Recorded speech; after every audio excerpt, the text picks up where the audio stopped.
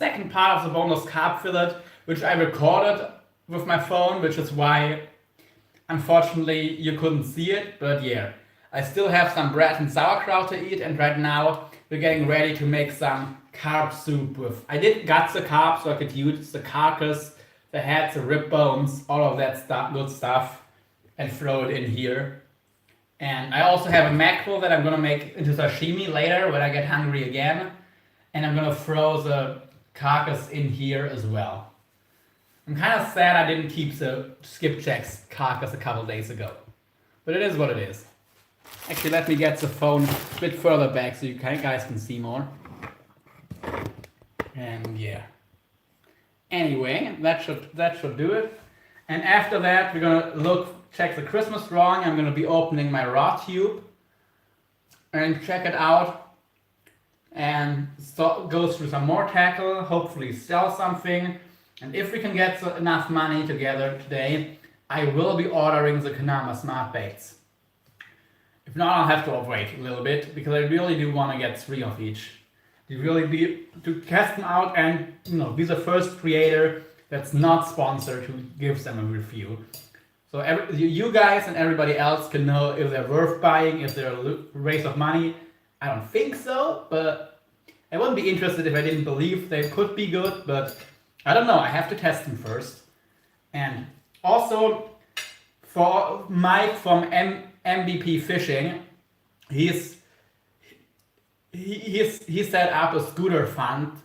He's blind on one eye. He cannot drive a car, but he can drive a little e-scooter, and he's missing $75. And if we can get the $300 I still need for the Kanama smart baits, plus $75 bucks for either the Christmas drawing or for fishing gear I'm selling. Like if we sell one of the reels that are a bit more expensive, for example, that would already cover it. I'm gonna send him the $75 he still needs, so he can get his e-scooter and get around. So if you wanna help an old fisherman who needs a way to get around and support me, you can buy a $600 reel today for $400.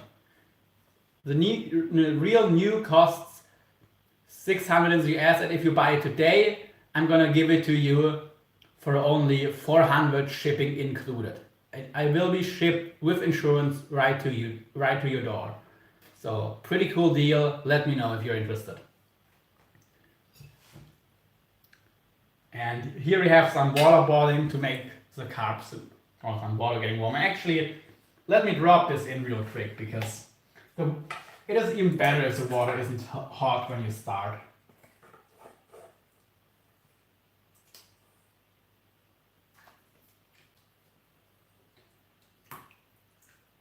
And this is all gutted. There's no guts in here or anything, just the carcass and the trimmings from the fillets. Which is something I generally recommend to you guys. Do a fish soup if you have fish carcasses where you did clean them before. It's gonna be real good stuff. And some sauerkraut and bread.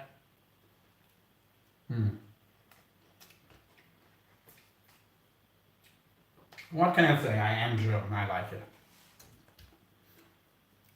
And there's some extra virgin olive oil, which gives it a nice flavor as well. A little bit of garlic powder I just put on. Good stuff. But yeah, in a minute we'll go over to my other room and start doing the unboxing and get into the details of the drawing again.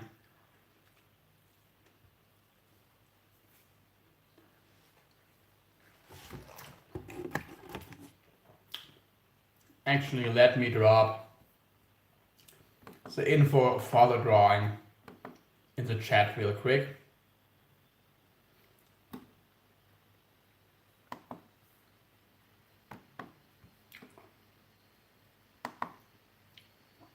Okie dokie, copy, insert. Okie dokie. Now you have the information in here, and you can reach me at lockedupdrag@gmail.com if you want to set something else up, some other payment method, or if you want to buy a reel and you don't want to make it public, anything like that. So, and you can also message me on either the one of these PayPal addresses. It's also emails that I use and have. So, yeah.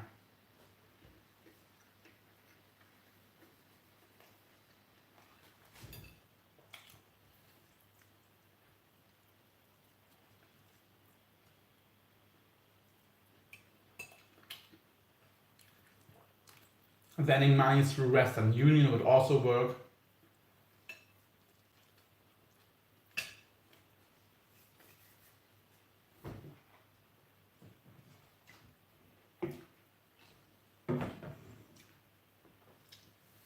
And I will be setting up a Buy Me a Coffee account as well.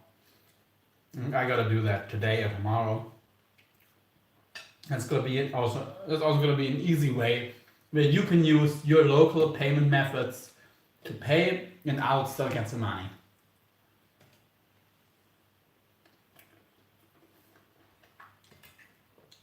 I wish it would be called Buy Me a Lure or Buy Me a Bait.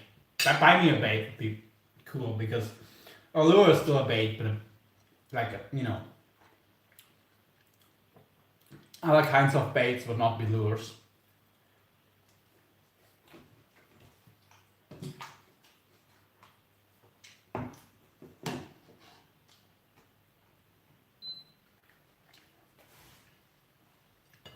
So yeah,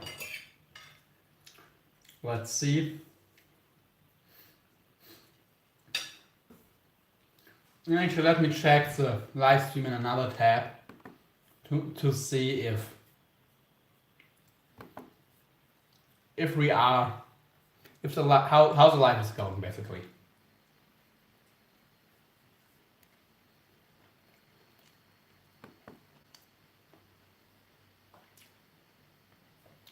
Mac and cheese and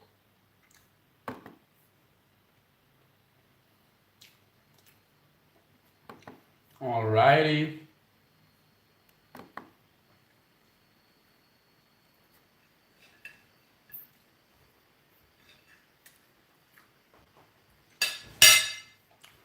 Let's see.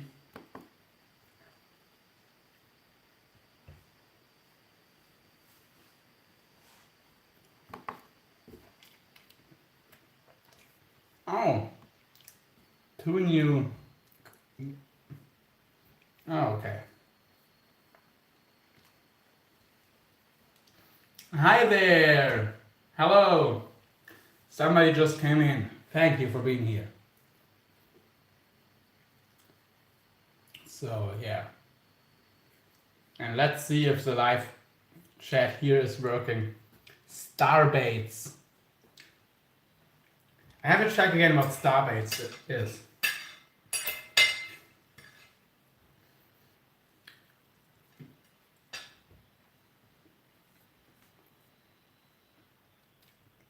Yeah.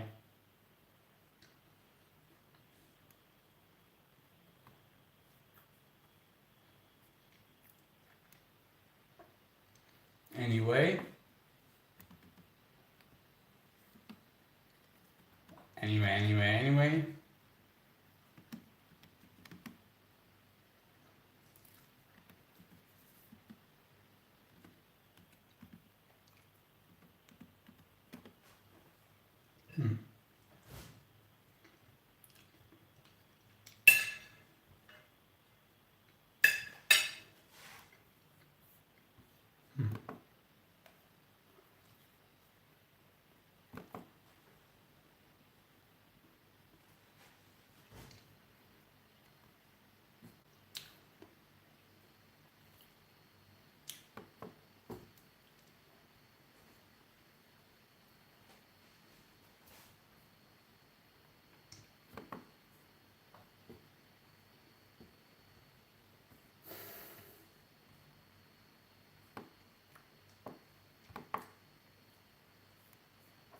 Alrighty, it seems so far like the chat is working.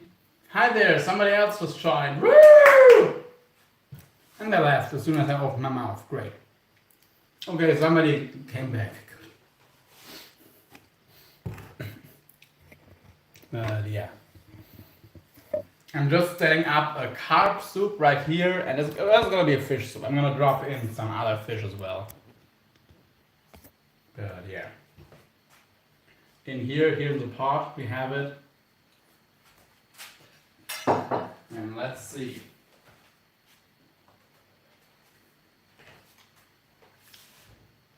Good stuff. And I have some noodles that are just strained. I'm gonna put them in a bowl and put them in the fridge in a little bit. Okay, the bowls are not here, they're over here. Yeah. And then we're gonna do is an unboxing of my sport tube. My new big ass rod tube that I'm gonna use instead of a suitcase when I'm traveling.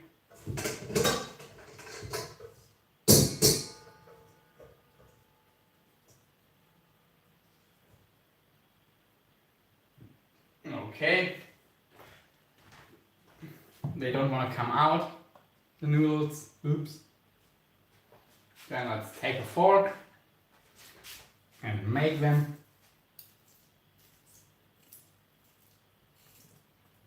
Yeah, later on when I'm gonna have the next meal, either some skipjack tuna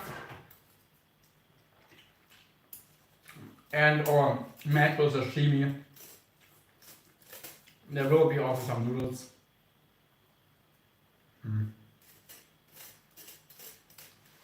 Anyway.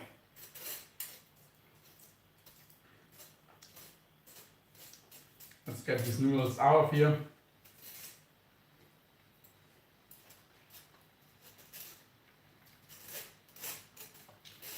And gosh, it's only, 3 days left?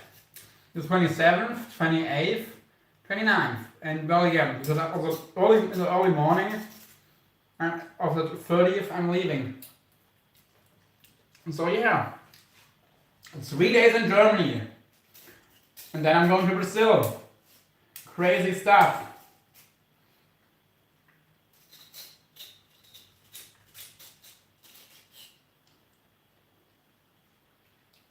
Real crazy stuff. But it's good stuff. Nothing bad about that. Okay, so noodles are gonna have to cool off a little bit. And I'm gonna cover the fish soup. She let me add a little bit of salt. Just a little bit. And yeah, now we let that stew on low flame for a little bit.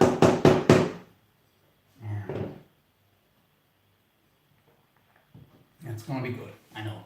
Because the carp had really good meat, so the bones are also gonna be good. And let's have it on, because it is a small flame, let's have it on number 4.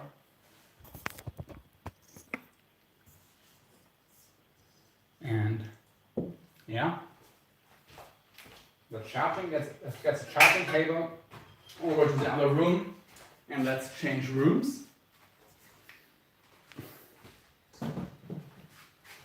And open up the package with the sport tube. Okay.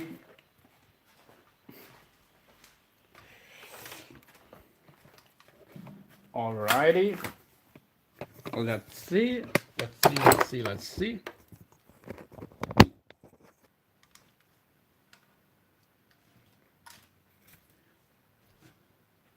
I'm gonna put the notebook up there so you guys can see more. This should be good. I know, doesn't look too pretty here. But hey, I'm prepping for a fishing trip, so forgive me.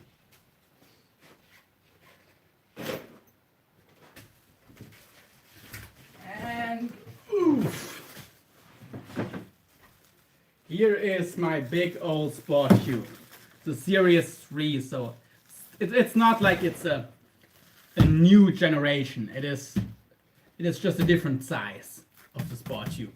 They probably started making, maybe they made the smallest one first, but yeah.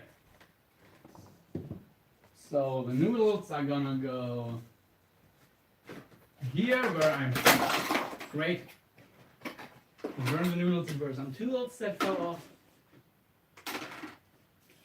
off. Okay. This stuff is gonna stay there. We do have some water still good. And now we can open my sport tube and check it out. Yeah, everything's good so far. Good. It's good when everything's good, isn't it? And let's... By the way, here on my other notebook, my old one, that I'm not taking to Brazil, I will be viewing my live stream in case I cannot find the comments or something. Because you never know. You never know. Sometimes YouTube messes up and you have no idea what's happening anymore. It's just kind of annoying, you know.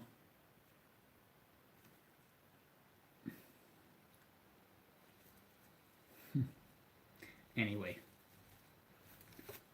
Let's see.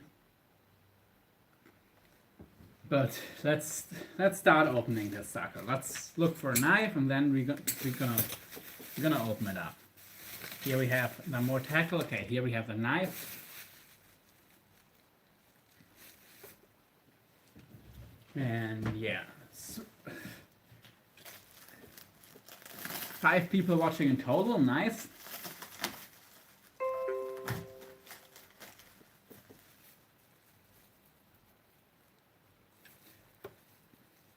Okie live.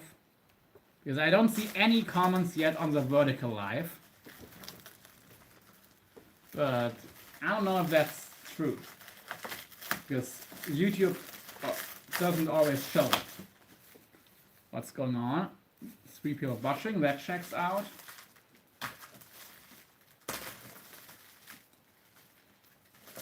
And yeah, anyway. I'm gonna be kind of careful cutting into this, not super careful, because I mean it is a raw tube for air or tube, let's say, not really a raw tube, but you can use it for fishing. That's made for air travel, so it should be pretty tough.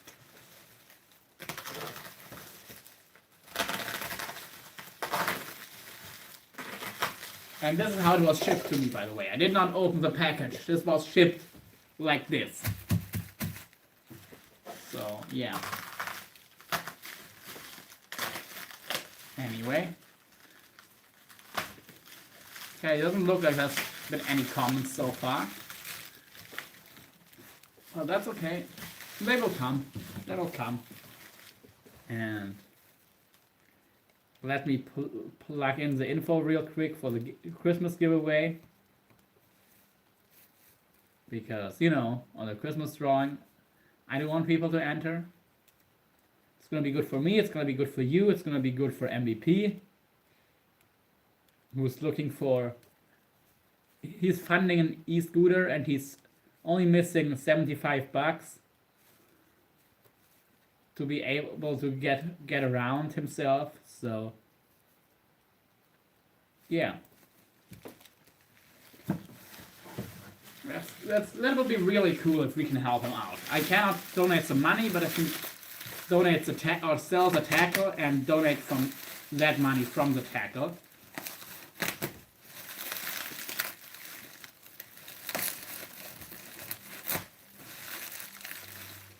So that'll be cool. Okay, yeah.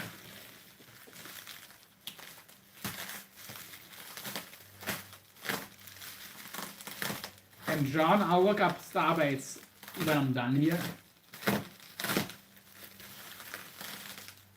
Okay, they wrapped it real good.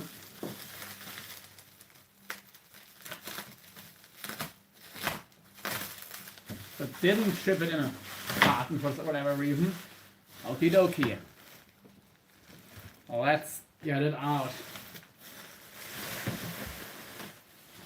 Okay, here we have it. This is as small as it goes, by the way. This thing, you can make it way longer than it is now. Like, it only goes to 6 foot internal, the other ones go to 7 foot. But I mean, 6 foot, you can still transport some long rods in here, just not long one-piece rods. But most rods you can have in a 6-foot rod tube. Even most offshore spinning rods that are like, so you know, the uptight split, where you insert the blank into the handle.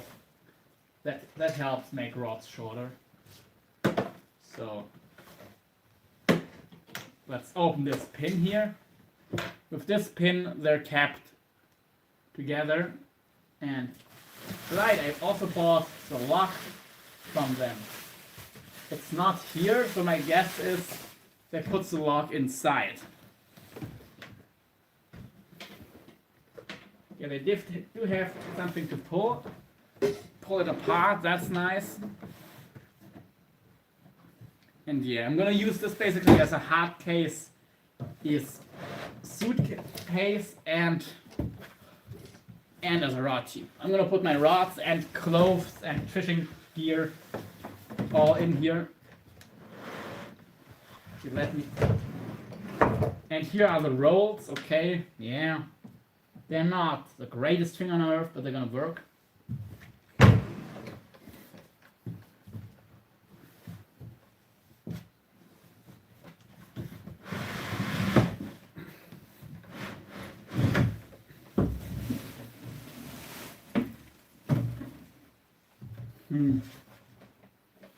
Okay, and that top part I have the other stuff. Yeah, it has a little foam in the bottom to protect your stuff, and this is how wide it is. And I can assure you, the normal size tackle box fits in here. Let's try with this gigantic one. If you can almost get it in, yeah, okay, it fits. Even a ginormous tackle box still fits in here, so perfect tube to go traveling with some fishing gear, and bring your rods. And you can use this as regular luggage if you don't have another suitcase. If you only have one suitcase, you're allowed to bring. At least if you don't pull it out to full length, this should be fine. And here we have. Yeah, here we have the sport tube.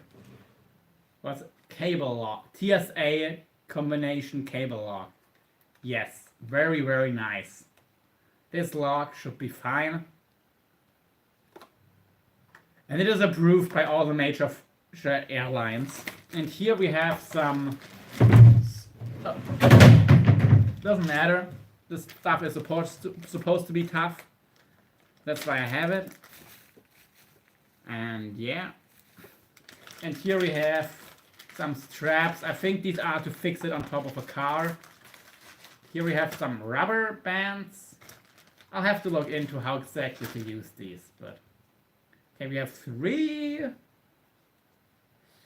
4, 5, 6 of these little rubber bands, and they don't smell like rubber either. They smell like nothing. That's cool. And here we have also 6 straps with a cleft opening. So yeah, that's pretty cool. I'll have to. So what am I supposed to do with this? Okay, original Black and Glaze sport tube carry a 5-year limited manufacturer's warranties. Special edition sport tubes carry a limited lifetime warranty, lifetime manufacturer's warranty, blah blah blah. And then the textual limitations and inclusions defined as a full warranty online. Sport tube, okie dokie.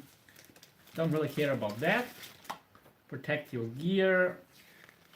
These I don't care about now. Okay, yeah, they also sell the Prospector board bag. New wheeled padded bag designed with snowballs in mind, but large enough for all kinds of gear. This is just one bag. I don't know if you can get a sport tube inside of here. I would have to check that. Use a paddle double ski bag with gear shield technology, blah blah blah. Okay, it's just a flyer. Ship it. Series 3. Okay, they don't really explain about the straps. Okay, I'll have to check myself how the straps are supposed to work, but I'm gonna put them back inside of here.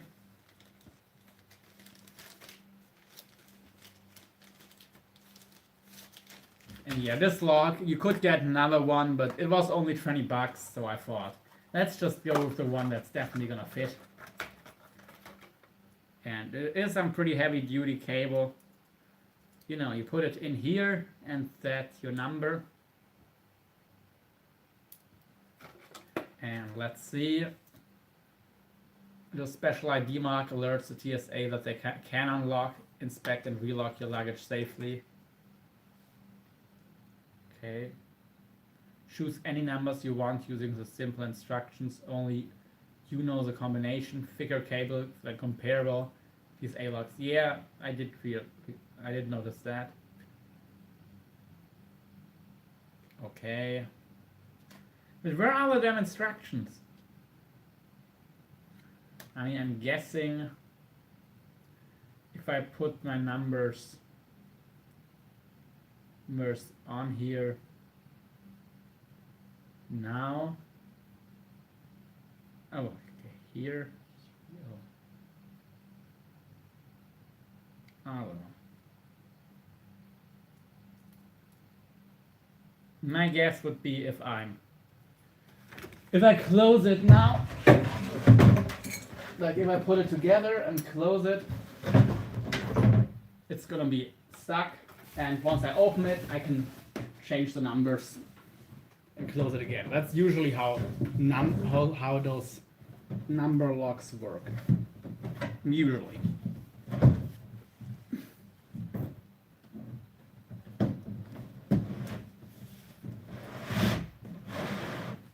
So let's see. Let's get our spot back up here and let's try to close it.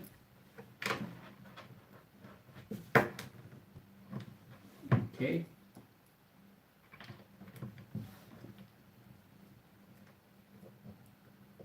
Rio.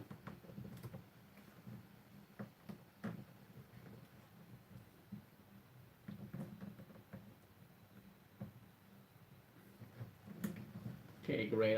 Maybe I have to look up online how to close this. It's not working how I expected it.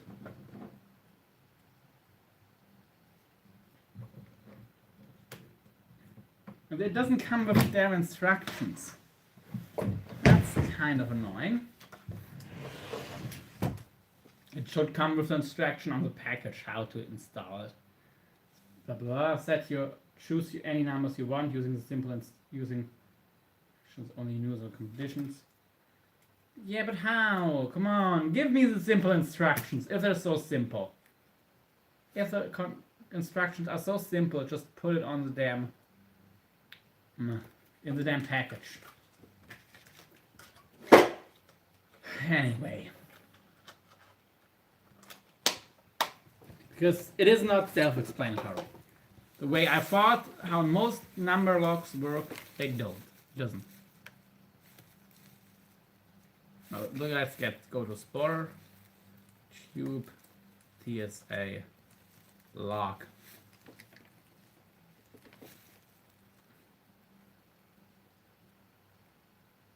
Okay, there are some. These look like the Sport Tube one in there. Cheaper, but okay, it doesn't matter now. I have it. If I could have saved 10 bucks or less than 10 bucks actually with shipping, so yeah, doesn't really matter.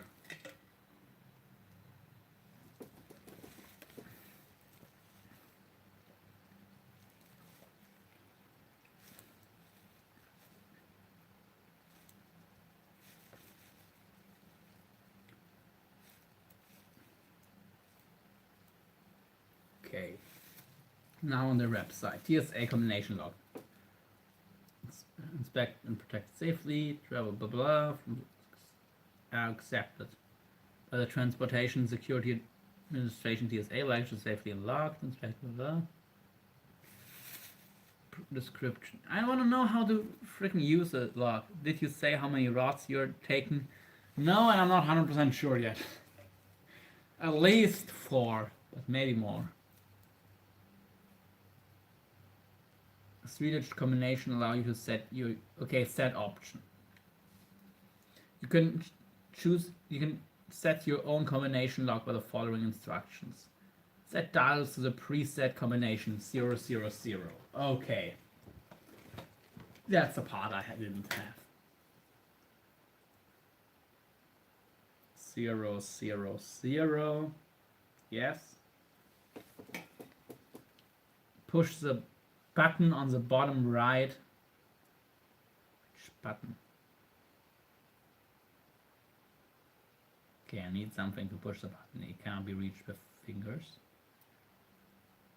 I guess this would be the button. Let me read it first.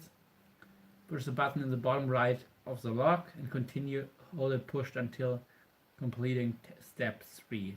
Tip: do not release the button while you are turning dials to your desired personal 3-digit. With the button pushed in, turn the dials to your desired combination. Release button. Side left up to higher.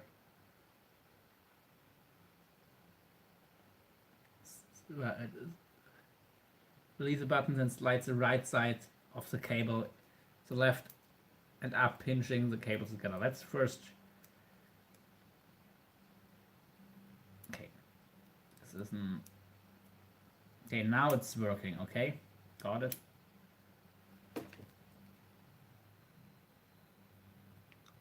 For an additional, just choose preset option above and let us know your desired 3-digit combination.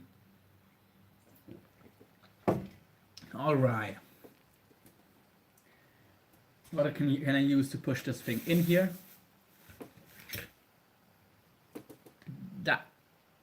It doubles as a kayak, maybe. Okay. Now I can hold it pushed in here. I'm not going to show you my numbers. I'm sorry.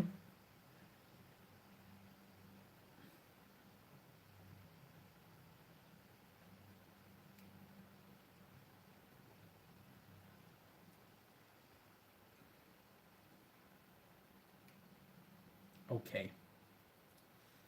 Ute. That looks good. Now, can I? Yes, I can lock it and okay, I have my lock set. It's not that difficult. But without instruction you would have no clue how to do it.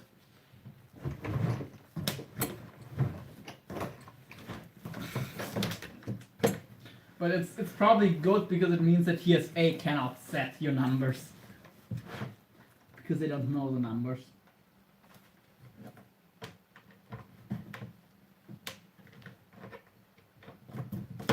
Alrighty. Okay, now I changed my numbers to something random. And yeah, it is locked. Now we have our sport tube, how it's supposed to be, if this is the size we desire to. And yeah, now let me unlock it again.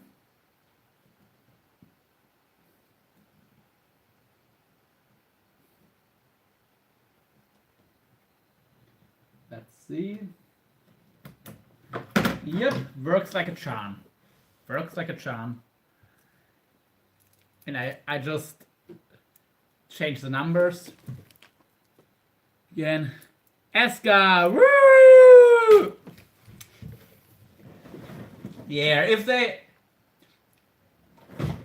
Maybe I should get in touch with them and ask if we can design a system that actually works as a kayak. That would be sick, wouldn't it? And that should be possible. I mean, of course it would use some storage space, but...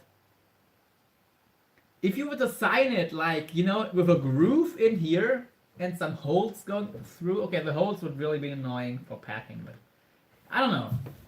It should be possible. Actually, you could have a... Yeah, I don't know. But it would be really sick if you could do that. Have a kayak and a rod tube in one. Of course, it would be a very short kayak if you want. if you want to be able to make it short, but yeah, let's see. It would still be nice to have a mini kayak or kayak to drop some baits and stuff. If there's not too much current, you could do that. You don't need a big one. But yeah, he can come to America on it. For a few million, for $1 million, I'm gonna try that. I will of course have a safety boat, but I will go come as close to America as I can. If you guys can set me up with 1 million, I will do that. I will try to take a sport tube and I will give it a serious attempt. Like, I'm gonna make it waterproof.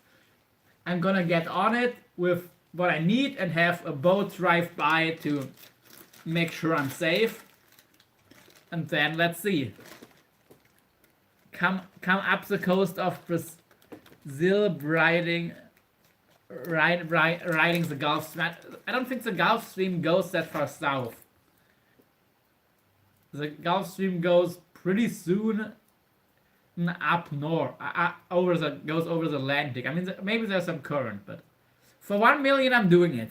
And I'm not traveling on seas over the entirety of Central America. There's too many sketchy countries I would have to pass through. But yeah, for the right price, I will try to come to the US on my sport tube. So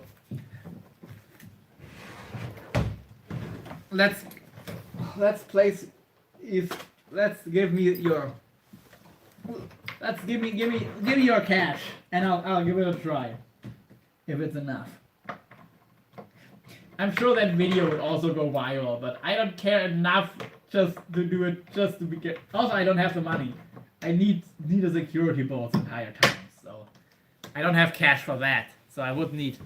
Yeah, 1 million sounds about right because it's gonna cost me. It's gonna cost me many thousands to have the boat, and the longer it goes, the more expensive it's gonna be. So it could take a few $100,000. Yes, it does have reels, even though the reels aren't the greatest thing, but you could probably, maybe not this trip, but I'll definitely see if I can get somebody to design some reels you could use. Yeah, just missing a motor. I don't think you could attach a motor to this. It's not going to have enough floating power. But yeah.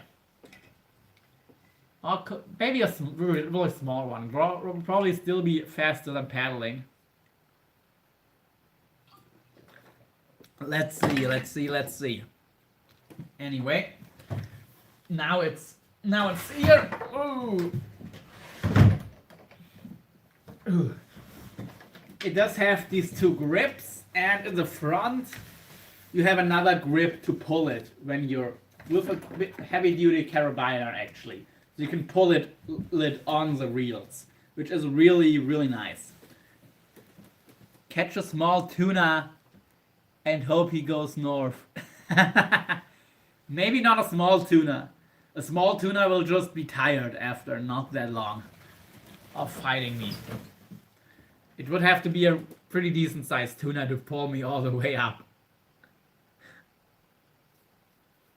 Or maybe a great white or a big mako shark or something. Let's see. But I could catch a small tuna and use it as bait for something that is able to pull me up. A marlin to tow a marlin. Exactly. I was just thinking about a marlin, honestly. That would be hilarious. But yeah, again, it would have to be a fish that actually a swordfish. It would have to be a swordfish, because a swordfish can fight for days without dying. Any of the other big fish, they're just gonna die. And I know I'm taking this way too serious. I know. But yeah, any of the other large fish, they're just gonna die after a fight that long. But the swordfish doesn't. They can fight for entire days on light gear and not die. So a swordfish could pull me, and as long as the sharks don't eat him, I could actually let him recover for a while, and then he could pull again. But I would have to have a way to make him swim in the right direction and not just down. That would be a problem, because the swordfish can also go down to like 2,000 meters. and just bust me off. Or no, I could have enough line on there that he cannot go deeper. I could do that. That would be possible. Because I don't need that heavy of line. If I would spool up a reel with like a 130 with 100-pound braid, I could get I could get 3 miles of 100-pound braid on that reel, and that would be enough for swordfish. It would be possible. It would be possible. And if I get enough money, I'll do it. I'll do it for $1 million. If you're gonna get $1 million, I'll seal up my sport tube, try to hook into a swordfish, and have it tow me over the Atlantic. Wouldn't that be something? Wouldn't that be something? It would be pretty awesome and pretty stupid and pretty wild, but it would be awesome. Oh gosh. And yeah, I would like I said, I would have to seal this thing up to make it waterproof, but it wouldn't be hard. It is heavy duty plastic, so I just have to seal up the connection. And yeah, it says weighs approximately 8 pounds. Yeah. Okay, it doesn't say how much fishing gear it holds, but yeah. It goes from... No, sorry, this is the other one. That was a small one. Weighs approximately 14 pounds, 6.3 kilograms. That checks more out. It is not light. So actually, John, I'm only gonna have like 60 pounds of luggage with this thing taken off. But okay, still a good amount of luggage. And for those of you who don't know, I actually do have autism, which is why I'm not able to work a 9-to-5 job and doing this instead. But the good news is I do have a disabled card, so there's a good chance I could also take a little bit more gear, and they're probably not gonna be super stingy on a disabled person. So it has its advantages. So yeah, and I'm able to drive the train for free here, the regional train, not the intercity trains. But okay, that's still a good deal. And it's not really for free. It costs like $100 a year just for the, I don't know, like they probably call it like a fee for, you know, managing it or sending me that marks that I need. It's not. It doesn't cost $100 to make, of course, but yeah, I pay $100 a year. For that, I can use the regional trains for free. So it is still a pretty good deal, because for that same money, I could pay for 2 months or a little bit more than 2 months. Yeah, driving the train, and I'm allowed to take a person with me as well. But for that, I don't need to pay anything. I can always, in the public transportation, have a person come with me for free. So that's also another benefit. And yeah. And here we have the lock, and let me put the lock on here. I do know the combination now. It is one that I'm familiar with. That my mom always used on number locks. So let's stick it here on the grip maybe, or I'm gonna stick it in the next hole. Hole. Actually, here we have on this hole right here. Yeah, that's gonna be better. It's gonna make my life easier. Okie dokie, it's locked. The lock is on here, pin is here, and I'm actually gonna stick the pin on here when I'm traveling. That's gonna be nice.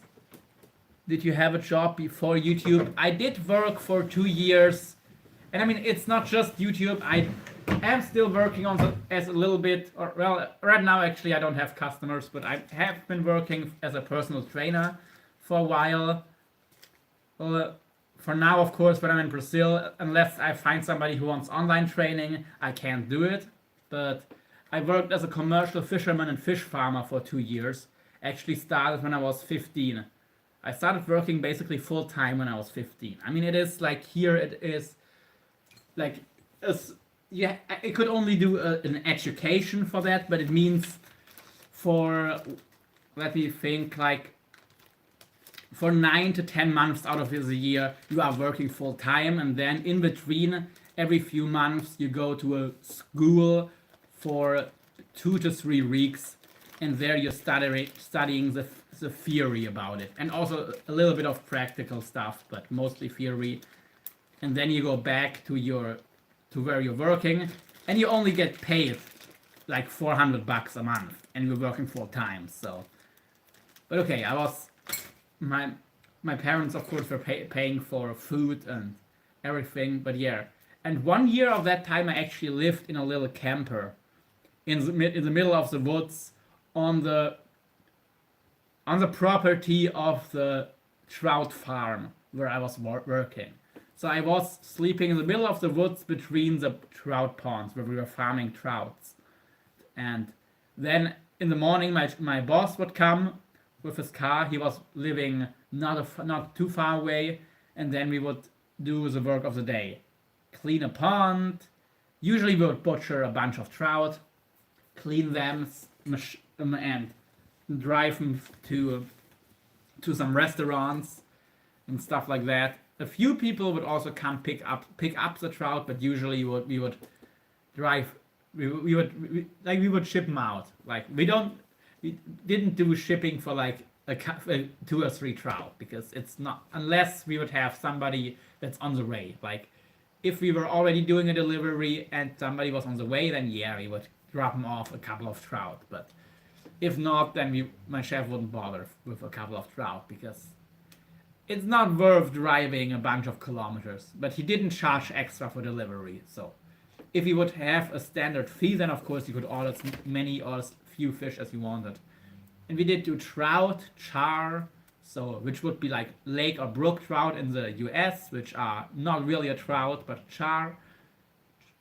And yeah, John's saying, did you have English in school for many years? I'm always amazed when people speak 2 languages and start learning more. I did have English in school. It gave me a decent base, but I wasn't understanding shit when I was in an English-speaking country talking to native speakers. I didn't really, I couldn't really, I could communicate okay. I could say what I wanted better than I could understand people, because I could describe what I meant. If I had to use a whole sentence to say what I meant, even though there's one word for it, okay. If I didn't know the word, but if they were saying something, I could ask them if there's a different way to say it, but it would be much more difficult to understand what people were saying to me. Like when I was 13 and in Ireland, for example, talking to people there. So English in school, it did help me, but do you know Alan Hawke, the guy who does spinning wheel reviews for 30 years or something? I really upped my game in English when I started reading his reviews, and in the beginning I was translating every single line. Nowadays I don't need to translate anything, of course, but for the first, and yeah, it took me like 3 days, the better part of 3 days in the beginning to read one of his reviews of a reel. And that's what it took in the beginning. And I got faster and faster, and that really elevated my English. Then I was pretty good. And before that, actually, I had watched some. Do you know the show Supernatural? I do like it. And I'm trying to actually find it in Portuguese, to watch it in Portuguese. But I was watching it in German in the synchronized version, but then at some point it was only available in original volume, and I didn't want to wait a whole year till it would come out in German, so I watched it in English with German subtitles. And yeah, that was cool. And then later on I did do the real reviews that I was reading, and that made me have a really good understanding, like how many words I knew and stuff. That went through the roof there. And then at one point I had a girlfriend from the US, and she didn't know more than a few words in German, like maybe not even, at most 5 words in German. So we were always talking English, and my speaking dramatically improved. And after there, I've only been, I've set all of my, when that was over, I set all of my phone and stuff in English. I only watch series and movies in English for years now, whenever possible anyway, and my phone is also set to English, so I keep my English good. And of course now in the live streams it's also all English. But I have to start incorporating more Portuguese. But yeah, I'm probably not really gonna watch any stuff in German unless it's a movie that's only synchronized in German. Like there's a few movies from what used to be Yugoslavia that are really good. And you can only watch them either in original audio with subtitles in German or English, or I can watch them in German, which has an amazing synchronization. So I do that. I watch the amazing German synchro, where I don't have the option. But most movies, of course, are filmed in English, so I just watch them in the original audio. Okay, I think that explains how I learned English, and yeah. And before learning Portuguese, I actually started to learn Spanish, and I was most of the way through my course. But then, with the plans to going to Brazil came, I thought it does make more sense to now learn just Portuguese.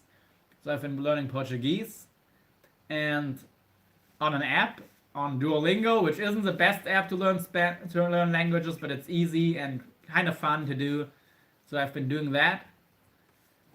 And yeah, and I finished my Portuguese course on there, but you can still do refreshing. And what I'm doing now actually is I'm doing the German and the English course for native Portuguese speakers, because it is a higher level that they ask from you to use, except you're just not learning to speak it, but you are, you still have to use and know the words and stuff.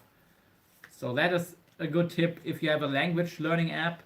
Usually, if you use the version for native speakers in the language you're trying to learn, it is a higher level. So once you finish the course for foreign speakers, then you can switch it around and learn a language you already know in that language. Like I'm learning English and Portuguese, for example, in my case. That definitely helps. And I just started to learn Japanese. I'm through one of the Japanese alphabets, and I'm starting at the next one. So yeah.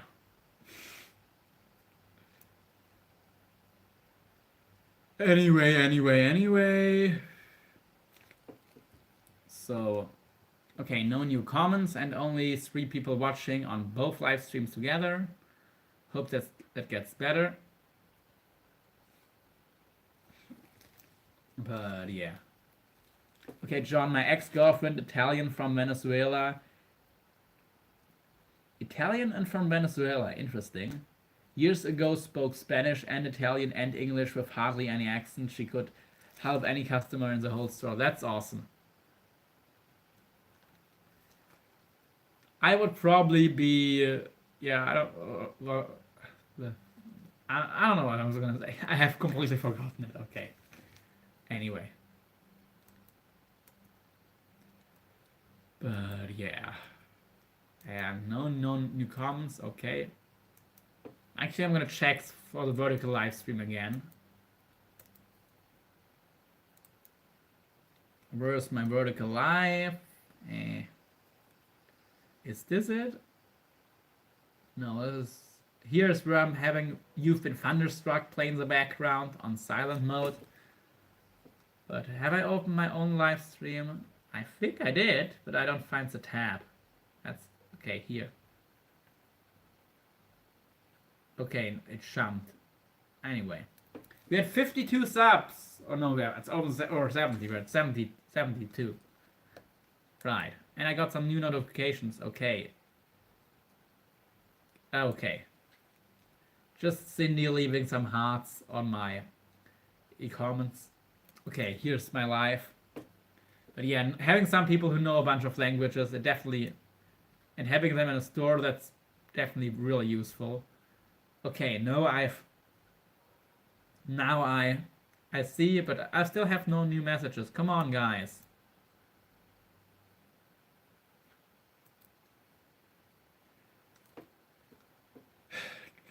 Drop some comments down below.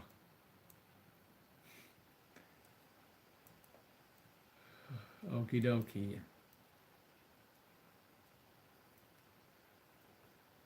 Let's see. Actually, right now I have to do something real quick, but I'm still listening and I'm checking for comments, and I can still talk. So, yeah.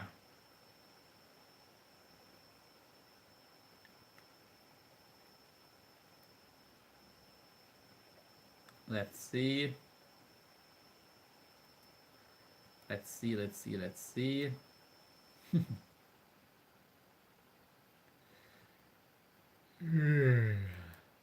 Okay. So, yeah, okay. We have 4 people watching right now. Nice. And definitely on the... I did see earlier we were at 9 people for a little bit on the vertical live, so I'm definitely growing my watch hours and my views, even though there's more people coming and leaving. There's also more people, so in total there's also times when I have almost no one, and here on the horizontal live it's much more stable. So I think it is a better way to interact with my subscribers doing the horizontal lives, and the vertical is better to do the, like, you know, just to get views and watch hours. Because if on average I have 5 people in here, I do get my stream watched for 5 times as long as I'm live. While if on the other one I on average only have 3 people, I only have 3 times the amount I'm live. But still, if I'm live for 10 hours and it's only like 5 people watching, something that gives me 50 watch hours. So if I do my lives often enough, I will get the watch hours to get monetized. So that's awesome. Okie dokie. So yeah, that's pretty sick.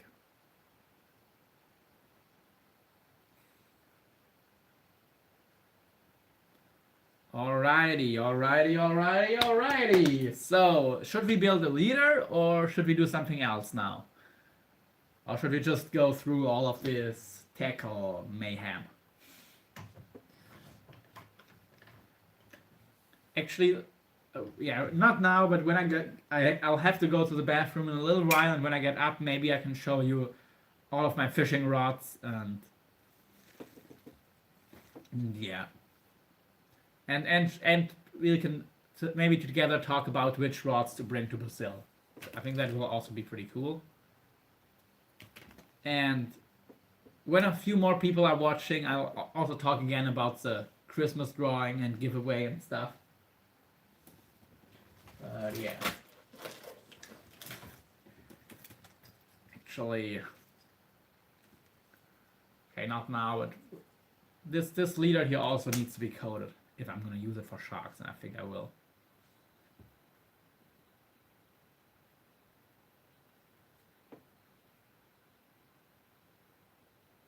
Yeah, this hook is, this leader is almost too stiff for a hook this size.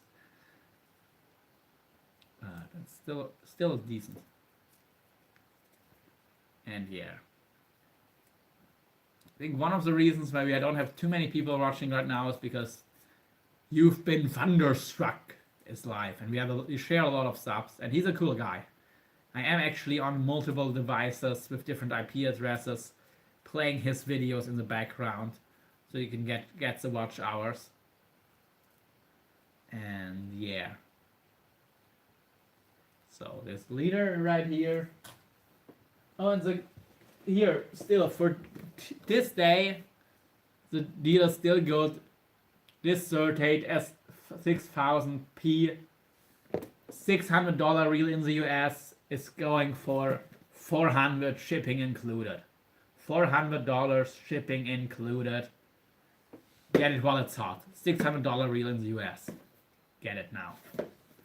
And if you get it for 400, that's gonna cover almost exactly But it's gonna cover exactly the Kanama Smart Bait Fund, and it's gonna cover the scooter fund of MBP fishing.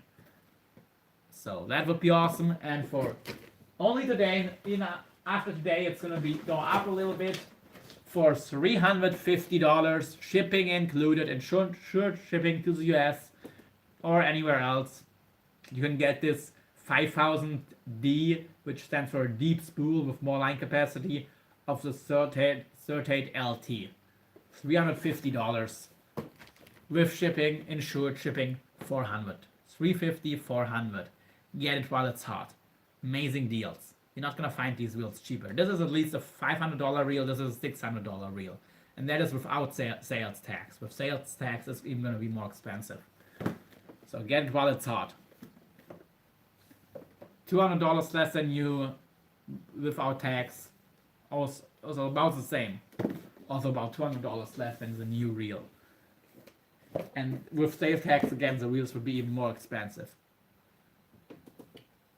And you're gonna help out Mike from MBP Fishing, who's a really sweet older guy who's trying to get enough money for a scooter so he can get around and get to some different fishing spots.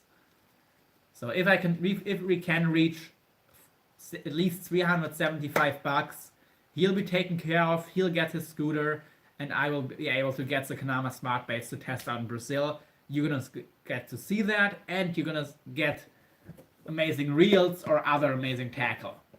So it's win, win, win. Everybody wins. Nobody loses. So get either one of these reels or some other gear, some leaders, some lines, some other reels. I also have a golden Mackerel 30 wide for sale. That's gonna be only today $375, shipping included. Dude, yeah, for sure. And yeah, and some we have how that's called, we have the Pen Slammer 3 for $130, shipping included. $130 for Pen Slammer 3, 4,500, shipping included. That is, that is a $270 reel in the US. It's half price. Without sales tax, it's $270 in the US. So get it. Get that reel. And $130 really isn't that much. It's not gonna get you too good of a reel, new. And I also have a Shimano Thviros 1400. Oh, 1,400. No, sorry, 14,000. It's 14,000. Yeah, 14,000 for sale as well. There I can do you 260 shipping included. Well, sorry, not 160. 160. Not 260. That would be a very ridiculous price. Yeah, for $160. So, anyway. Alrighty.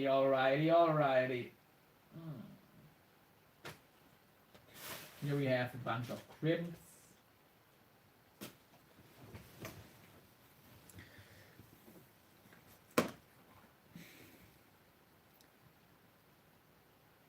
And yeah.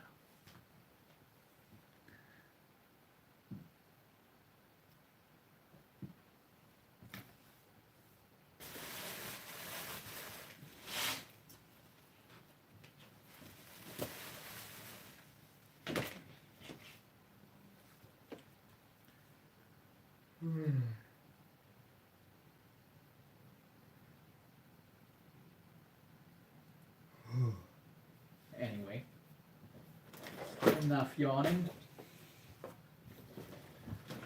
I do have my cold brew coffee. I'll probably have a little bit. In a little bit, I'll have a little bit. That checks out. And yeah, there's all my cable. Right, here are all my treble hooks. Let me get all the new treble hooks sorted in.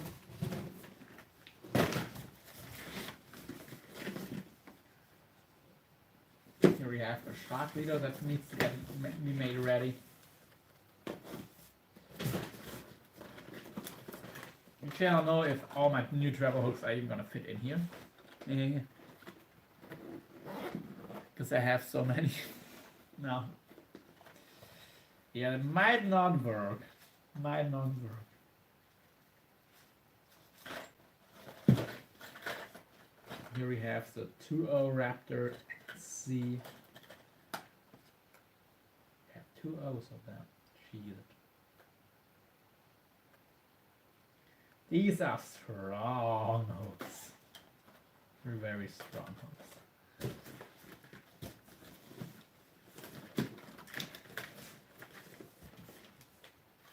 And I have them up to 5.0 now. So I can make a leader ready with these big swim baits I caught my PB catfish on, either braid, mono, or cable. If anybody's interested, get one of them. They're gonna be amazing.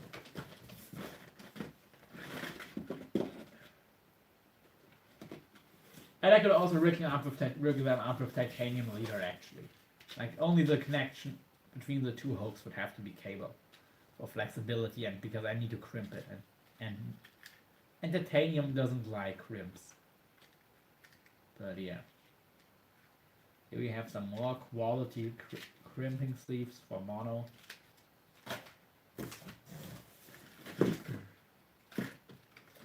Alright, wait a minute. Only treble hooks go in here. More we're getting sidetracked. I will need that coffee. For sure. Right, we do need to make the leaders for Paul from PA Fishing, but let's see if he comes in. He probably will. So I'll make them when he's here. And then I can also ask him again what size mono he wants attached.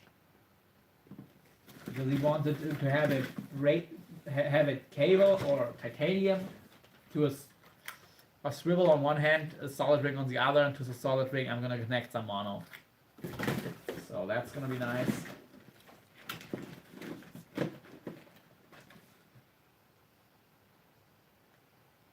Here we have a very nice shark rig. Here's a shark rig with some coated cable that I still need to finish, because you don't want to have just a crimped on circle hook. You either want to snell the circle hook, or you can do it like this, and then you're gonna have some shrink tube and point the end that comes up away, like almost towards the point of the hook. Have it face like this instead of like straight up like this. Have it face like this. That's gonna simulate the effect of a snell toad pretty well. Not perfectly, but pretty well. So, but yeah, that's what we're gonna do with that leader. And that's already all the straddle hooks out of that box. Do we have more? Yes, we have more over here. Right, I have another circle hook. Here we have some massive 5.0 Raptor Z treble hooks.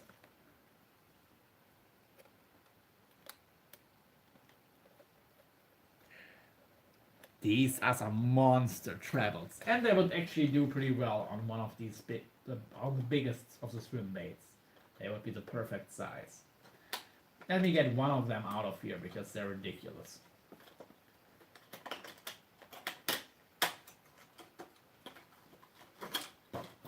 Again.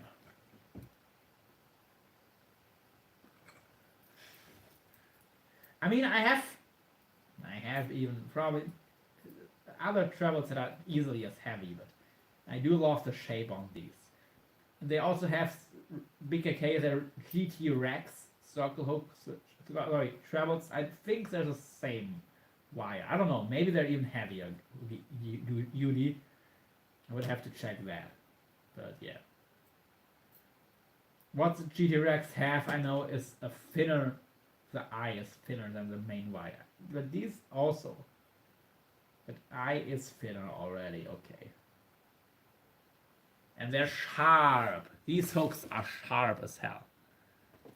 That's a big ass travel hook. I mean, it gets bigger, of course. This is only, in quotation marks, only a 5.0, even though it's bigger than most 5.0s. But yeah, this is a big ass travel hook.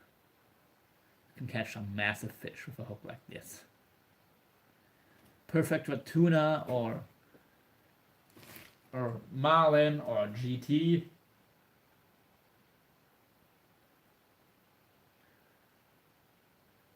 And these are very special wire. They don't really flex. This is something special about BKK hooks. Most of their hooks anyway. Some are more flexy from different wire, which isn't a bad thing, but these are here are, they have basically zero flex. They're Raptor sea travels. They just don't move at all. They don't move at all. They don't move at all, meaning because if metal bends back and forth, it's weakening the metal. This here, it is just stiff. It just goes nowhere until at one end, the very end, it does straighten out. But it only starts to bend right before it's about to straighten. Up until then, it doesn't move an inch. Or it doesn't move a millimeter, really. There is no flexing. It just stays how it is. So that's pretty cool stuff.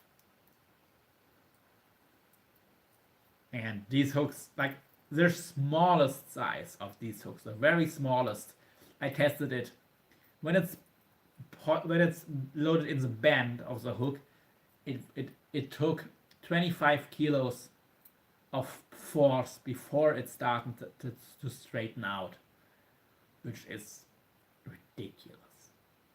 Like you can use a tiny size number 6 or even size number 8 hook and go after European catfish, and the hook is not gonna bend, no matter how much drag you put on.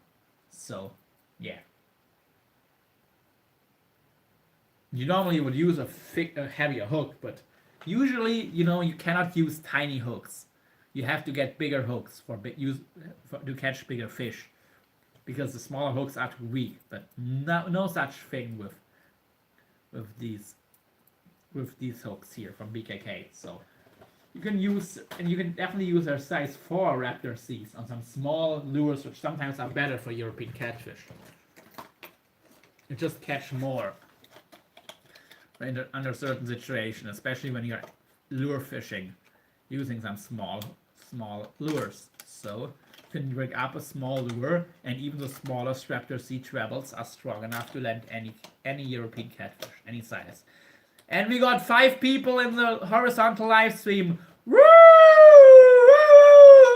Thank you for being here. Drop a comment, let me know who you are, and you'll get a shout out. You don't have to get a shout out if you don't want to. If you just want to say something, say don't give me a shout out. That's also cool, but yeah, I do want to give you guys shout outs because you guys are awesome.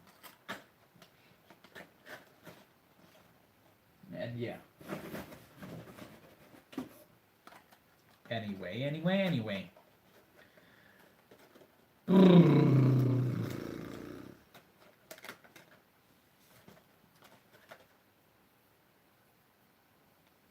man. And here we have the size number 4.0 Raptor Z's. These are, let me get them out of the box real quick too. They're also really, really nice hooks.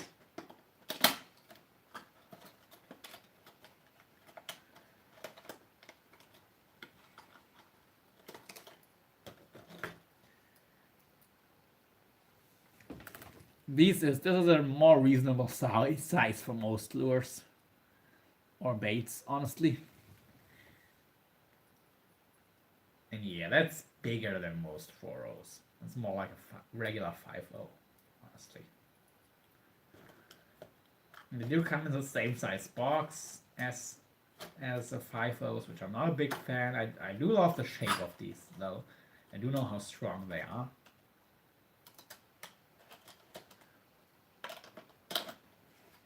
So yeah, okay, we're back at 3 people and 2 people. Okay, not too bad, not too shabby. Could be worse. But 5 people in the house was awesome. Covering the latest hook DK's legendary handcrafting finesse. This is a hook that was designed with only this one thing in mind: to hook strong and aggressive monster fish and stay hooked to the very end. I mean, it is of course marketing stuff, but it is true. Here we have the Raptor Z Trios. Now these are like what I would use on most heavy casting lures. I would use a hook like these. Perfect size for most poppers. And maybe for some poppers you go even bigger, but for most stick baits and stuff, this is a good size travel hook. Ouch, this hurts. This hurts. And you can see, it sticks on my nail. The hook sticks on my damn nail, with the whole pack hanging off in a weird angle. That's something, isn't it? Awesome sauce. Awesome stuff. It's so sharp. And I know these hooks are strong. I'll have to test them someday in every size, but my guess would be these take at least 50 kilos to straighten. Maybe more, maybe even like 75 kilograms, honestly. They could easily hold 75. Probably something like 75 kilograms, so like 180 pounds before they straighten. Okay, of course, if they're tip loaded or point loaded, it's gonna take way less force. But even tip loaded, they're still not gonna straighten out at any reasonable drag you would fish on anything smaller than 80 wide, for sure. So yeah, even if they don't penetrate properly, they're still not gonna bend. And that is some pretty cool stuff. And here we have some 1.6 millimeter crimps. Nice. I don't think I've showed you those. Maybe I forgot about them, or I didn't see them. Kidoki.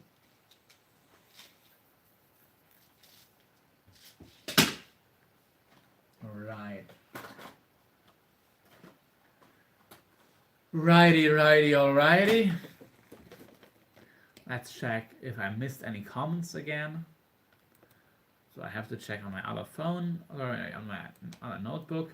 The other phone hopefully comes soon. That's also going to be awesome if I can do live streams from the phone on both my channels. Oh, how cute! Look, these hooks. The BKK Raptor Z or Raptor Set size number 6. I've tested these before. 25 freaking kilograms. That is 55 pounds. Or even 56 pounds or something. But it is about 55 pounds. Just about 65 pounds is what it took. And at 20 kilos, so at 45 pounds, the hook was still 100% intact. It wasn't bent halfway open. It didn't move a millimeter. It didn't move a tenth of an inch. These tiny hooks. I have to hold them super close to the camera so you can even see them. Each bend is smaller than my fingernail. These already hold. Here, 55 pounds. You can use up to 50 pounds of drag on a teeny tiny hook like that. That's, yeah. You know what, you understand what I'm talking about. That is something special. I do have the Raptor X as well, which is a bit of a lighter wire hook. Just because these are strong, but they're also heavy for that size. So on real small lures, if you want to keep them floating, they're not ideal.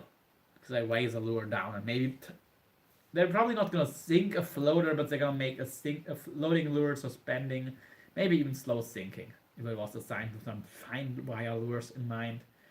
Actually, let me get out the Raptor X in size 6. Okay, this is size 8.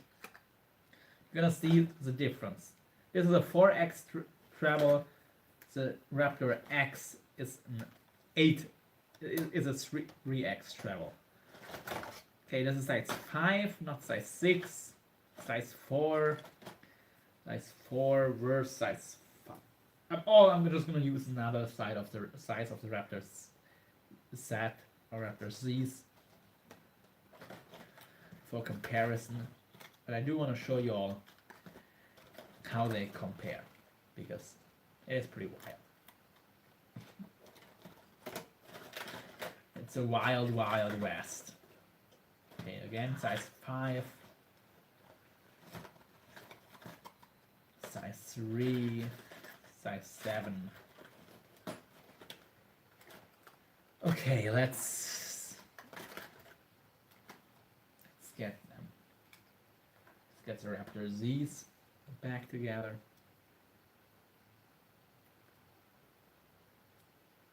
Anyway, let's find the same size in both. Oh, I already have the same size. Or are these? Yeah. Okay, good. Yeah, exactly. A 4X treble hook. Awesome stuff. And I don't really go lower than 3X because I don't see the point. Because even light lures can still take these. Okay, so here we have both in size 4, the Raptor X and the Raptor Z treble hooks. Now let's get one of each. And these hooks, these Z's are gonna hold over probably like 60 pounds. Yeah, they're gonna hold like 60 pounds of drag, and the Raptor X is maybe gonna only hold 30 pounds. But come on, 30 pounds of drag and a hook this small. You know, maybe they even hold more, but they're gonna hold any drag you're gonna realistically put on a lure that you equip with a treble this small. And more, but you know, sometimes for some special situations you want to go even heavier duty.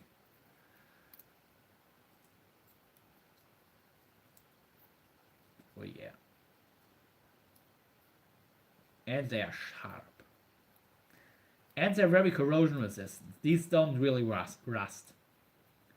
I've never seen a hook that's so hard to get it to rust. Yeah, the lighter wire also penetrates easier, and it is much lighter of a hook. My guess would be that the Raptor Z weighs close to double. So it has to be, you can only fish it on a lure that's made to handle hooks this heavy. But here you have both of these treble hooks together next to each other.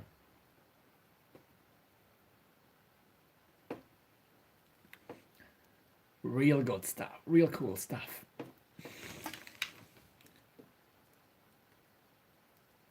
Yeah. They are significantly heavier duty, the Raptor Z's, but you know, sometimes the hook is too heavy duty. Like when I fish in Norway, for example, I wouldn't go more than the Raptor.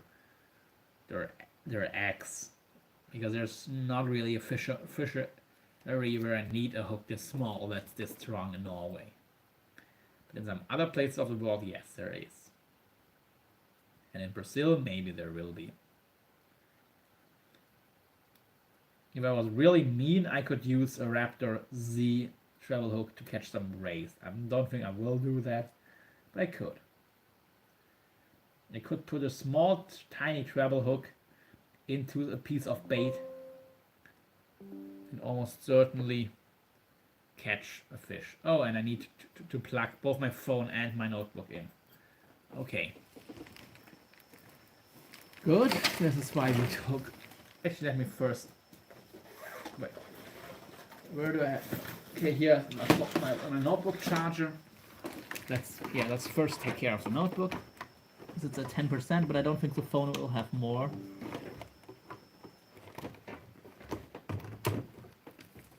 Alright, let's get it plugged in. Then we're gonna be fine for now, for forever basically. Alright, plugged in, and now the phone. We also need to plug in the phone. Great, I just pull out the cable from the plug. Now let's plug in the phone. We are at how much battery? 7%. Damn it. Okay, anyway. It is what it is. And it is plugged in, locked and loaded. Okay. Is it charging? Yes. 6%.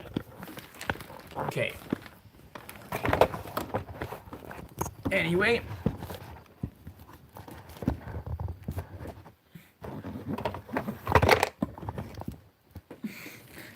Nice. Okay. Okay, we're charging. Oops. Yep. Yeah. Here we still have the 5.0 travel hooks, and here we have somewhere the. Here we have the. Oh, they're both empty. Okay, now I need to find the travel hooks and not sit in them. That would be kind of bad. Okay.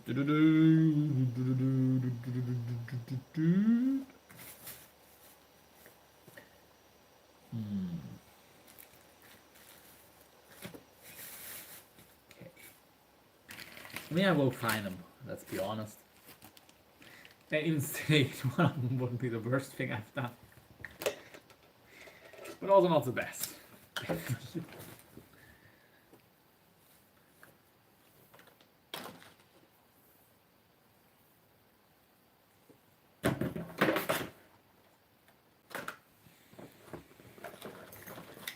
Okay, here we have our Raptor Z's or a Z. Depending on where you are in the world, you would say it differently.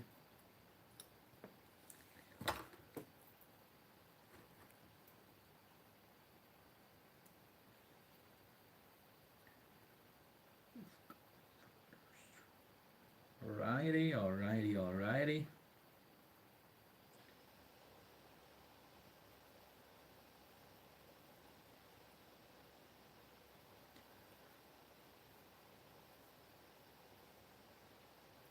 Okay, here we have one of the Raptor X's actually. When your X was a Raptor, then you know you're fucked up.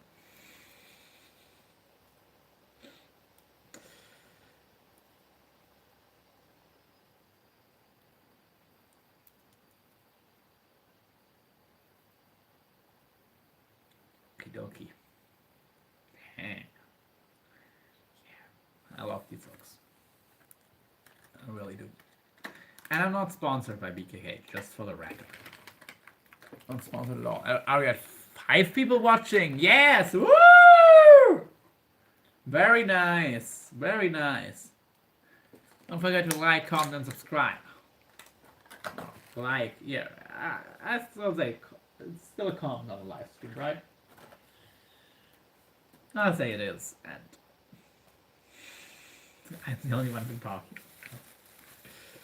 You know.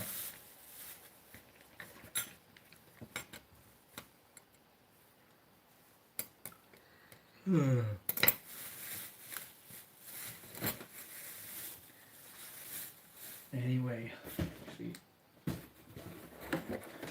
let's get this leader out of this carton and get some other stuff in here. But yeah, where are all my Raptor X? Oops, I just have. I don't know. It's not good, I don't know.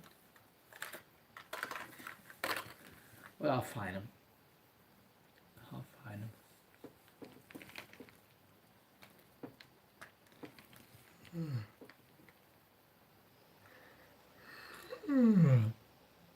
That's 0 comments on the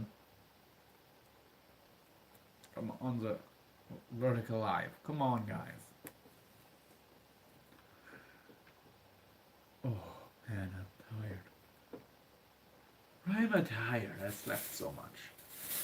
I didn't sleep much before, but yeah, we'll see. And what time is it? Okay. In 1 or 2 hours, we're gonna probably more like 2 hours. We're gonna make some mackerel sashimi. Yum yum yum.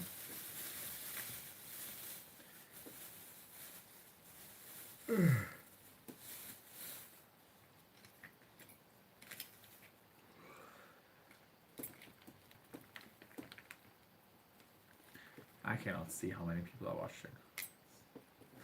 And we're at 73 subscribers. Woo! And let me check the other channel real quick. 73. And are we still at 55?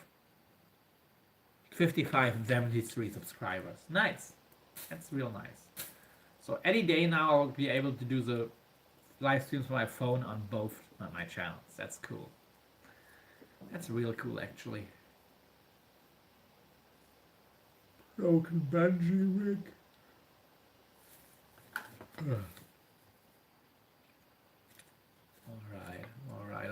Alright. 3 people watching. Nice. Yeah, 73 subscribers. We're getting there. Means we only need 427 from limited monetization, and I'm driving now and cutting in and out of 5G signal, not traffic. Okay. No worries. Actually, I don't know if I ever had. I don't think I ever had 5G. I've been fine on 4G, but of course, if it gets much lower than that's the signal, then you have a problem.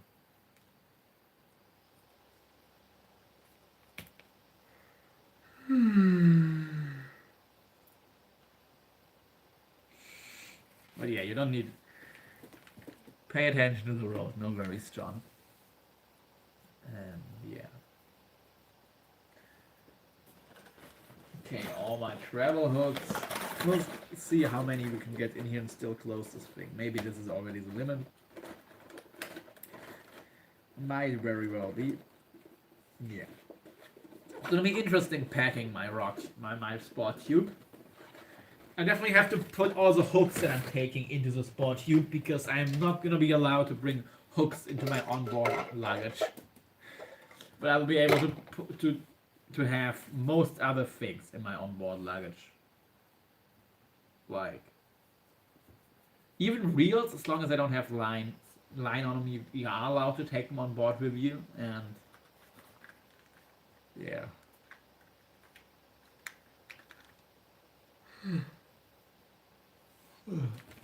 Here we have the rider hook sleeves again. Nice stuff. Here we have more heat shrink tube lined with adhesive, so with hot glue basically. It makes them waterproof, which is real cool. You shrink the shrink tube and make your stuff become waterproof at the same time, or it makes the connections waterproof at least.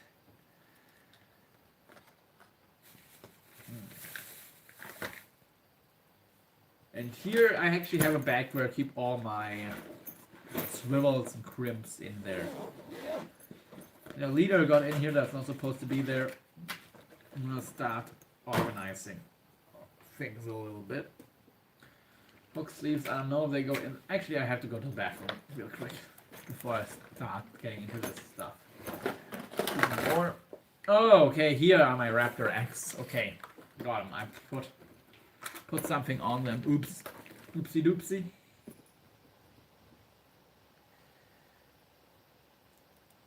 By the way, I won something yesterday on Ruben Flores jigs, and I actually became a mod there over too, so just so you guys know. And I'm not gonna be able to try out the lures I won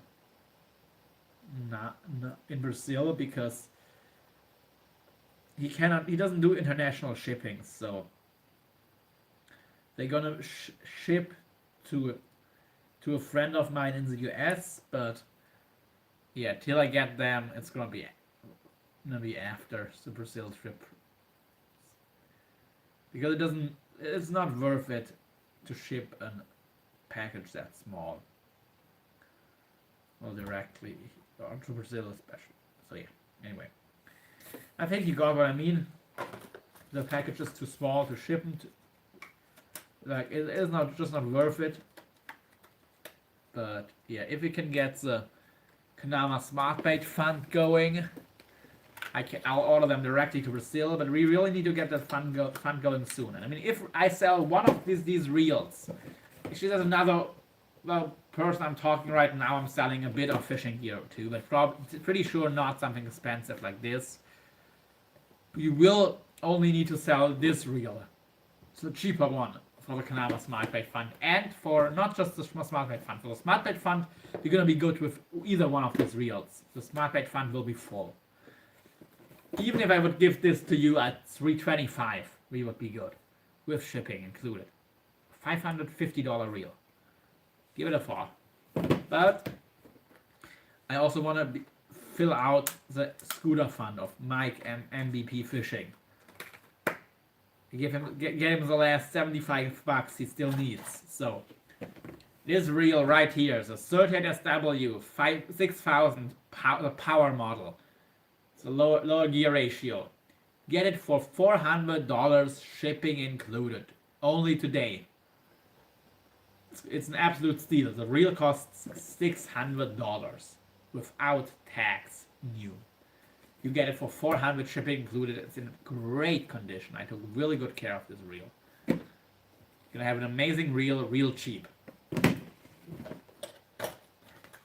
And you're gonna help out me and another the fishing YouTuber, and he's much worse off than I am, honestly. But yeah, I do want to help him, but I don't have the cash to help him. So if one of you guys can buy a reel from me, that money will go to the fund for his e-scooter to get around, because he's a guy I think in his 60s, maybe even in his 70s, at least in his 60s, and he has no real way of transportation. He can only use public transportation currently. So if you can get him that scooter, that's going to be a game changer for him.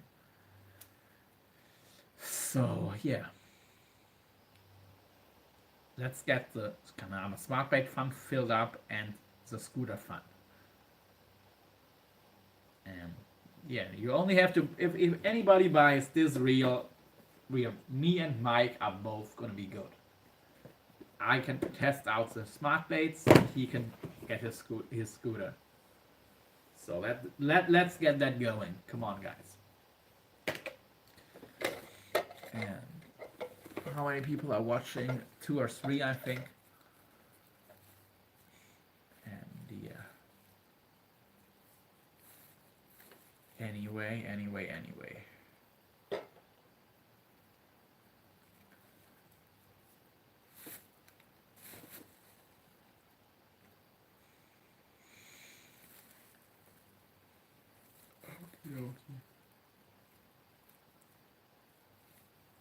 Okay, I'll go to the bathroom real quick, and then should I go through the rods? Actually, I'm gonna take you guys into the kitchen again and make to get some coffee, because I need it today.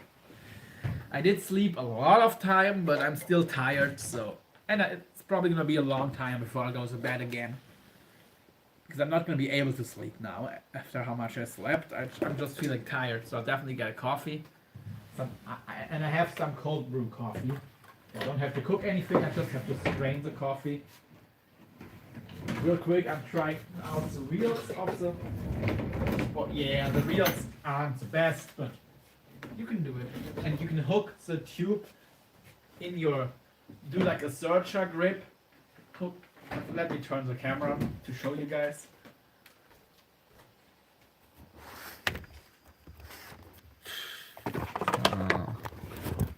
Sorry. Phone almost fell. Okay, so you can grab it at the handle. It's a very nice handle, and have it like this. Pull it behind you. That works. That works also pretty well. But if you don't want to have to grip it, you can just hook it into your here on your elbow, and yours is a stronger position to hold things. Here, you don't need your arm, and because of the angle, your biceps doesn't get tired from that either. So you're able to pull it like this, and I can probably attach a strap here that I can put around my shoulder as well. I'm also gonna do that. Or you can also push it, or pull it like this, but you can also push it in front of you. That actually works beautifully. You just have to hold it like this, and then you can push it. Maybe that's how I'm gonna be transporting it most of the time, pushing it. Because keeping pretty close to the body and pushing should be probably the easiest way to get it from point A to point B. And now I'll be in the bathroom. Be right back, y'all. Oh, and I'm gonna put the noodles here in the fridge now. And get the cold brew coffee out.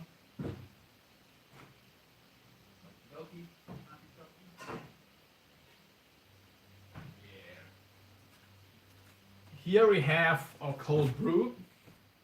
This is not strained yet. I have to strain it still. I'll do that in a minute. Woo! Nobody really just said broadcast alert and showing the content from the stream. Hit that thumbs up and turn on notifications. Woo! Whoa! Let's freaking go. Thank you, nobody. Nobody really. Thanks, man. I'll go to the bathroom real quick. I'll be back in 1 or 2 minutes. 1 minute probably.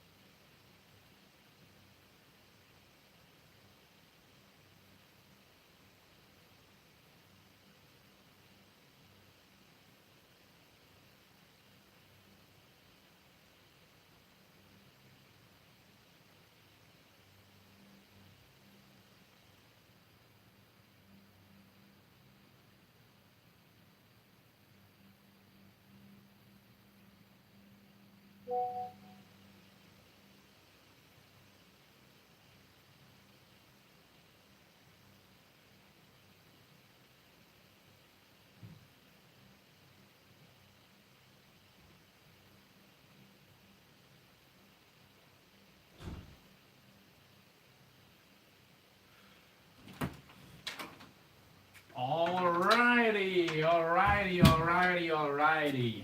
We are back. Baby, I'm back. Back from the dead.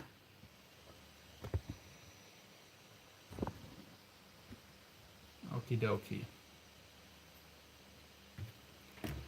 Let's see, yeah.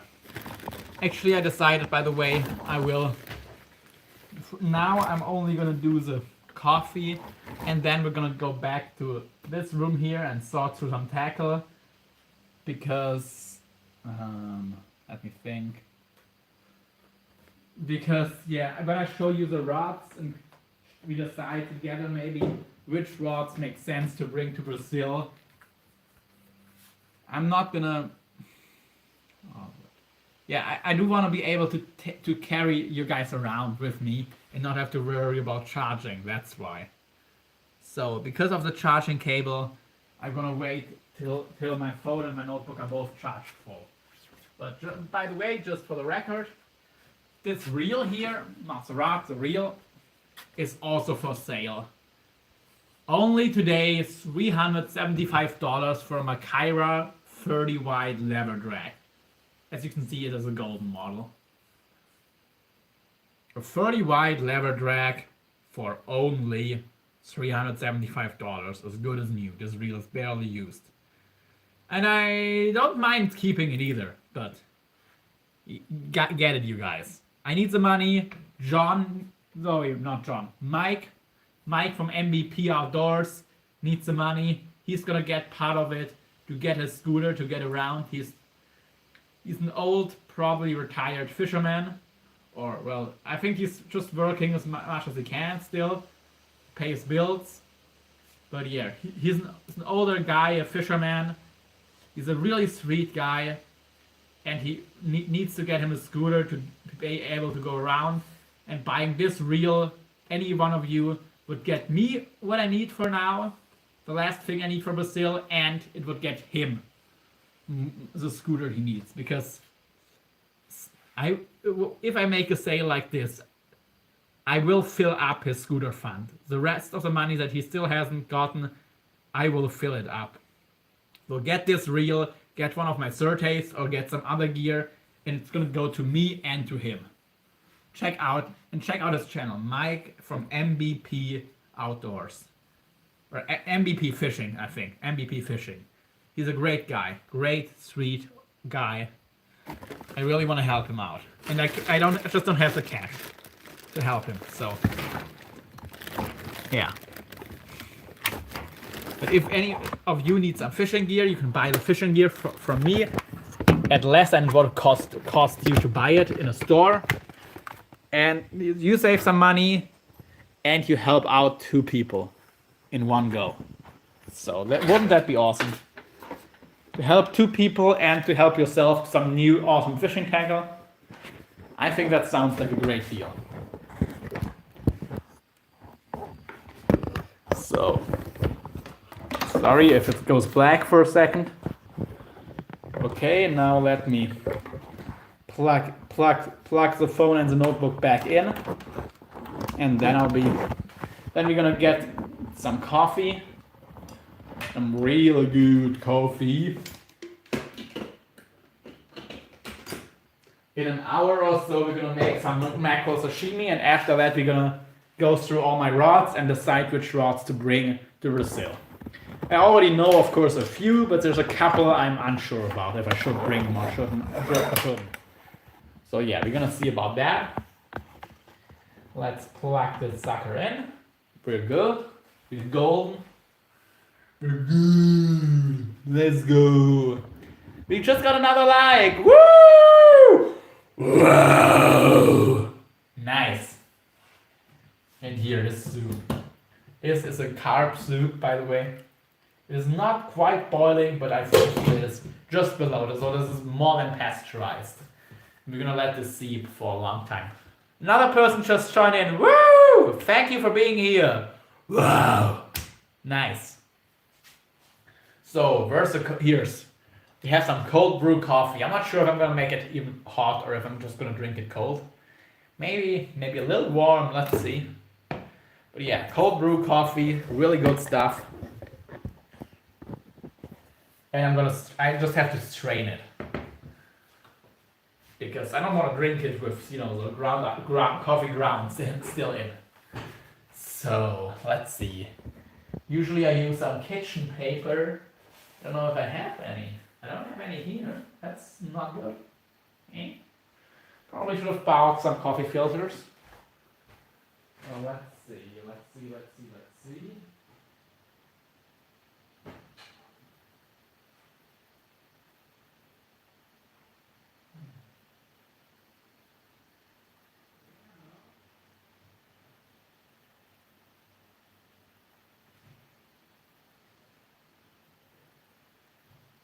But a towel also works.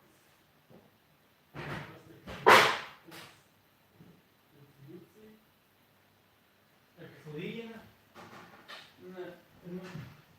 not too tightly woven dish towel should also do the trick on filtering the coffee grounds out. Here we have a little bit.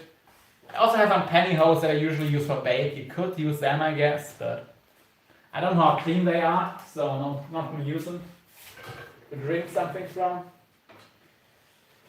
Okay, I think this is the lightest weave I have. Okie dokie. So we're just going to use this towel, this dish towel, as our strainer. What is a good thing to strain it into? Let's see. I don't know. Why not? I'm just gonna strain it into this coffee maker for Turkish style coffee.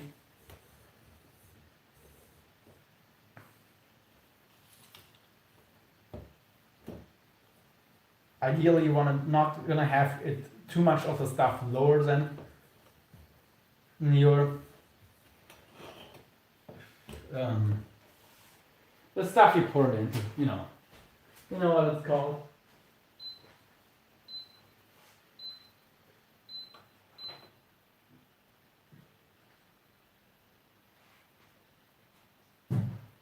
And you're gonna use some kind of a rubber band around the edges. Or wait a minute, I have an idea.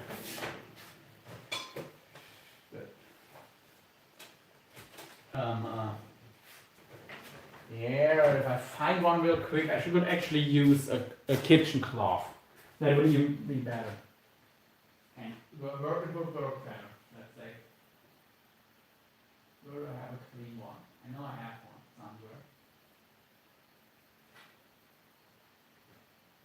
If I don't find one real quick, I'm not going to use them, but would be a cool way to do it. Any good way to do it? Maybe more good than cool.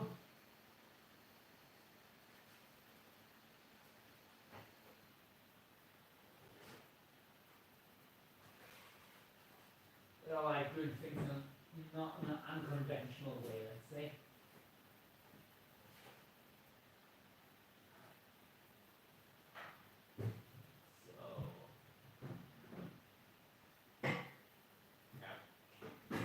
One last look, and then if I don't find it, it's not gonna happen. No.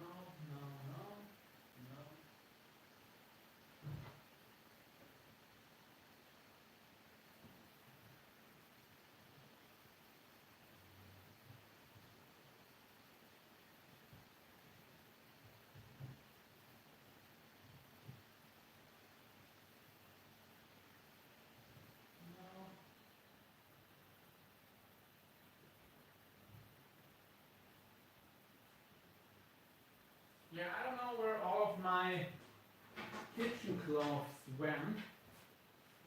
There must be somewhere. Oh, okay, I found one. Okay, great. Because this should be a little bit better for straining. Because it's, yeah. Hi, Paul. Woo! Just pulled in a nice trout. Awesome. And in a bit, I'm gonna actually be making your leaders. I just wanted to wait till you're on here. So let me know when you can watch. And then I'm gonna make your leaders.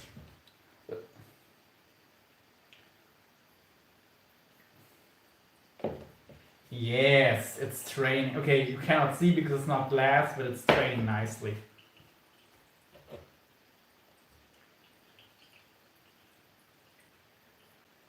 You can maybe hear it. Maybe. But yeah, this works like a charm. Awesome. Awesome, awesome, awesome.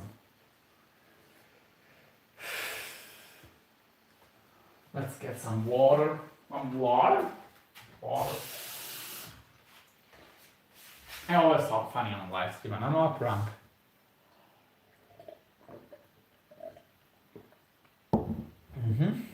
I'm already through, basically. Yeah, it's working beautifully. Really, it's working awesome. Doesn't creep up cloth either. I'm gonna keep doing that. I like it.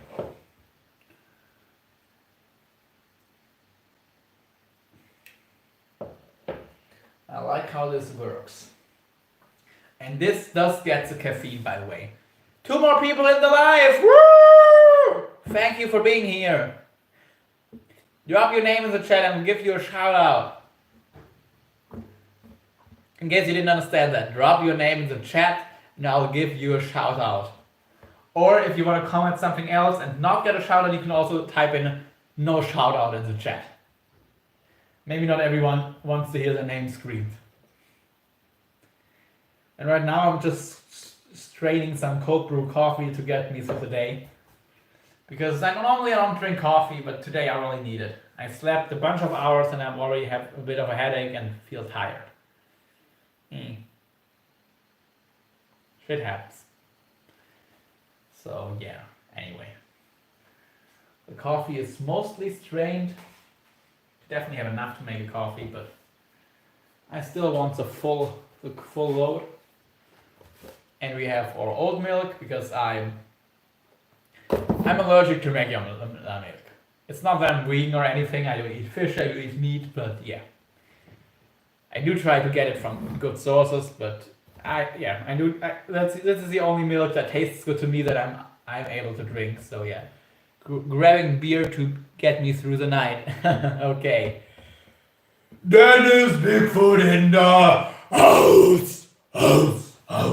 Hi Dennis. Welcome to the chat. And it looks like I scared 2 people off because we just went down 2 viewers.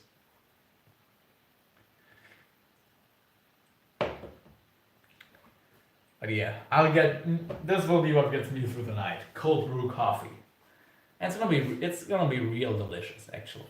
I like it. I like it a lot.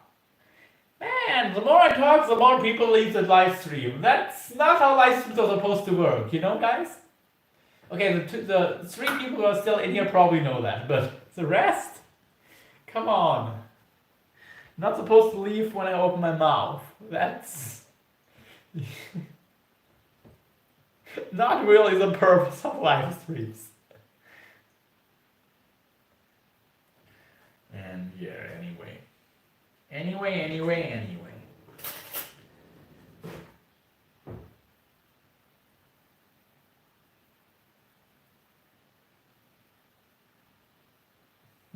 Putting some pressure on the cloth. I think it opens up the fibers a little bit and the coffee goes through way more easily. That's interesting.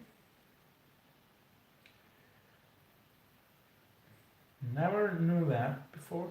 But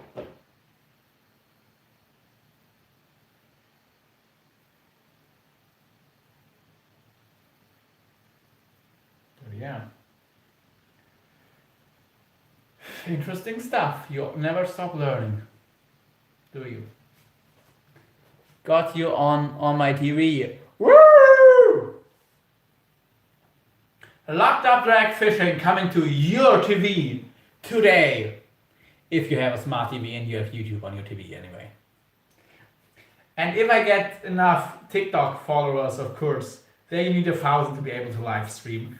I will also start live streaming on TikTok because why the hell not? Right? And I'll get StreamYard, an app that allows you to do streams on multiple platforms at once. Actually, I'll try to get it with the next money that comes in so I can live stream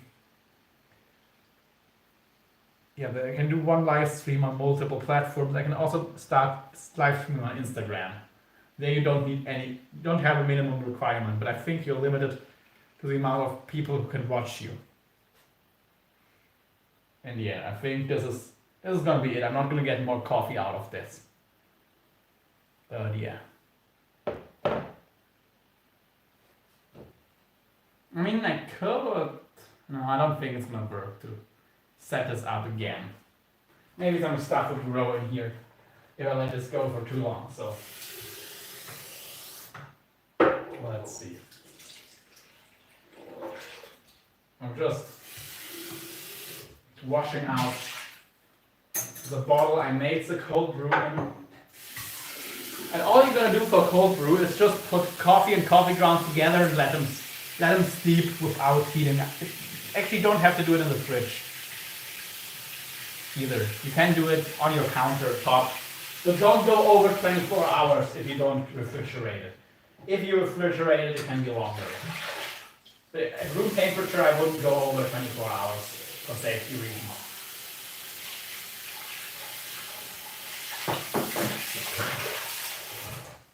Okie dokie. Yeah. Okay, this right here, it's not water anymore, it is coffee's lure. So now let's take off. Let's take off the cloth.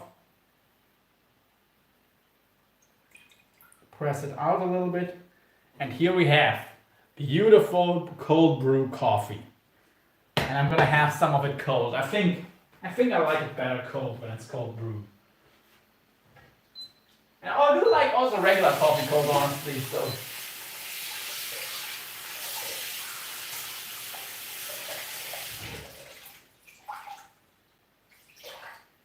Nice. Let's wash out the cloth real quick. Okay.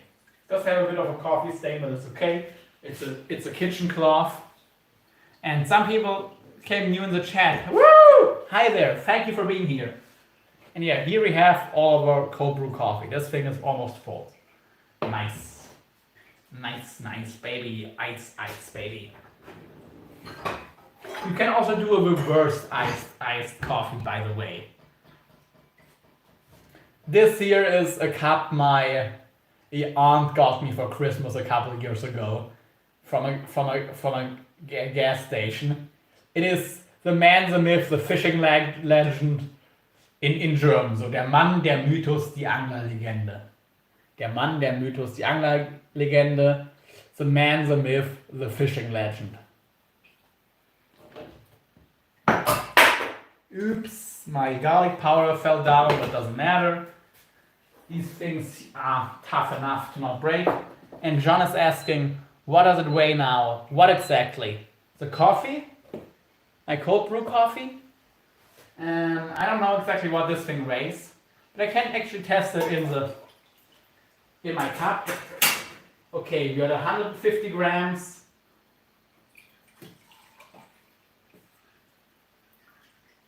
I have a 700 milliliter bottle I made it in, and so we are at 350 grams. So we have lost a little bit less than half weight making the cold brew.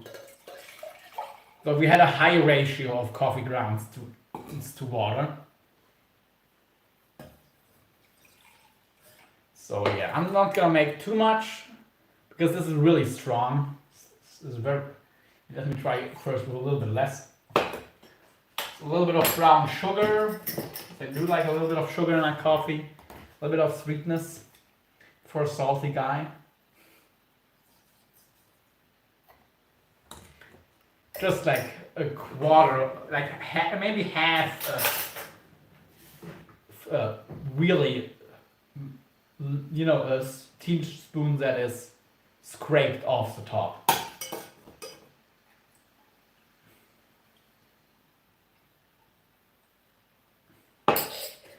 Not a lot of sugar, just a little bit. A little bit of sweetness for this salty guy. And we're not gonna put salt in here, just for the record. Yeah, that looks. It still looks like a cappuccino or something. It's not that bright. Even though I dumped like 5 times more milk in. That's because this cold brew is really concentrated.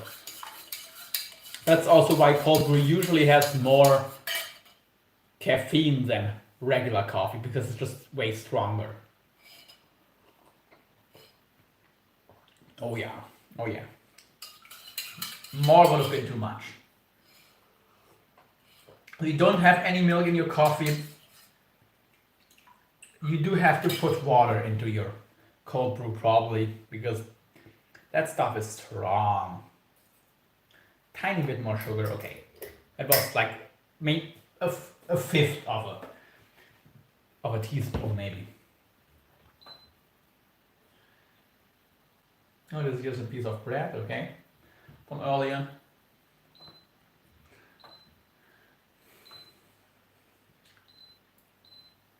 All right, let's keep the soup steeping.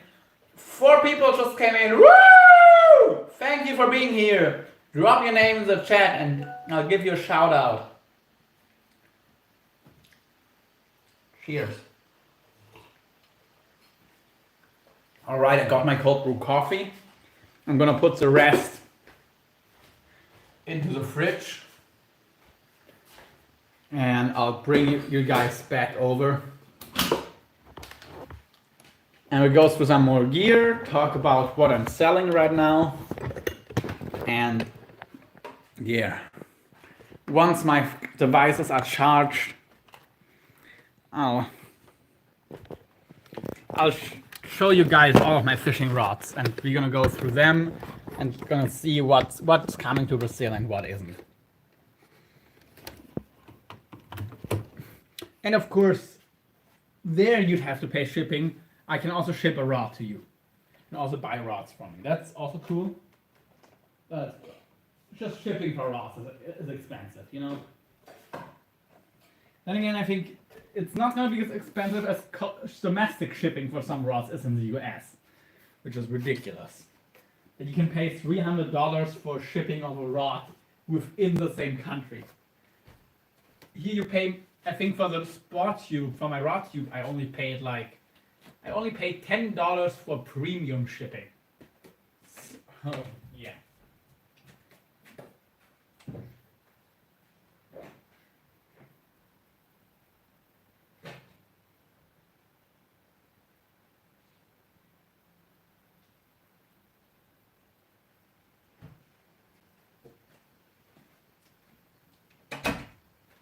And a lot of stores here ship rods for like $5 for domestic shipping. $5 domestic shipping on a damn rod.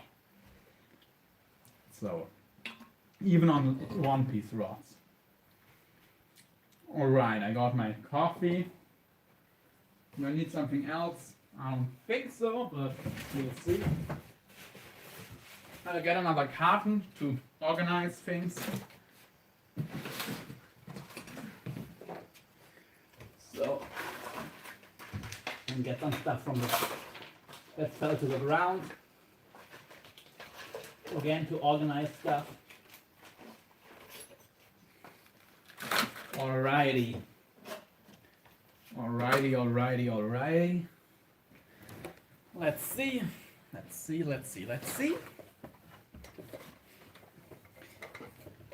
Okay, dokie. And I'll have to check on my other notebook how many people are watching, honestly. I don't think I'll be able to see it.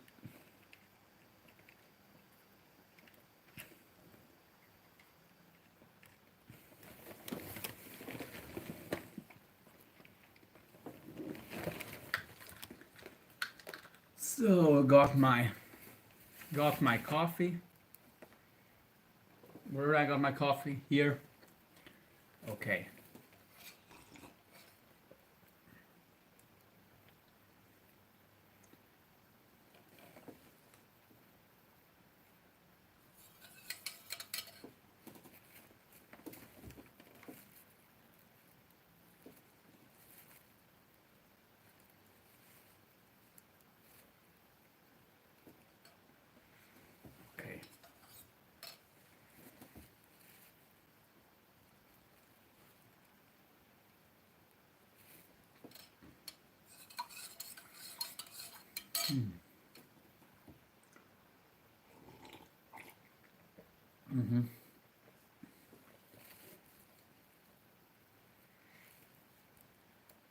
Oh, and John, like, if it wasn't the coffee you meant, how much it weighs, let me know.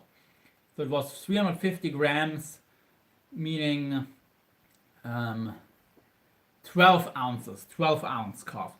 12 ounces of cold brew coffee is what I got after straining.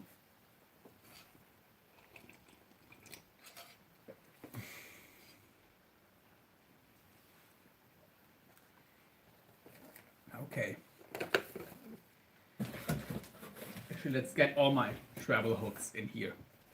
So out of the way.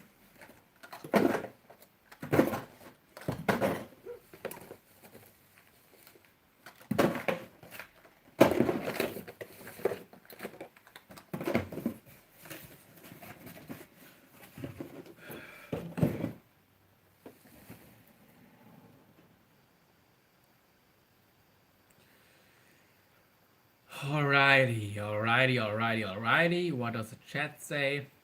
Okay, there is no chat going on here. Damn it. Let's refresh the page.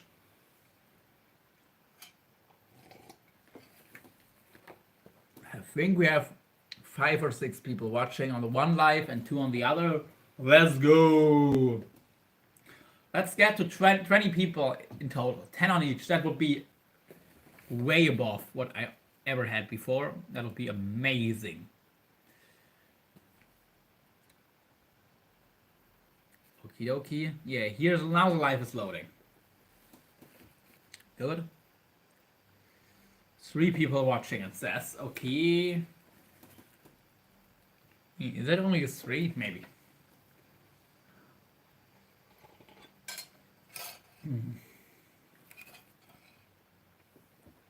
Okay, yeah. No new messages that I missed. Good to know.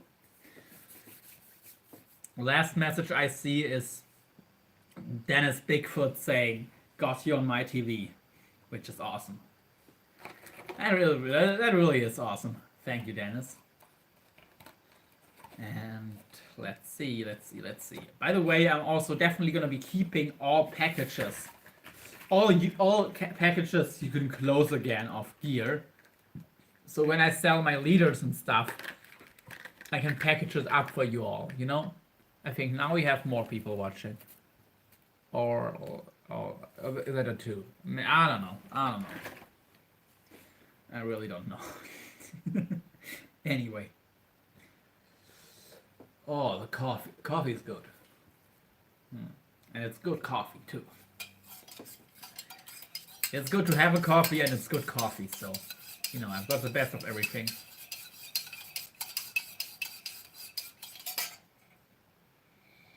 Oh, beautiful cold brew.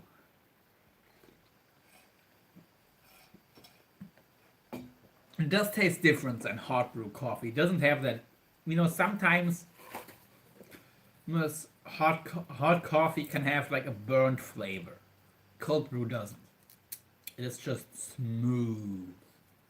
And you get a lot of coffee flavor, but it's kind of like it doesn't have these kind of nasty burnt notes that you can sometimes get. Like you have all the good stuff, all the good flavors are really intense, and the bad stuff is minimal or not there at all.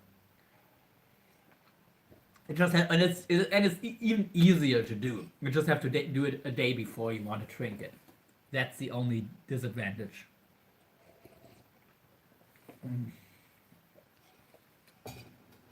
So yeah. Oh, good stuff. Good stuff for sure. Actually, let me get my one raw that I'm not selling, but I'm selling the real, my Mackerel 30 wide. Again, and it's not, I said it before, it's not called a 30 wide, but it is a 30 wide because it's wide. It's as wide as a 30 wide, but Mackerel only does one kind of 30. They don't do 30 narrow, so that's why, or a regular 30, let's say. That's why they just call it 30, even though it's a 30 wide. Is real right here. It's for sale. This rod isn't. And Right, I took the rod because I wanted. Actually, why not? Let's have the rod over the screen. Looks cool. Wanted to get hold of this leader. And it got tangled up a little bit. Okay, we got our shark saver rig. I'm gonna do a lot of videos on these. Basically, it means if your shark breaks off, it still gives the shark like a multitude greater. Like the shark has probably 90% of surviving if it breaks off, while on a regular rig it would only be like 30%. It's the only way the shark would survive breaking off with a lot of line on a regular rig is if that line gets wrapped around a solid structure and the shark breaks the line somewhere at the leader. But here the shark is only gonna carry the bite leader with it, which is cool stuff. But I actually will cut. Oh, will I? Yeah, I will cut this end of the leader, the swivel end. The hook end is fine, and I'm gonna leave it how it is. It is double crimped, which is probably unnecessary, but it is unnecessary. But it works fine on this leader. The hook has enough room to rotate, but I will put some shrink tube over the ends here, and I will shrink tube's entire rig to basically coat the cable. This is 19 strand cable. Really cool stuff. It's very stiff and a pain to work with, but this stuff is hard to... Riverfront, not really. We're just doing stuff with the tackle that I have unpacked now. Today, the last thing that I unpacked was my rod tube. My Sport Tube Series 3, which it's standing right there. That big orange thing is my rod tube. You can pull it out to be over 6 feet long. That's where I'm gonna be having most of my gear that I'm taking with me. But right now, actually, I will cut this leader right here. And I'm gonna put on some... Yeah, I will cut. Or should I? Should I or shouldn't I? I don't know which end I should cut. The hook end or the... Well, I don't need the double crimp on the hook. Honestly, I think it's gonna be better if I change the hook end. Maybe. I don't know. I don't know about that. But the swivel end, I think, is going to be harder to redo, so yeah. And it's going to be easier on the other hand for you guys to do, so. I will redo the hook end. Okay, here goes nothing. And also the crimp looks a little bit worse, honestly, on the hook end. So yeah. I'm cutting the cable. This right here, again, it's 2mm 19 strand cable. Each of these wires already is like 50-pound wire, so it's pretty heavy and hard to chew through for the shark, but it's still thin because it's not 49 strands of this thickness. So my 900-pound cable, no, sorry, I think my 1200-pound cable is about the same thickness per strand, but you have a bunch more strands. But this should be hard enough to cut through for any shark, really, that you don't really have to worry about it, but it's still thinner cable. It just kinks easier. That's the only disadvantage of this thinner cable, but there's a lot less metal on your leader. So that's a big advantage of using the 2mm stuff. But you have to crimp it. There's no way you're gonna snell this leader material. And I could actually test doing a stiff connection on this leader material, and maybe I will do one leader with it that I'm doing it like this with a big loop, and one where I make it real stiff. So this right here will have the effect of using a ringed hook. Is the effect that I'm simulating with it. But first, let me put the shrink tube on here to have the cable coated, because naked cable for sharks is not what I recommend, because they can sense metal. So if you do cable, Use coated. If you use wire, you have to coat it yourself because you don't get coated wire. But you just, and to coat your leaders, just get some quality, or it doesn't have to be quality, just get some shrink tube and get the thin 2-to-1 without glue on the inside because it's more flexible and thinner.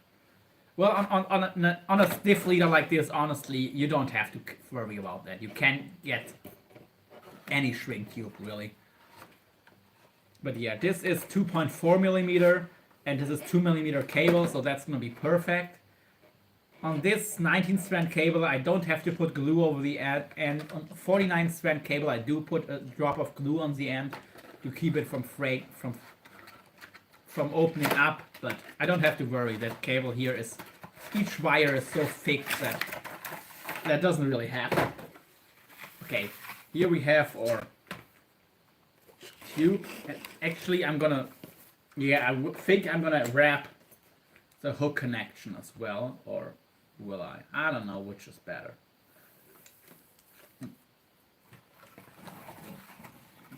Which is gonna be better with rust? Let's see. Okay, we have cut our piece of shrink tube that we're gonna put over this cable here, and let's see. Actually, I think I will put some. I will put a drop of UV glue if I find it real quick over this end. Just okay. Here's the UV glue. Now it only needs a UV lamp. And don't be stupid like me. Always keep your UV lamp next to your UV glue. Very important to do that. I didn't, and now I'm regretting it. Usually I do, but sometimes I forget. So. Yeah, and it's already dark outside, so I cannot use the sunlight to harm the UV glue. Is that the UV lamp? Let me check. And I always have a rod next to me. Yeah, so I can move stuff that would be hard to get otherwise. Okay. There, next to it. Okay, now it fell down. Now I'm not getting it. Okay, let's try it without the lamp. So, anyway, basically you want to get your shrink tube over your wire or your cable. That's the thing. You can use shrink tube on wire as well, on single strand or on doubled up or tripled up single strand wire, which can be a game changer. Sometimes even fish like tuna will only bite if you have when you have to use wire for teeth or something, or if there's shark around, you might have to use wire, and you can coat your wire yourself using shrink tube, and just coat it and put it. Either you can use a heat gun or you can just put it into boiling water, especially when you're making a bunch of rigs. It's a pain in the butt if you have to do each leader, each section of the leader by itself. So just make a bunch of rigs, have them pre-made, and then just the shrink tube inside will shrink once you have it in hot water.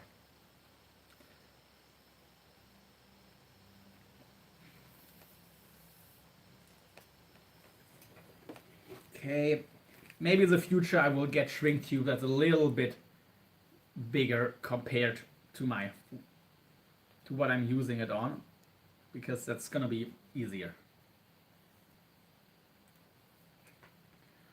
And to get it over, you can stretch the shrink tube over your cable and then let the shrink tube slide on to your cable. That's what I do once I cannot just push it through anymore. But you have to be careful to not puncture your shrink tube if you do it like that. But it can be done. It's not that difficult. And you always run into problems once there's a kink in your shrink tube. But again, there's ways to deal with that. Shrink tube stretched, let it slide on, nice. Now we can push it in probably a little bit further. Yes. Now we hit the next kink in the shrink. Let's slide it on again. Nice. Let's push it through. Okay, we already hit another kink.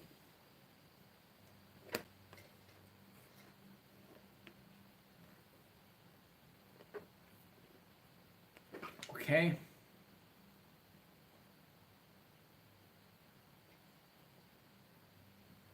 We already hit. Okay, next kink. But yeah, this is coating cable yourself, or wire. With wire, it's really easy to do because the wire is so stiff. Don't run into all of these problems. You do run into with cable, but okay. Therefore, cable has a lot other advantages, and like 19 strand cable has it is awesome stuff for shark fishing. The only issue is you have to crimp it. You cannot snell it onto a hook. But like if you don't think you would need wire for your shark leaders, like if you don't think if you're not fishing for sharks that can cut through wire basically.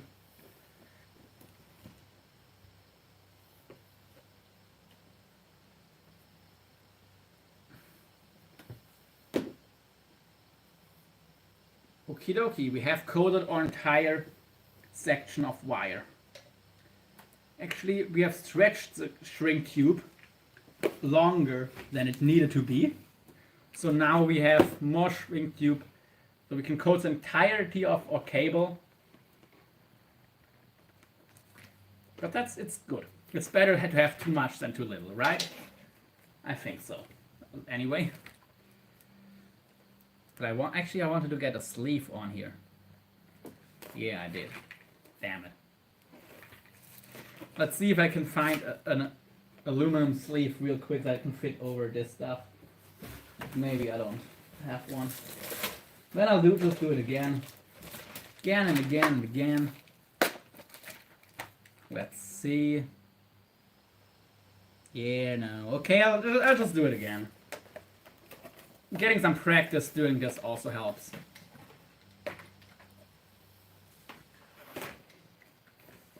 Okay. Okie dokie. Let's get the smallest crimp that I can fit on here. Okay, this one. And this aluminum crimp right here, it's just gonna work as an anode to keep my actual cable from corroding. And I think on this cable I can actually set one on each end.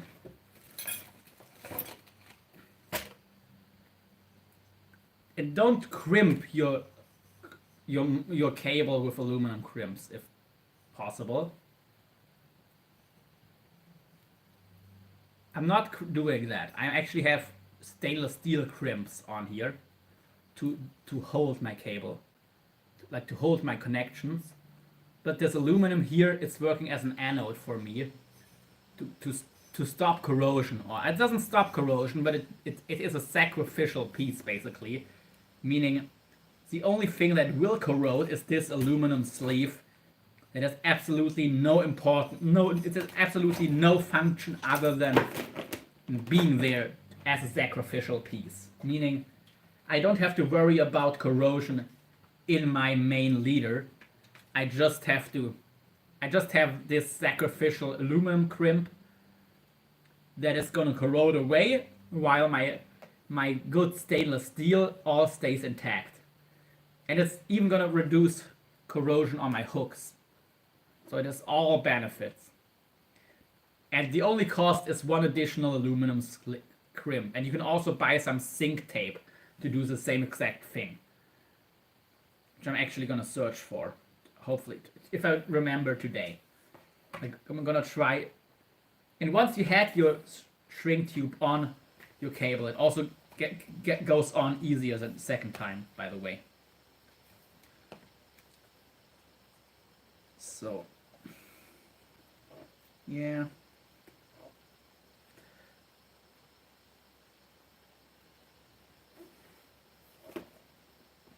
Okay, now let's do the stretching routine again.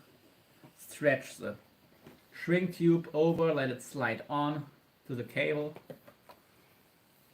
Stretch the shrink, let it slide on. Nice, very nice.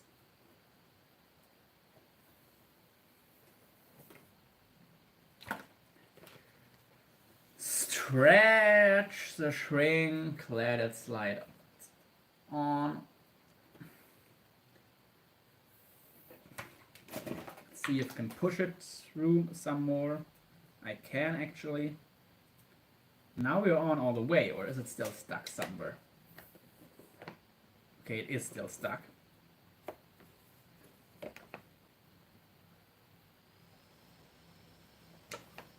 Oh, we'll see.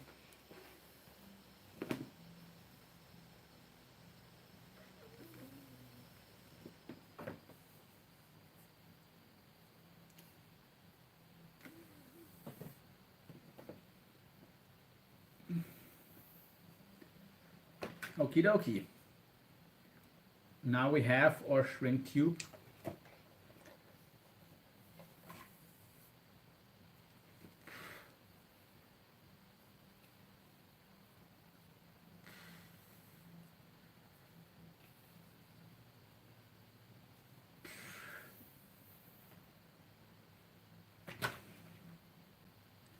Okie dokie, artichoke.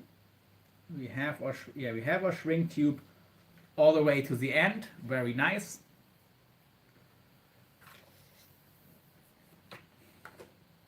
Beautiful stuff.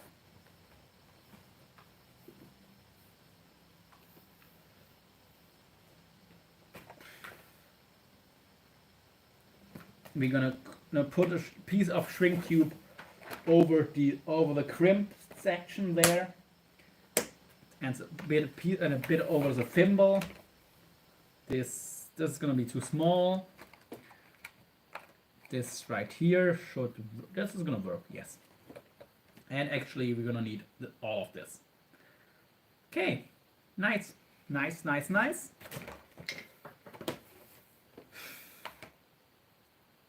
And I'll get my popcorn or my hot air maker out again, shrink this on here.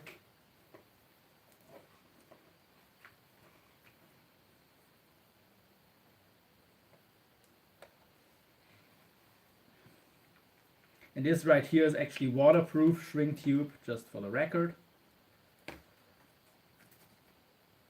And yeah, get it over the crimps and bit over my thimble.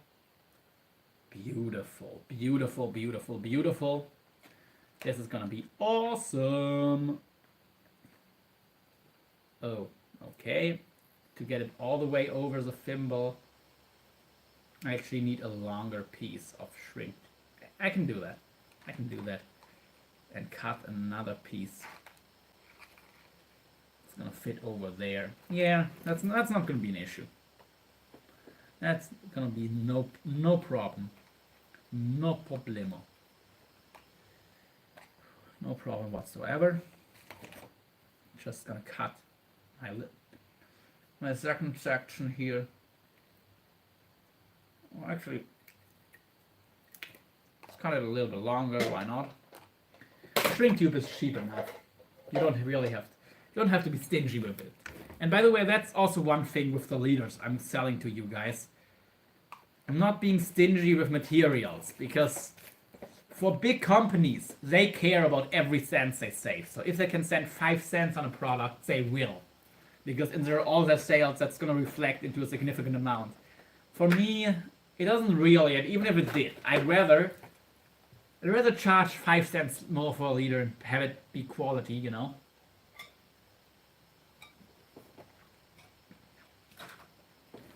So, instead of trying to make everything as cheap as possible, I do try to keep my prices down, but I keep them down where there's no negative effect, you know? When I can get a better deal on something or use a product that's just as good but cheaper, I will. But if I have to make something worse to make it cheaper, then I'm either not gonna do that, or I'm gonna clearly state what is a negative effect and have a better but more expensive version and a cheaper but not as good version. Anyway, I think you got it. I think you guys got it.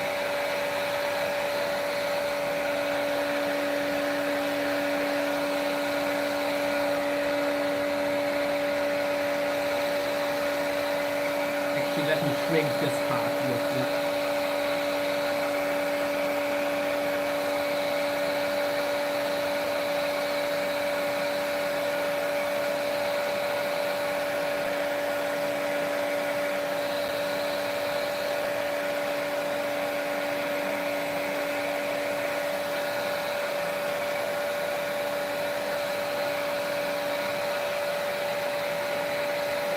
I'm actually gonna grab this with some pliers now. Not burn myself.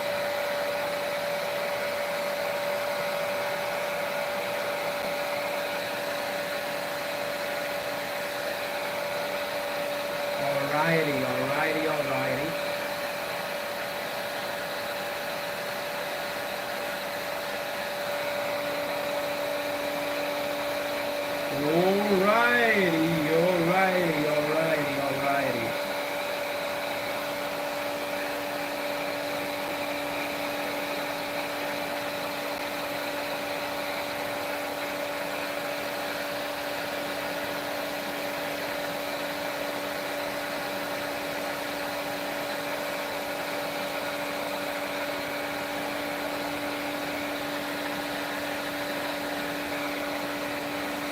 Let's see, let me finish my coffee.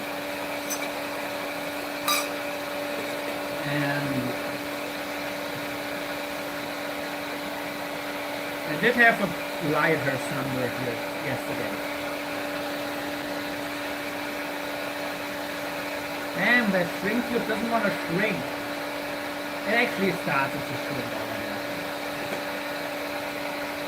Okay.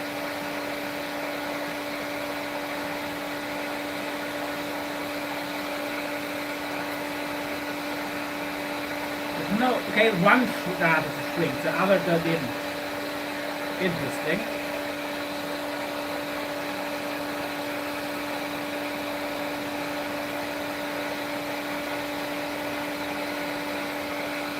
Okay, but now it is shrinking. Yeah, now it is shrinking.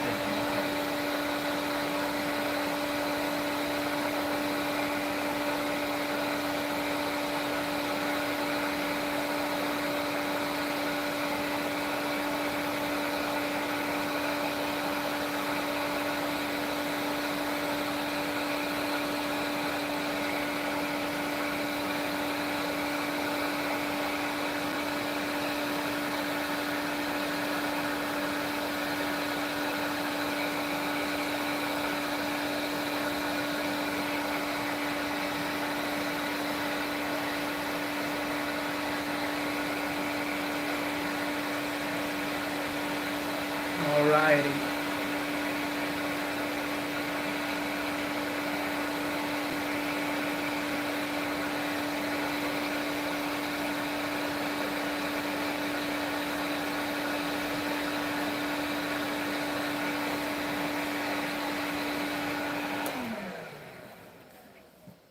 Okay. Before I keep going, I'm gonna put on the next piece of tubing.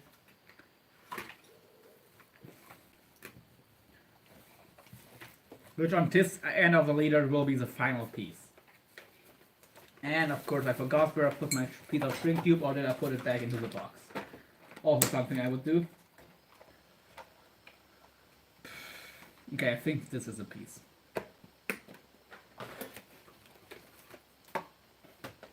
So yeah. This will be a real nice shark leader. And hey, you can buy this leader, or any of my other leaders for that matter. If you want this one right here, you can get it. I don't mind. I don't mind giving out the leader I make on camera.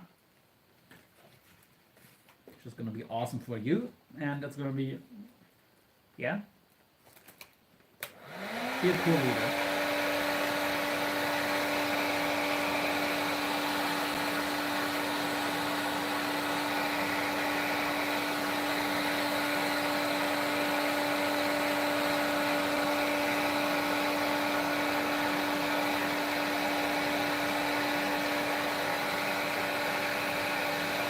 Okay, it's definitely all in position.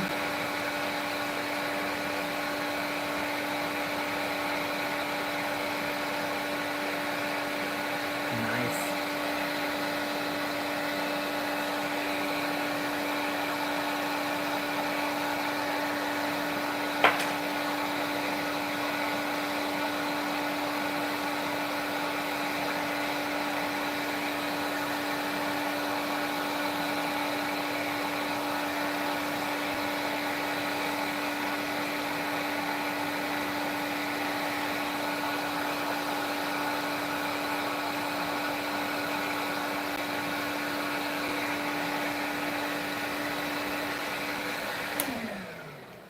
I think I'm gonna finish this end later on with a lighter, honestly.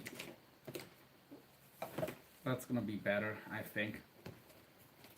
Or maybe not. I don't know.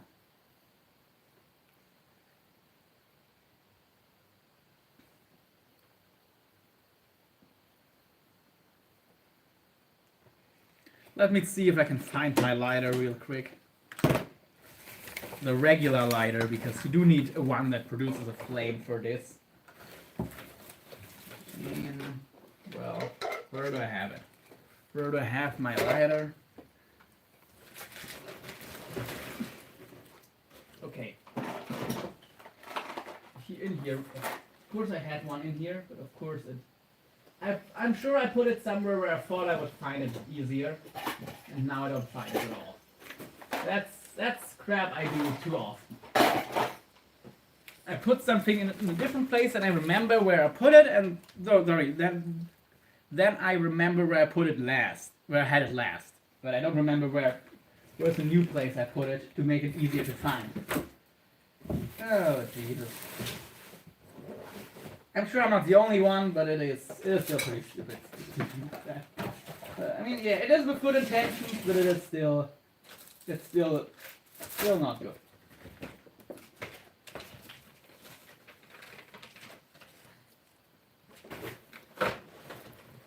Even if you do it with good intentions, it is still, yeah. You get me. You get what I mean. Oh, okay, here we have one lighter anyway. That still produces a flame. Okie dokie. Great. Now I just need to grab my leader again. Here it is.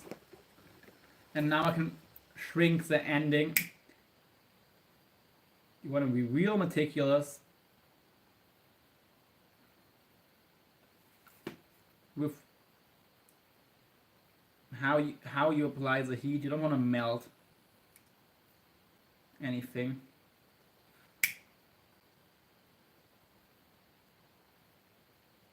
Don't apply either flame too long to one place.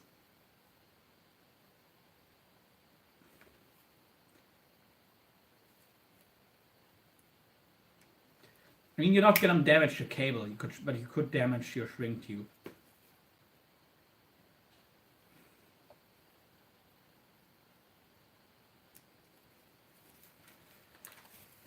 Okay, it's pretty much closed, but I'm gonna give it a little bit more heat.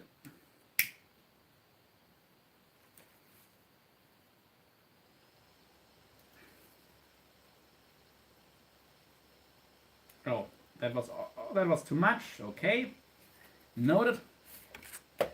It's starting to melt. Great. On one end. Let me still finish the other end while I'm at it, before I put over a little extra piece. Here, this is a thick shrink tube. This is harder to break, but the thin stuff I put just over the cable. That's the part I'm worrying about.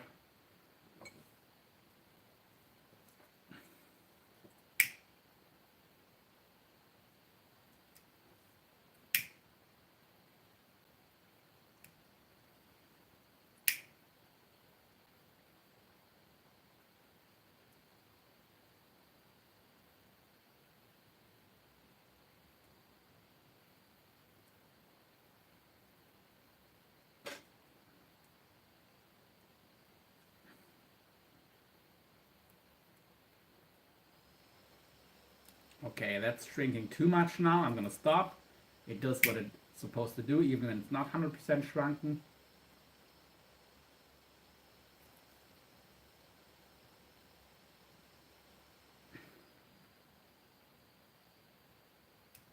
Alright, now let's get another little piece of shrink tube to fix the end.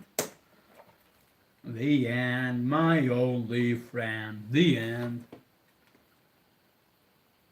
Yeah, that's gonna be enough. That's a cool thing with this waterproof shrink tube. If something isn't good, you can always fix it. Yeah, this is perfect. Honestly, this is gonna be an amazing shark rig for some big boy shark leaders, and you don't need the heaviest. This is less metal on your rig, so that's an advantage. And if I can get someone who can swivel big shark hooks for me, I will start making some of the best stuff you can find anywhere. Because then you can use super stiff cable, and it's still gonna hook the sharks perfectly. Because that's a problem when you're using circle hooks. If the material is too stiff, the circle hook cannot work properly.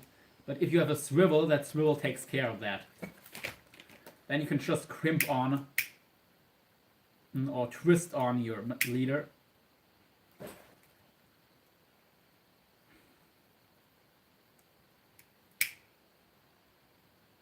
Actually, I'm going to be real careful now.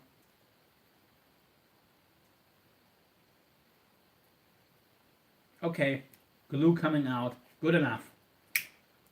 Now we can do the other side, that's less sensitive. Okay, glue comes out. Perfect, perfect, perfect. This end here is proof. This end here is done. Now we can stretch or tubing a little bit to get all the sponge up pieces out. And now let's shrink it at the end.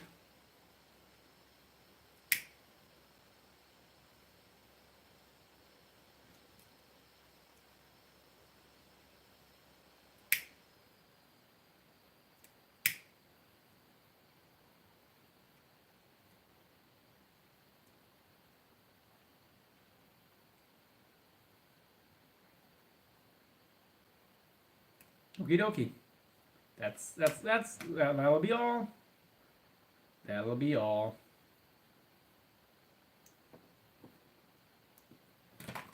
Perfect. Perfect, perfect, perfect. Now we can crimp on our hook. Or, yeah, I'm gonna shrink the part and I'm gonna put the crimp over. Actually, I can shrink off this complete part. This section.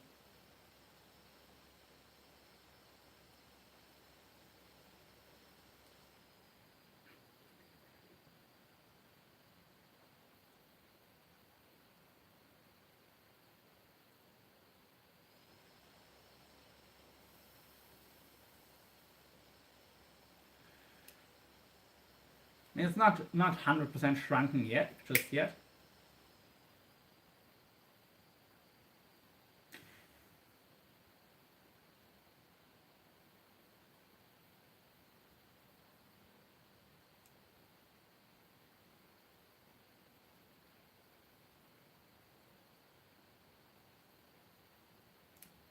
That should be good.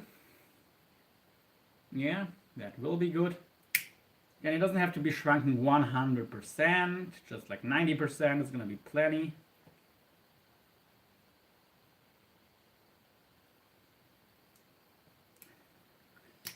And then we can get our hook attached. Beautiful stuff. I love it. I love it. I love it. I don't care. I love it.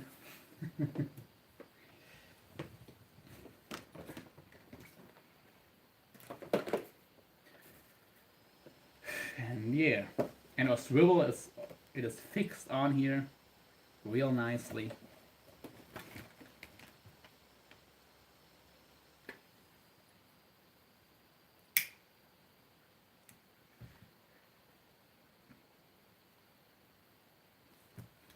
beautiful. Beautiful, beautiful, beautiful.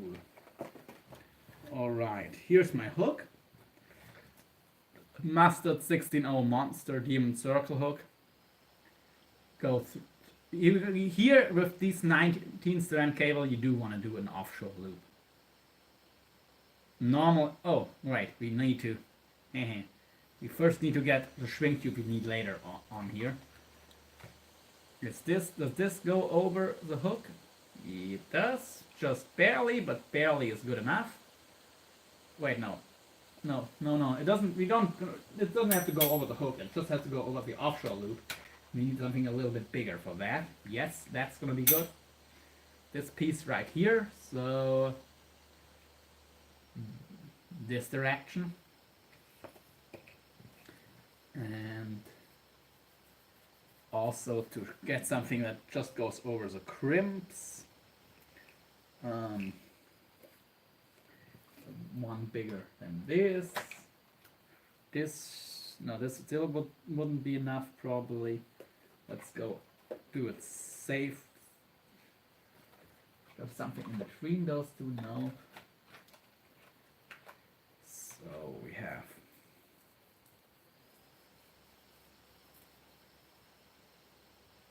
actually we don't need a piece that big for this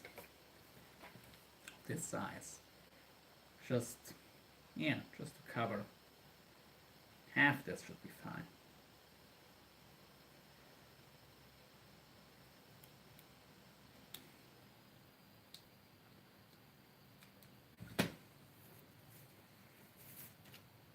Let's get it on here. And the other, this is going to protect, or does this shrink? How tight does this shrink? I know I'm not going to use the whole piece, so I can shrink one end of the piece.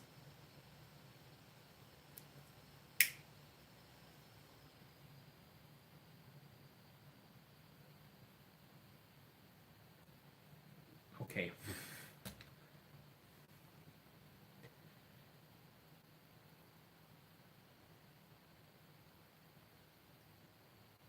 Okay, it does just.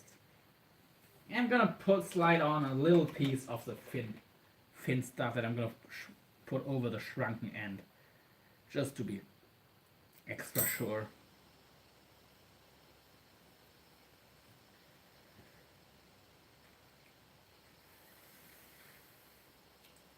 And this is gonna be enough, actually. Don't need super long pieces of shrink tube. Where is my fin shrink tube? Yeah, okay, here it is. Actually, reverse that. Okay. Okay, now we can get the hook on. Now, we still need the crimp. We still need the damn crimp. Crimps, actually. I'm gonna do one for strength, one for or sacrificial piece. So on this leader it does not matter how long the end is.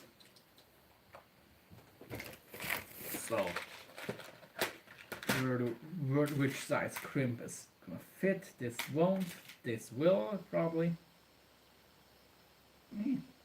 Just barely.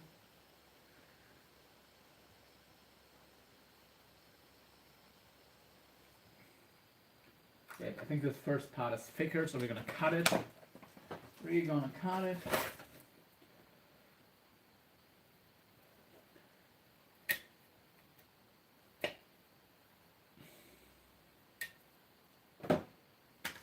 Does this crimp now fit?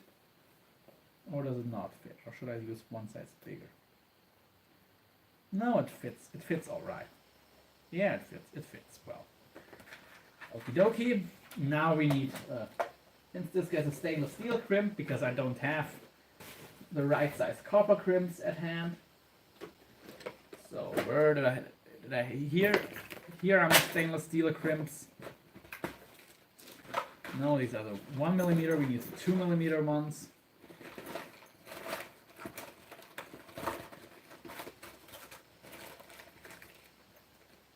these are 1.5 millimeter.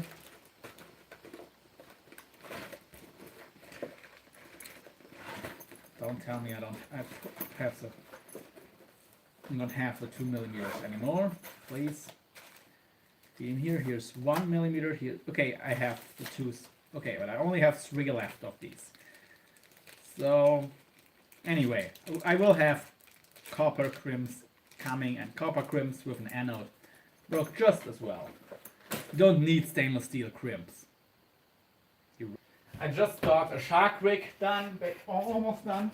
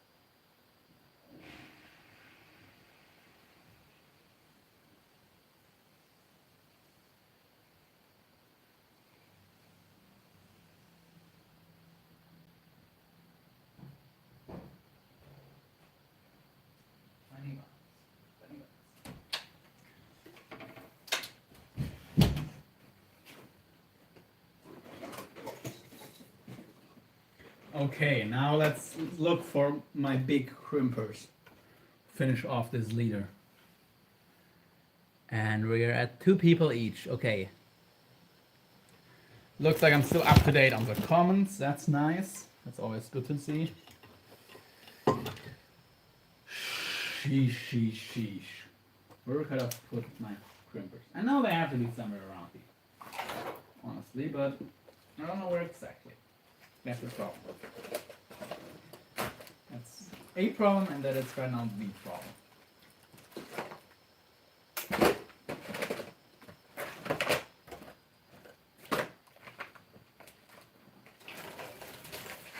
I mean, I have the leader right now fixed in a way that it's not going anywhere, but still it would be nice to be able to finish it on camera.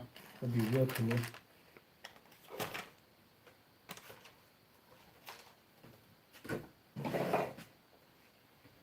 But if I can, then I can't. I'm not gonna spend an hour searching now. And actually, let me check the time.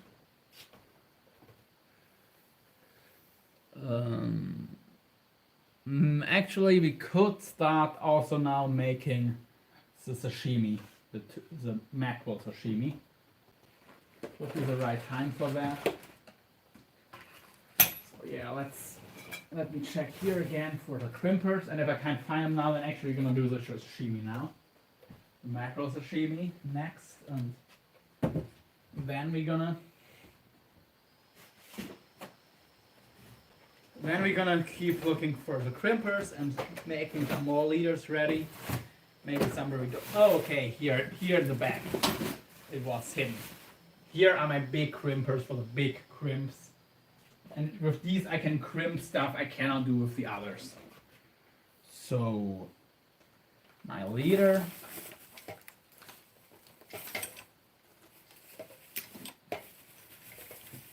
I'm gonna do this standing now. I'm gonna have to get back up again. Let's finish this crimp. Let's place it into the smallest opening, I think, or we could also go to the second smallest.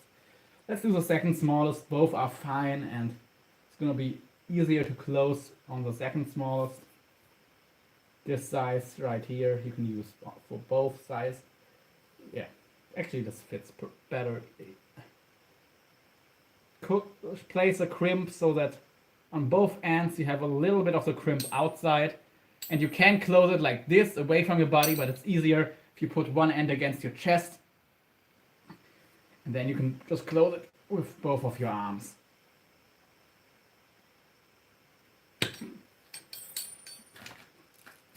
Okie dokie. Crimp closed. Voila. Nice. Nice hook. Hook attachment.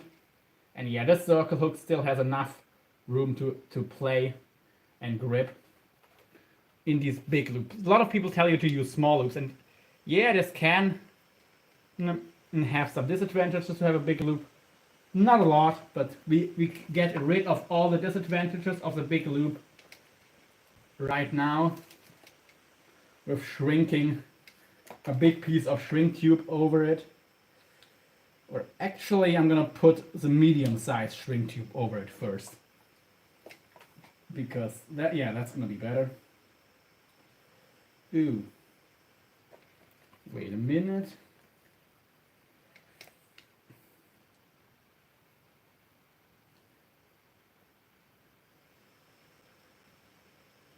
Okay.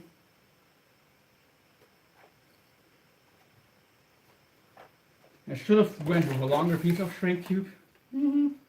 Doesn't matter now. Okay, where's my lighter again?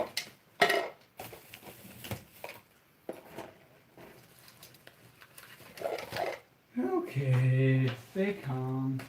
Stay calm. Okay, here, nice.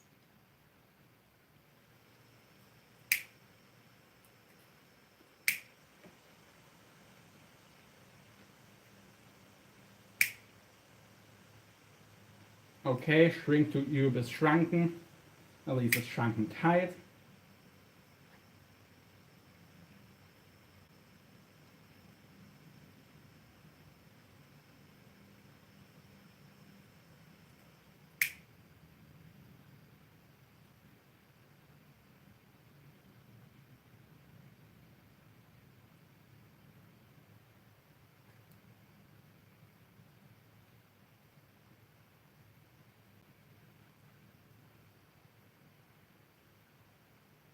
Okie dokie, that's good enough. That's good enough.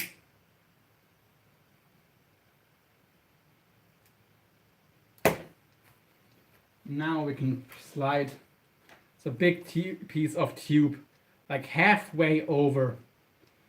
Let's actually do it a bit more than halfway because it's gonna shrink down again. Or let's do it here. It's good. This is about halfway. It's now actually we're gonna go further. Okay, I should have had a bigger piece of shrink tube. It's not gonna be a big deal on this rig now, but yeah, bigger piece would have been better.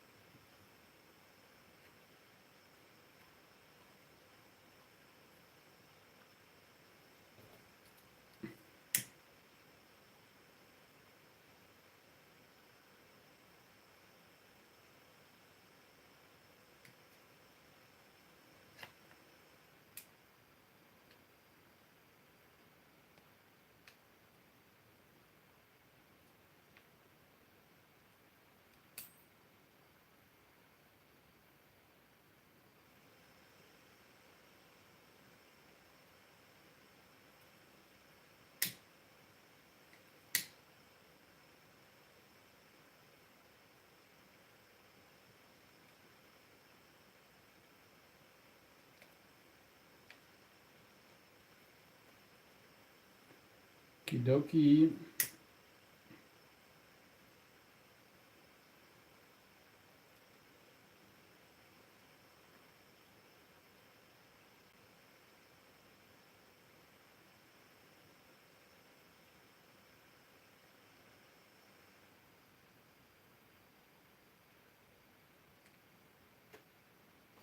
Okay, this should be good. Yeah, this is already starting to melt on some places.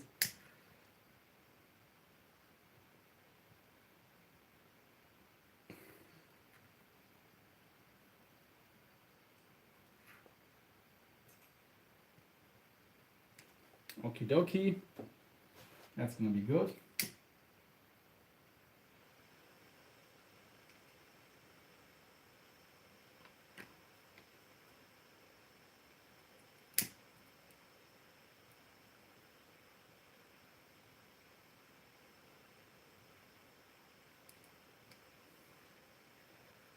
Yeah, a little bit of exposed stainless steel here is not going to really matter.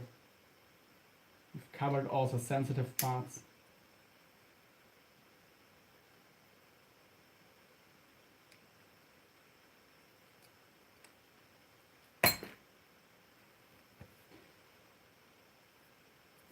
Actually, I can stretch this half molten.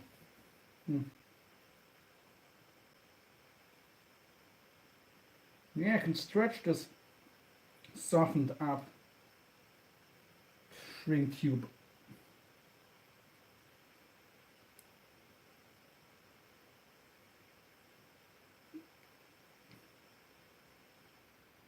To where it covers everything pretty much.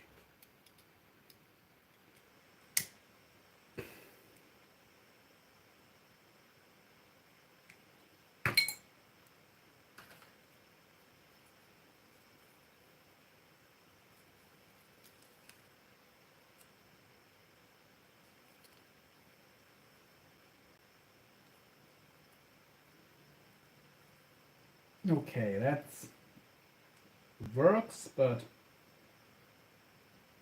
it's kind of ugly. Not the reason I'm using shrink tube. So let's see about that. Let's see. Where's my tag end of this? Let's get this sorted out.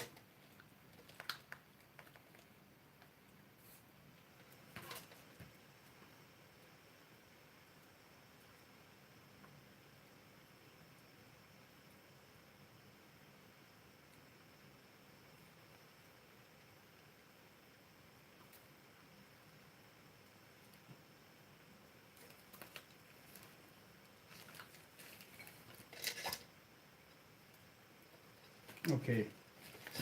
I'm thinking I'll be able to fit another piece of a little bit bigger shrink tube over the swivel. Yeah. Smallest size I can fit over the swivel. This size, no. It's gonna go over the swivel, but not over the thimble, but this will. Okay. Okie dokie.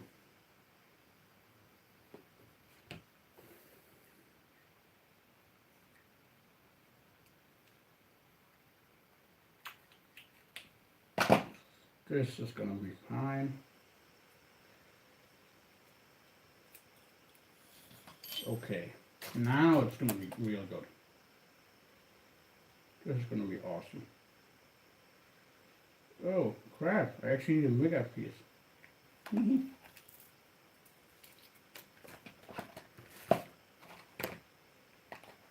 Goes over, but it's still too thick. Even though it goes over, damn it. Okay, what is this? No. Okay, this is the next smallest size. That's definitely gonna fit. You don't need too much of it. Yeah, we really don't need a lot.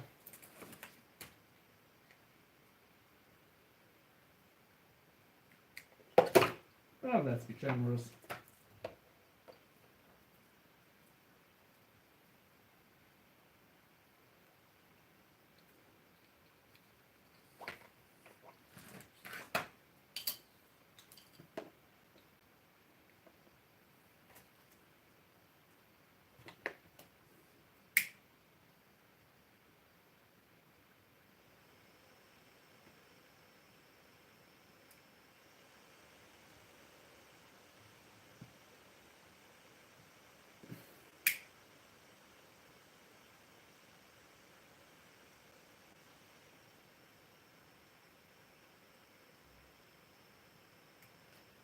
Alrighty.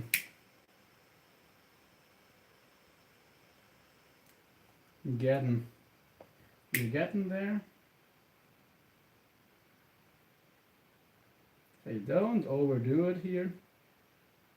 On the one end, it really doesn't need to be super shrunken.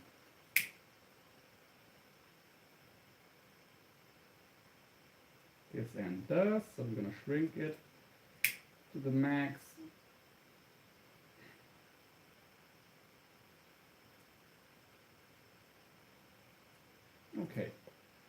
It is shrunken to the max now. And what? There's a piece we needed.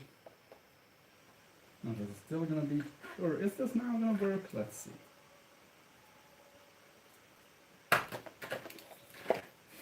Let's see if we can fit this over here.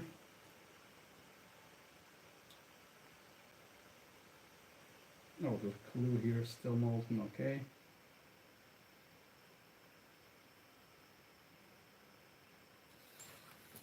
Might just barely fit.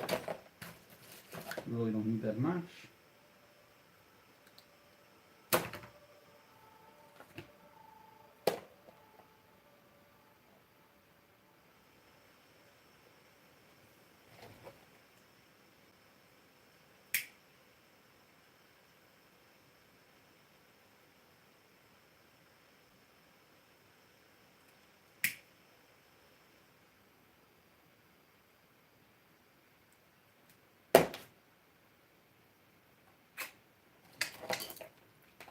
Alrighty.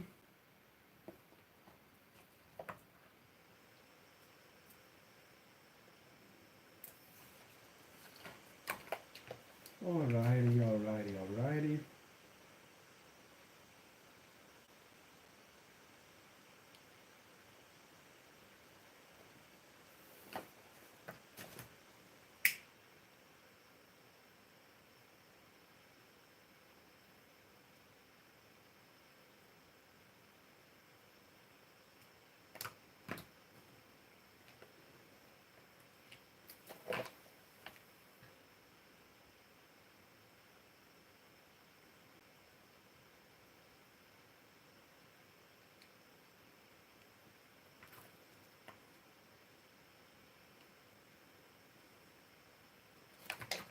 Let's keep this pressure.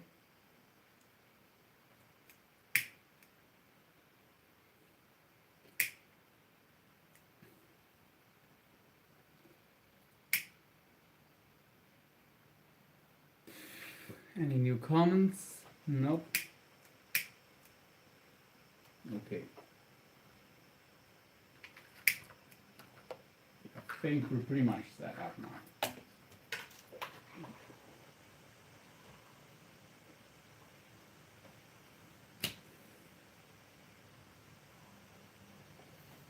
Actually, let's see if I can cut this so we don't need another piece of shrink tube.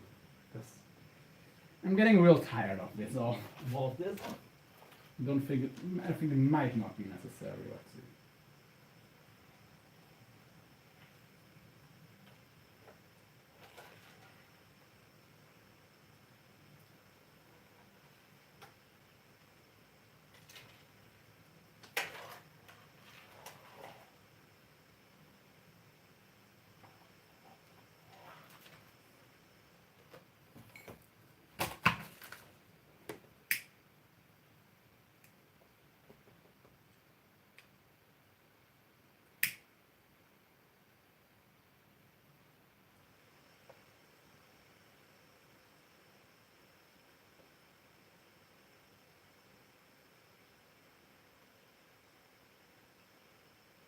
Yeah, this will be fine.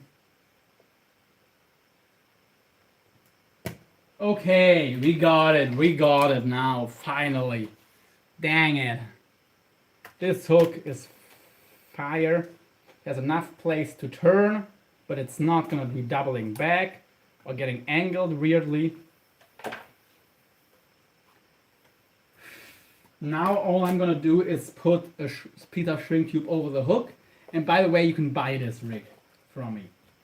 This is a rig I definitely would sell. So it's also a rig that I would fish, just for the record. But yeah, I would definitely sell this rig as well. Is this big enough, or do I need the size bigger? No, this is gonna be fine. Fine. Honestly, I'm gonna put over the whole piece. Why not?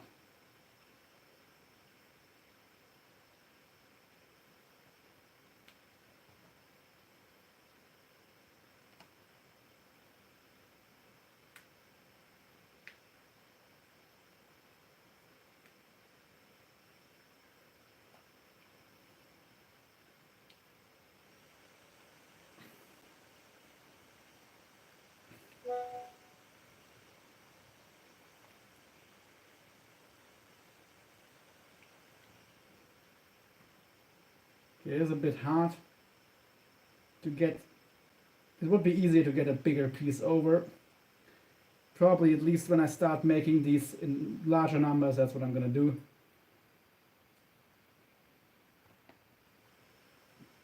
The thinner piece, of course, has its advantages, but there's only so much. And honestly, you don't need, part of the hook is always gonna be exposed, so maybe you don't even need to have this waterproof tape shrink tube, and you could have some thinner, non-waterproof shrink. But yeah, anyway.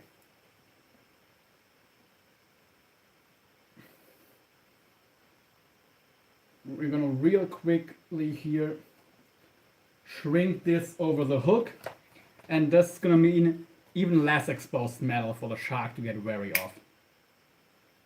And yeah, I do think some thinner walled would be even better, especially here for the back end. For the front end, you go with the maximum coating thickness by all means, but the point, either you'd have to cut the end shorter. I mean, this is still gonna penetrate fine. Don't get me wrong, but yeah.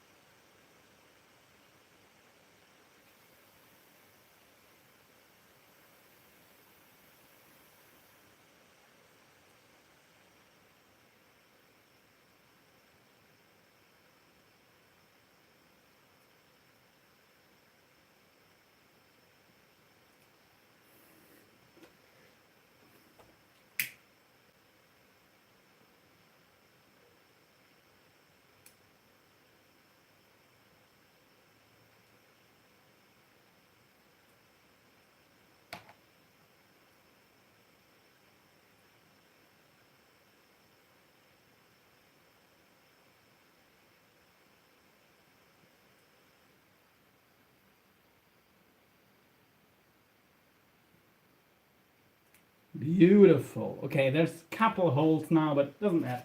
There are holes that happened when I pulled it over there, but yeah.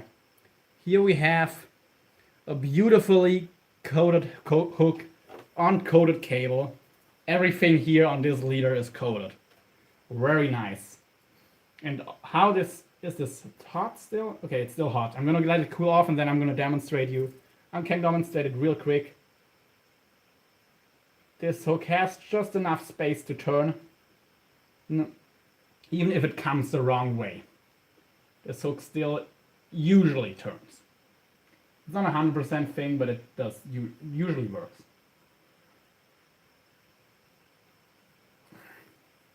As you can see, it works beautifully. Most of the time it works beautifully. Yeah, perfect. Even when it's facing the wrong way at the start.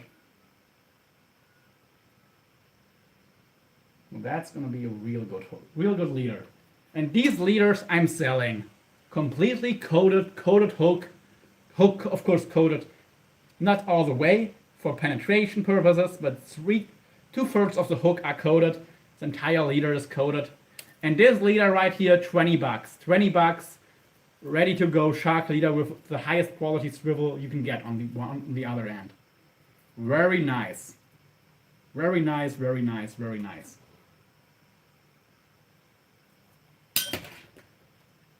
Alrighty. And we got 7 likes. Woo!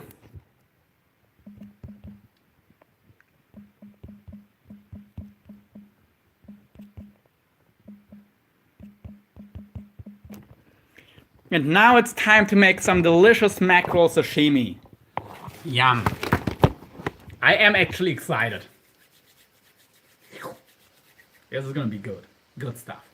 Let me check real quick on my other notebook for new comments, because you never know when YouTube starts to mess up.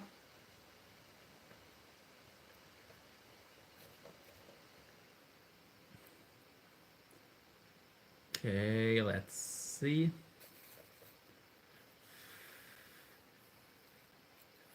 Oh, okay. Okie dokie, let's refresh the page.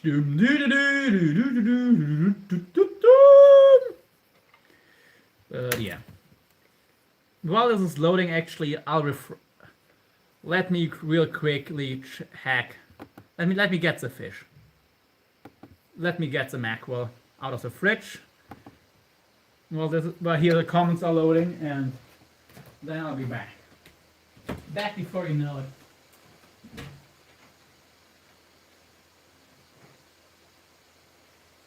Yummy, yummy, yummy. Oh, we do still have the skipjack carcass. Okay. Actually, once this leader here is set, I'm going to show you how to bait a shark rig. I can show you with this mackerel and with the skipjack carcass. I'm going to show you the head hook on the skipjack and the body hook on the mackerel. Maybe it doesn't matter. But let's see. And let's get some noodles real quick. Some beautiful noodlies. Some noodle doodles. Okie dokie. Okay. Mackerel sashimi. Yum. And yeah, that rig still needs to be boiled, by the way, but all the edge ends are waterproof now. So that's good. That's really good. And yeah. If you just don't pay attention to what's happening to the rig, it does hook up. If I'm trying to pull it and I'm hyper focused. Okay, now it didn't, but I had clothes on. Let's see if it's on skin. Okay, it didn't catch this time. I think a BKK Monster Circle would have caught, just because of how it works. But maybe it's also too thick. Let's try it over here. Here it does catch. Just, yeah. Maybe this arm here, it's almost too thick for the hook to catch anyway. But let's see on this side. Yeah, okay. And even if we face it down, let's the hook come in the right direction, or halfway the right direction, it doesn't catch. I think in this case it's really the gaps, hook gap is too small. But yeah, like this it works. It works fine. So this is gonna be basically my standard shark leader. This is also gonna be like the cheap shark leader. It's gonna be cheap, it's still gonna be really, really good. Because this is $20, but with cheaper swivels and cheaper hooks, I can make this a $10 to maybe $15 leader. $10 to $15 for a big boy shark rig. That is gonna absolutely catch some monsters. You might miss a couple hookups compared to a $30 rig, but it's gonna be half the price, or 1/3 of the price. So yeah, that's some real good stuff. I'm gonna charge the same for making the leaders though. Like my hourly fee or whatever, or my fee per leader, it's gonna be the same if the leader is a $30 leader, as long as it's the same style of leader with one hook here and one swivel here. It's gonna be the same price that I charge for making it, but the material cost will be way lower on some of the other leaders. So I will do them. And yeah, this right here is a ready to fish leader now. Well, okay, I still need to shrink the shrink tube, but it's just some boiling water, drop it in and forget it. So it's not really something that's gonna take time or something. Actually, because the ends are already ready, you could even dip this in a little bit. So maybe I'm gonna do that. We'll see. We will see. We will see. We will see. Actually, yeah, I'm gonna make some smaller coils so I can dip this real easily. Okie dokie. Let's make the coils.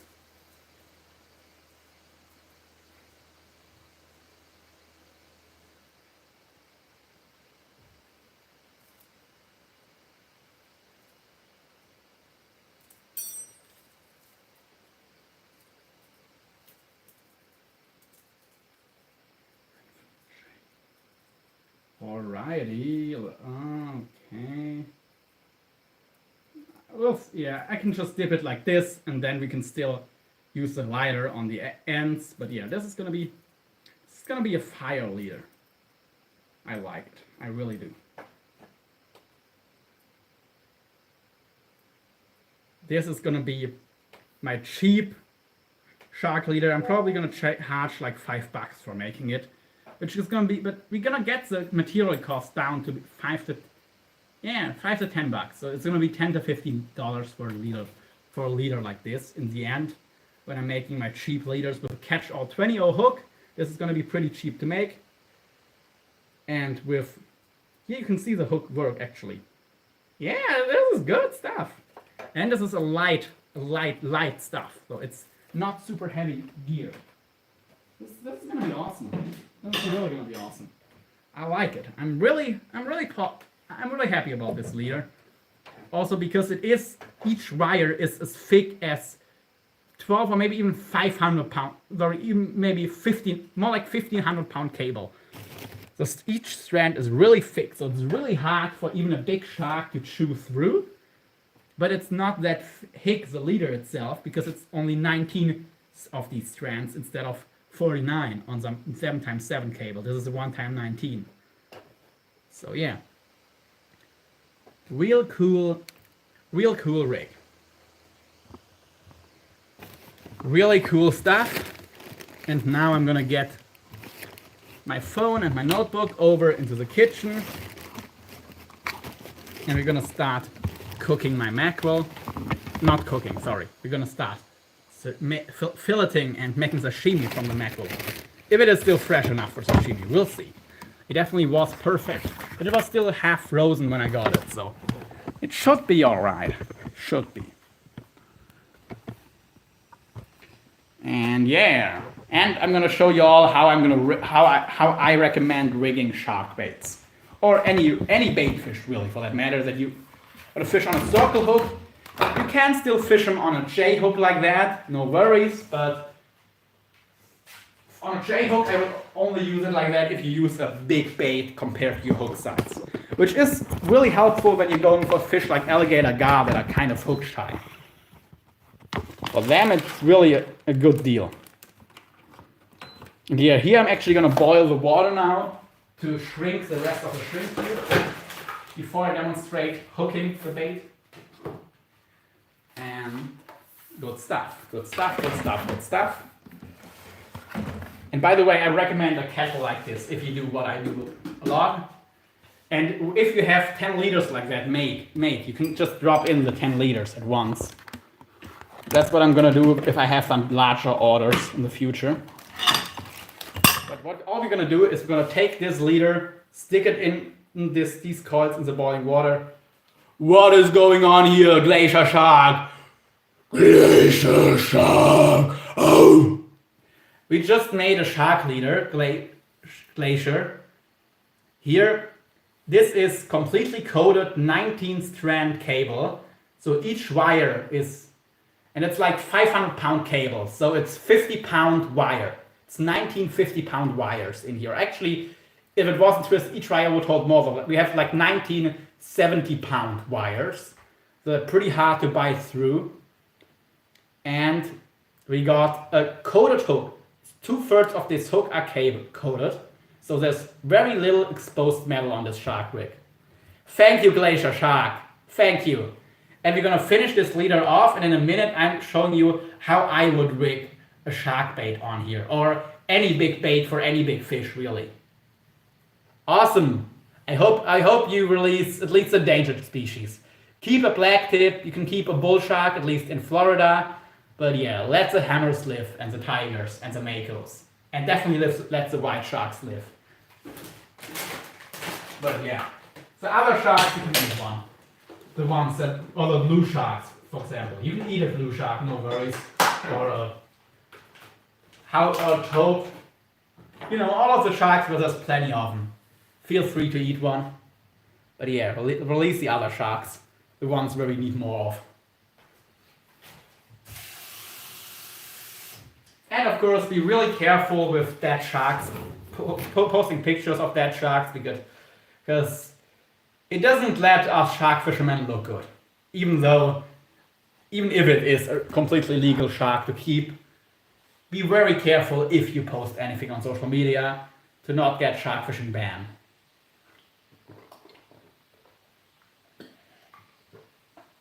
But I'm not against keeping a black tip shark.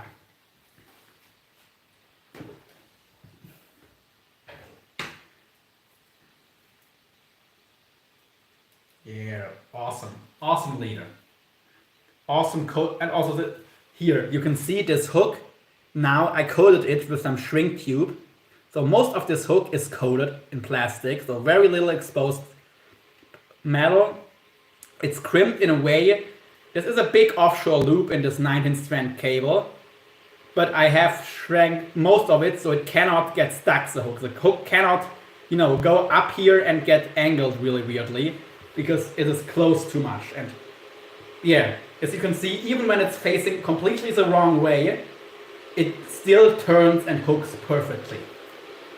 So, and these leaders right now, this one right here, you can get it for 20 bucks, but I will actually start making these with some cheaper hooks, the catch all tackle 20s, and some cheaper swivels for 10 to 15 bucks. I will be selling leaders just like this one.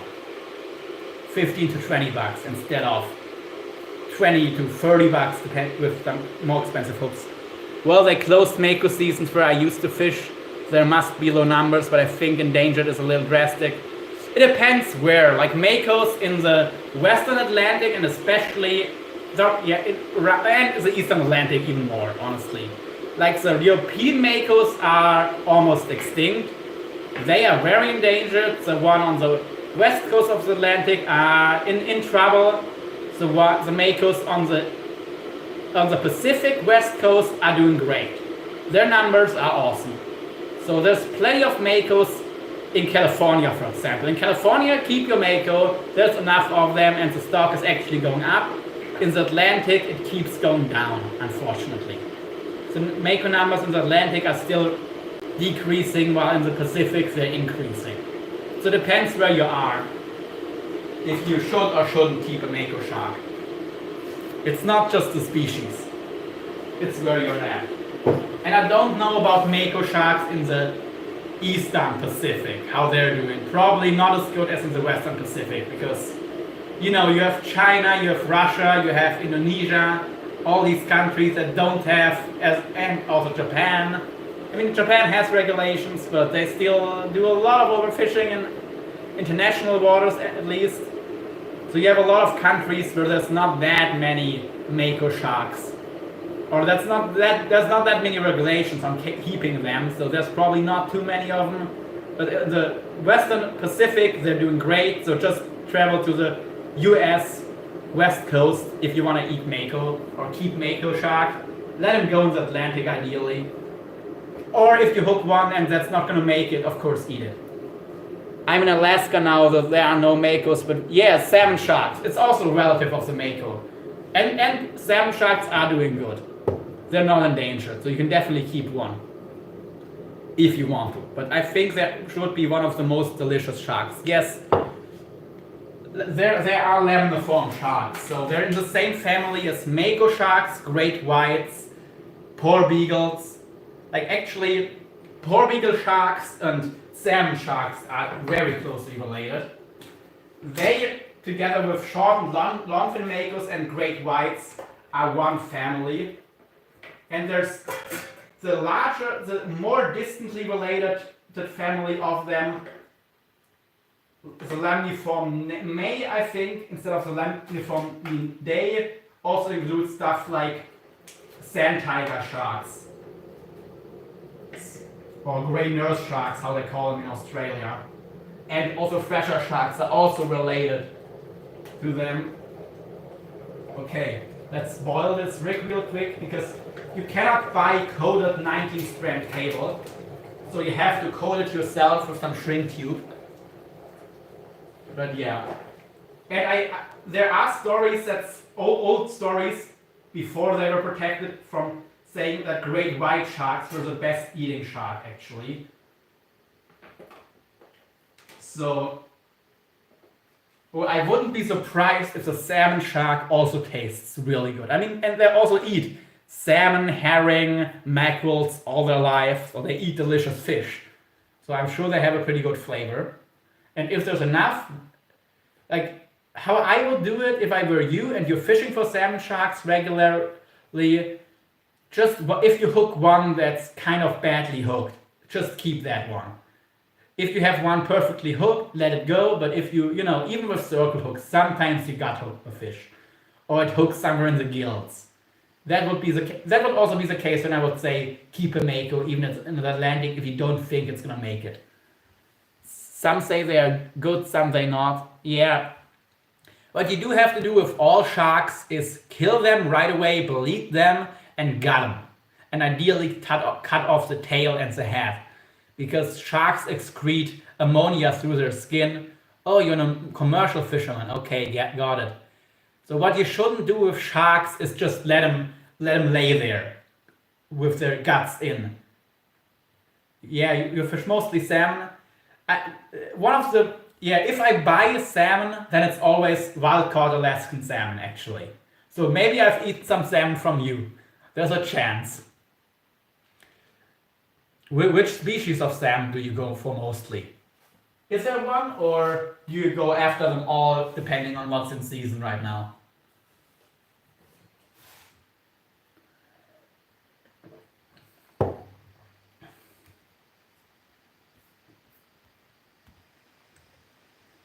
I have a halibut license and some lingcod, but mostly salmon. Yeah, got it. I'm a commercial troller, so I use hooks. Oh, okay.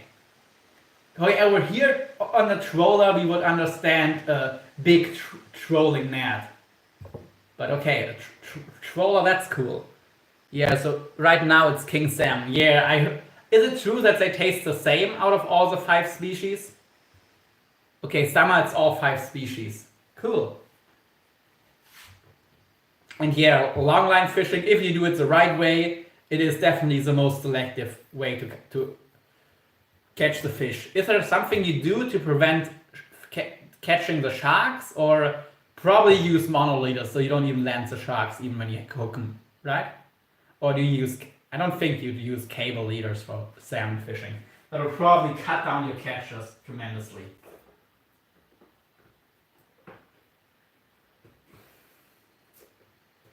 Oh crap. Okay, I need to make this cool. I scraped off some of the coating. It isn't a big deal because it's 316 steel, but I wish I wouldn't have.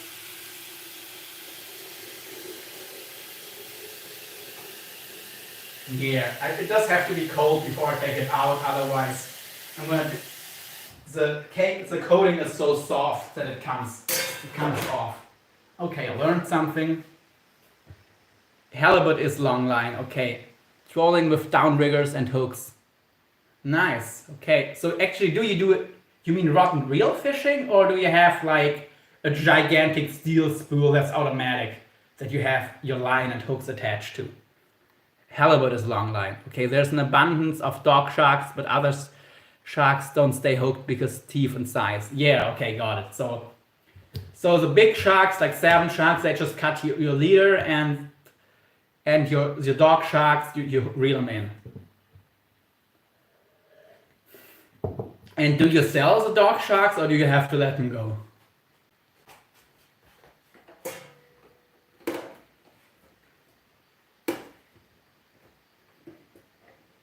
I think next time I'll do either a pot for the boiling or get the leader rolled up even tighter.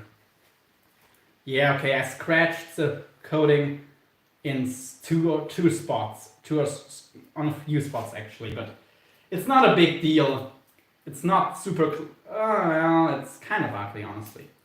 Let's see if there's a way to fix it, but I don't want to remake the entire leader, so maybe I'll just have to live with it being how it is.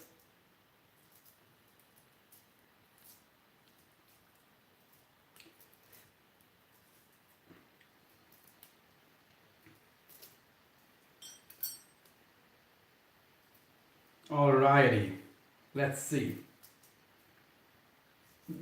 Yeah, the worst part is closest to the hooks, the worst scratching.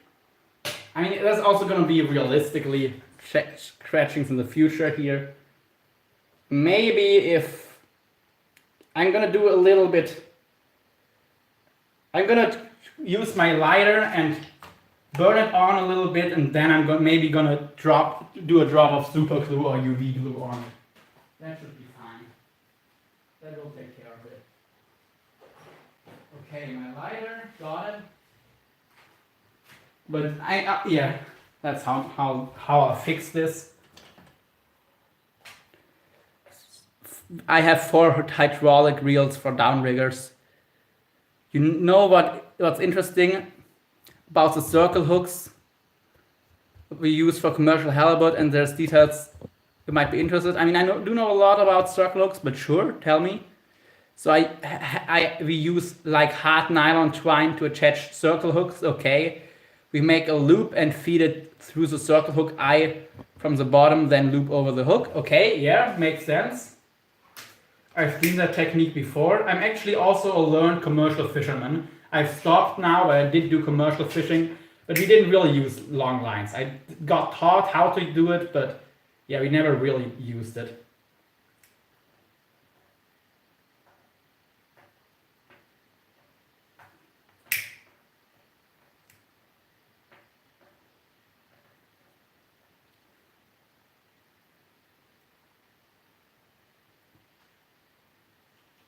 Okay, pretty much closed it. I'm still gonna glue it, but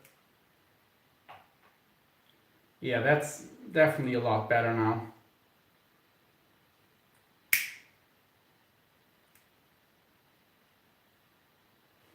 So we make okay. This method causes the hook to set because its angle it's such. The hook is 90% degrees to the leader. That probably hard to explain, but I give it a shot. Okay. By the way, in my channel description, there's also my email. Maybe if you can make a picture, or actually we could also do a live stream together if you want to, and you could show it on the live stream, show everybody how to do that. Hi Paul, getting those monster catfish and shark leaders together for Brazil, more or less, yeah. I mean, I build leaders when I'm there, but I have one that I'm building right now. And let me look for the glue real quick. That when the hook is swinging free, it can fold away from the jaw miss. Okay, yeah, but I'm not 100% sure how you would stop the hook from being free. Like this right here, it's, I have it so it can turn. Of course, it doesn't work when you pull really fast. But do you want to do a live stream together? It should work. I should be able to add you to the live stream if you're interested. Okay, I'm gonna get my glue real quick, and then I'm gonna try to figure that out. Where's my glue? I don't want to deal with super glue now. I think I'm just gonna use UV glue, even though it is more expensive.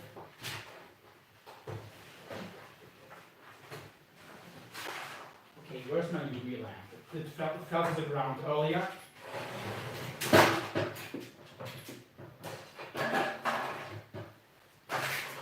Okay, I got it. Okay, dokie. Actually, let me get some gray real quick while I'm at it. Actually, I can use. No, it's too heavy. It's going to do some damage. But this here should be fine. This braid here, that will be fine. Do I have some thinner braid at hand? I did have some the other day. Okay, here, got it. Okay, I got everything. So now let's get you. Let's see how. Okay. Okay, no, here I only have the option to do the Q&A. No.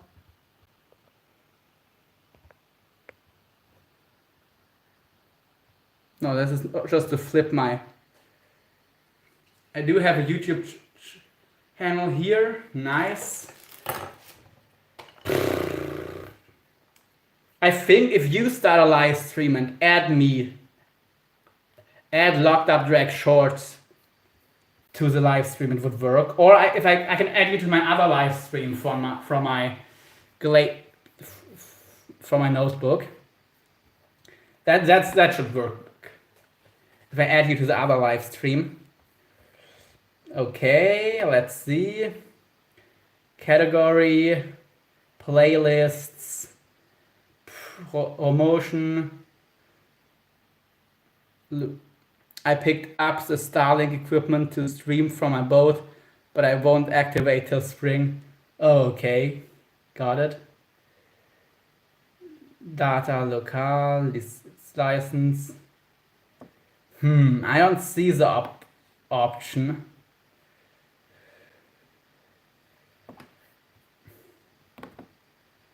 Maybe I would have to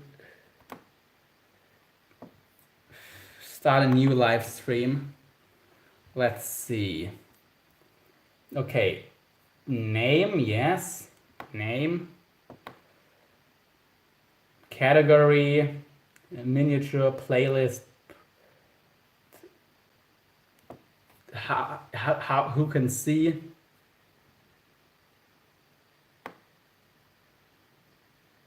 Restrictions, promotion page is that no. Automatic subtitles, yeah, sure. Tags useful. Certification language. Data, comentarios, page here. Okay, I don't see the option. I've never done. I mean, everyone wants live streams, yeah.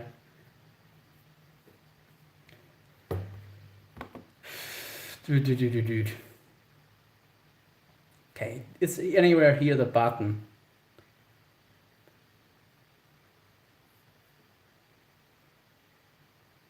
Share screen, share live stream, edit. I'm gonna use, wait a minute, moderation, participants. Let's see.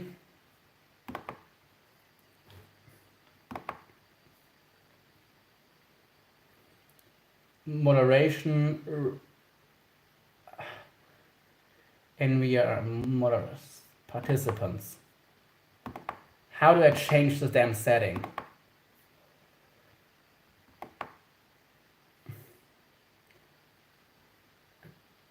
Moderation activity.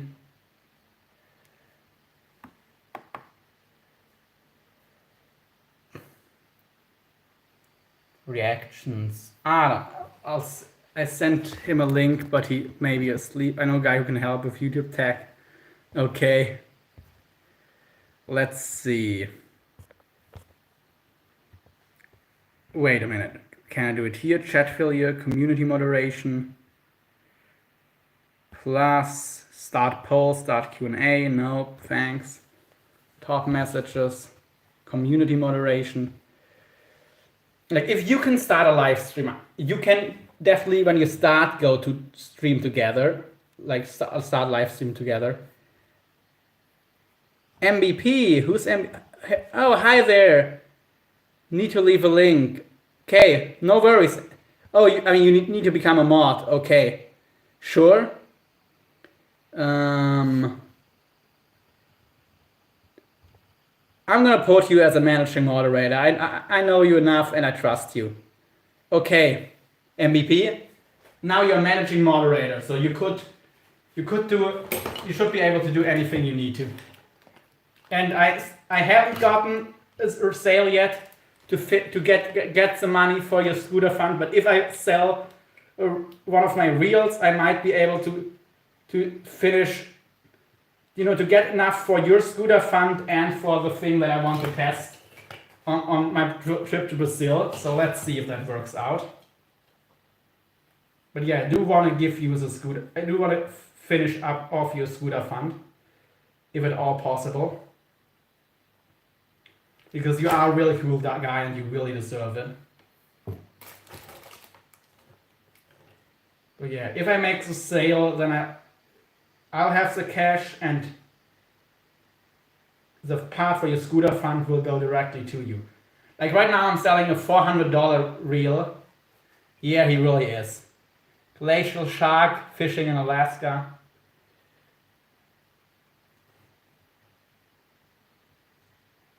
Okie dokie. That part of the cable is fixed. Let's check the other imperfections. Okay, this one right here, let's give it also a little dab. And this one right here. These are tiny, but actually this one I'm gonna melt real quick on there. I'm gonna do like the first one. Melt, like soften the shrink tube and put it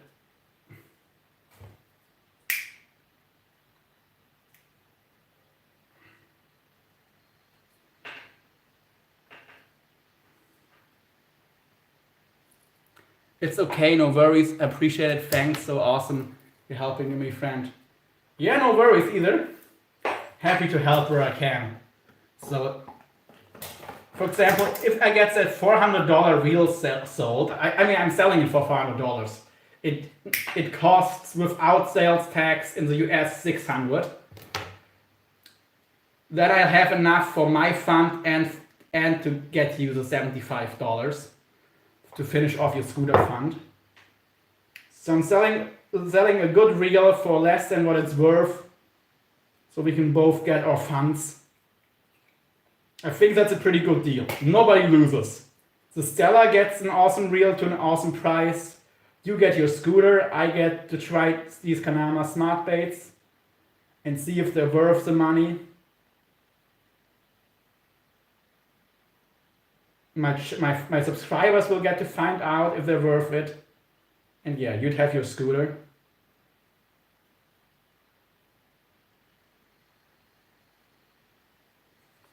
Okay, this one here is, oh, it's still not hard completely. Okay. Hey Palm, thanks buddy. Ah, okay. Looking forward to seeing the mini Kanama baits in action, yeah. I hope you're gonna see both in action. I really do. The mini and the regular. Okay, now it's hardened. Yeah, UV glue is definitely much more easy and fun to use than super glue.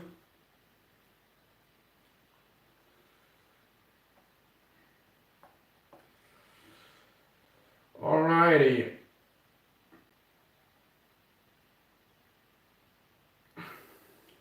And you don't have to worry about it, you know,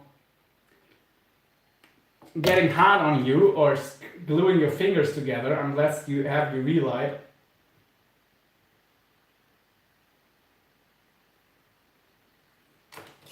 Wait a minute, don't let it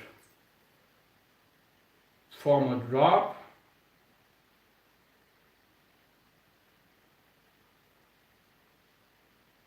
Okay, so I damaged the coating on here, but I fixed it with some UV glue.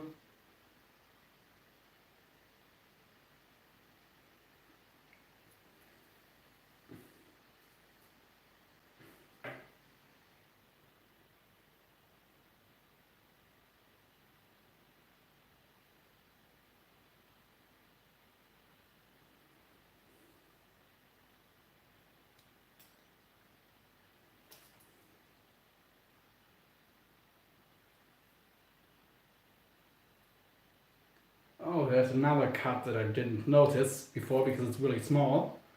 But while I'm at it, I'll still get this one. It's actually not that small, it's just not enough to open.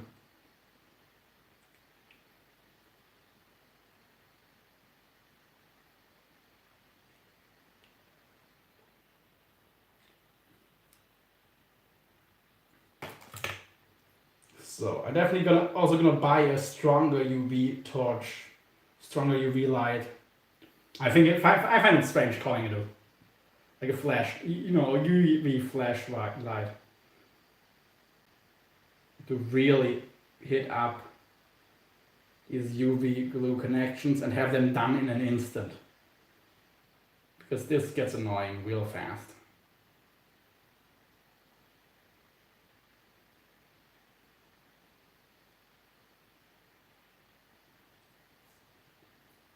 Okie dokie.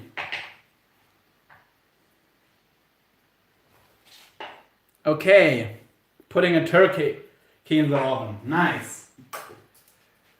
Here, okay, shark leader. First, I'm gonna make some mackerel sashimi. Then I'm gonna show you guys how I rig a shark bait because I'm hungry. It's been a while since my last meal.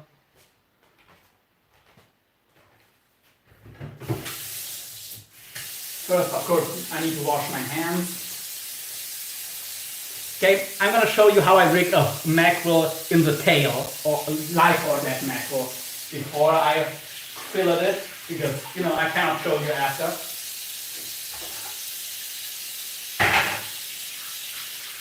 And there's two different ways I would rig it, depending on how you fish it. So there's actually three ways. There's in the head, in the tail, but for the tail there's two different versions, depending on how you're gonna fish it. Like depending on if you fish it on a float or like just let it swim out from a boat, or if you fish it with a weight. If you fish it on a sinker. Alrighty, here we have our mackerel. Let me give it a quick wash or a quick rinse, let's say. The water was on warm, not good. Yeah, it doesn't really smell. I can still make sashimi out of this. It smells fresh enough. Okay, we're just gonna tie a loop in some braid. So I leave that plastic leg shackle on the bird. Not sure what. Oh, you mean yeah, you can actually that rubber band, but if you have some butcher's twine, that would be better, because I think that's out of natural fiber and it's heat stable. But you can actually leave it on if you want to keep it together. That would be to not have anything spread open, like it is there, you know. So if you have ends sticking off, the ends can burn. But if you keep everything together, then nothing burns. So either wrap it up or spatchcock it, take out the spine and break the ribs and have it lay flat out, with the legs spread apart away from the breasts. Do either that or tie it together. I would tie it together with some string, personally, instead of the rubber band, but the rubber band should be fine. And of course, you don't eat turkey every day, so even if a little bit of plastic leaches into the food, it's not going to be a big deal. It's not going to melt. That won't happen. It's not going to melt. We had dinner at a friend yesterday, so I'm cooking turkey today. Nice. And actually, you're a cool guy, so I just gave you a mod. So maybe we can that's going to make it easier to collab in the future, I think. And now we have our shark rig. Of course, you would attach another rubbing leader, which I would either make out of some 7x19, some really soft cable, or out of heavy mono. And here we have our shark hook. You know, remember, this turns even when it comes facing the wrong way, if it's not too thick. Like here you see it. Okay, yeah, that's a problem. If you had some softer material, this wouldn't happen. But then a big shark could chew you off. But I think if you actually have a bait attached, this works better. Now, I don't know. But it does work. I did test it before. This usually works fine. Okay, where do I have my bait needle? Here we go. First, I might have some cotton twine here. Yeah, cotton would be awesome because it takes a lot of temperature to burn, you know? Okay, first we're gonna rig this mackerel up like we were fishing it from a float, or letting it swim down from a boat. So we're gonna go through actually on the bottom side of the spine. I like mods so I can connect to others. Yeah. So here you see I went below the spine through the meat. I'm gonna take a loop of braid. I like braid. You could also use some like cable, for example. If you have some really toothy fish, you pull your loop through, take it off your needle, then you take your hook, you go through your loop of braid on both sides. Come on. Now you have your braid either loop on here, and now you see I'm gonna twist it, and actually this is now around the spine of the fish. You see I have taken up all slack. Now I'm gonna go through the loop again, like this. Let me show it real quick. Here through, okay. With the tip of the hook. Okay, now we have both the hooks through again. Let's slide us onto the hook. And here you go. Perfectly hooked. All of the hook is exposed, so even a smaller hook, even a smaller hook will catch a big fish like this. And now you're gonna see, with the weight of the hook attached, of the bait, this hook turns better actually. And this is never gonna rip out because your braid goes around the spine of the fish. So spine of the fish is wrapped in around this braid. Or the braid is wrapped around the spine. So unless you break the spine of the fish, you're never gonna lose your bait. I think for longline fishing, if you're using whole bait, this is actually, or large chunks, like half a mackerel, this would really greatly reduce your lost baits, meaning you have more hooks that fish longer. And once you get once you get used to this, it's really fast. It's a 10-second process. And again, even when the hook is facing completely the wrong way, now it turns. The weight of the bait makes it turn. And you'll be hooked. I'm not gonna hook myself too much, but yeah, let me try to hold it again. Even with less room to play, still, it hooks perfectly. Hooks perfectly. And the bait is never gonna rip out. Like this is if you use your bait that's gonna swim down. You want it to swim down. If the tension is coming from above. This works if the tension comes from above, but if the tension comes from below, then if your bait fish tries to swim away, it would have to turn around to swim, you know? It would have to turn around because the hook is pulling it down. That's no bueno. So I'm actually just gonna cut the braid. That's gonna be easier than sliding it back over. Let's do a new loop. Where do I put my braid? Here is my braid. New loop. Woo! Thank you, MBP. Yeah, now the loop in the braid. Any loop knot is fine. It doesn't have to be super strong. Stuart the Fish Whisperer. Hi there, man. Thanks for being here. So now to rig the fish, the bait fish, if you want to fish a bottom rig, then you're gonna go above the spine of the fish, go through, above the spine of the bait fish. I'm clearly above the spine. I'm gonna go through with my loop, or actually I'm gonna hook one side of my loop already to the hook. That's gonna make my life easier. One side is already over the hook. Open the latch of my bait needle, pull it through. Now all I gotta do is hook this end of the braid loop over my bait. Now you're gonna twist your bait or twist your hook, depending on what works better. In this case, with the stiff cable leader, it's easier to twist the bait. Gonna push it right to the barb. This barb is actually crushed and broke off, but it still catches. Here we are going through again, right close to the body. And now, oh, sorry, I did it wrong. Don't do it. Don't do it like this. I'm being stupid. Okay. I did a mistake. This would rip out easily.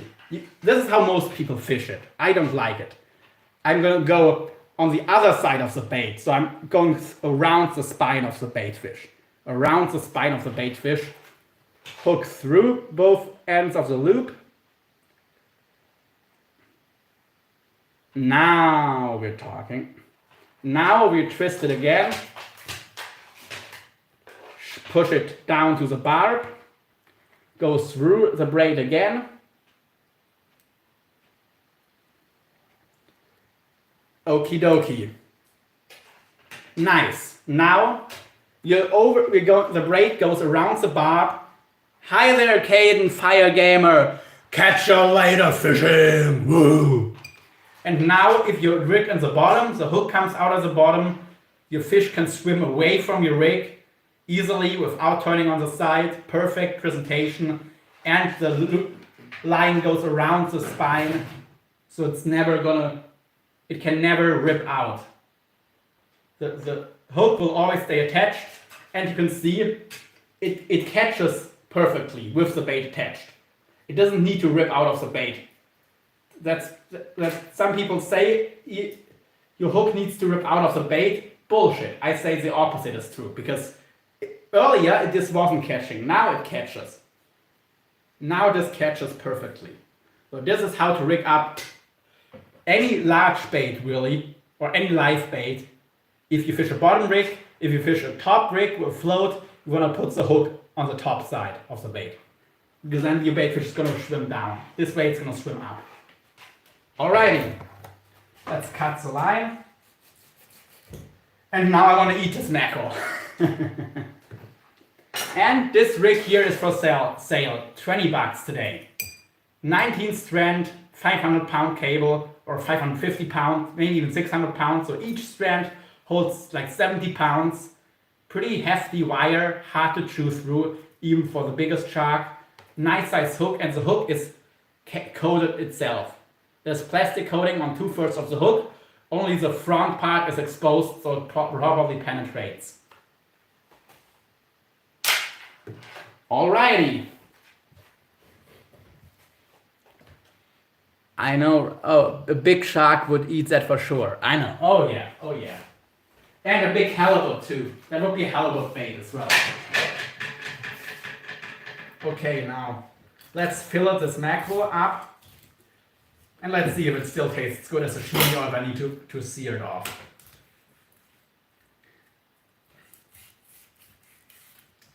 Just let me point down the screen a little, or the camera, so you can see me work the fillet better.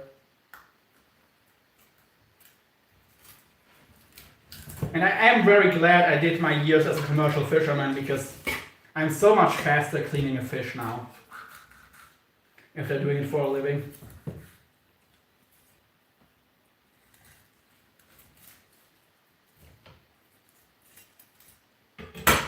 Voila, here we have our carcass.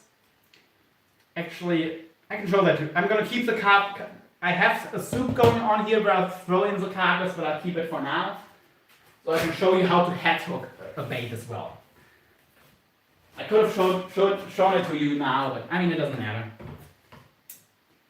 The head is still there. That's what matters. And it really doesn't matter if you have a carcass or a whole head. Let's get those bones out and throw the crabs in the pot. Okay, I don't know if this mackerel is still good as a sashimi. It doesn't look too hot, to be honest. Yeah, but it feels nice. It doesn't smell bad yet. So let's see. Let's cut off the end pieces real quick, because these often have worms. And let's take the middle part of the top loin and de-skin it real quick.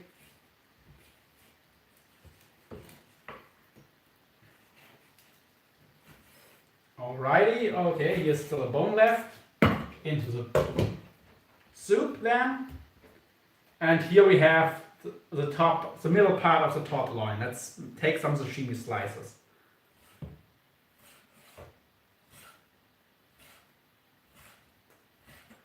Yeah, it's not the prettiest thing in the world. It really is better with real fresh mackerel. I should have done this yesterday.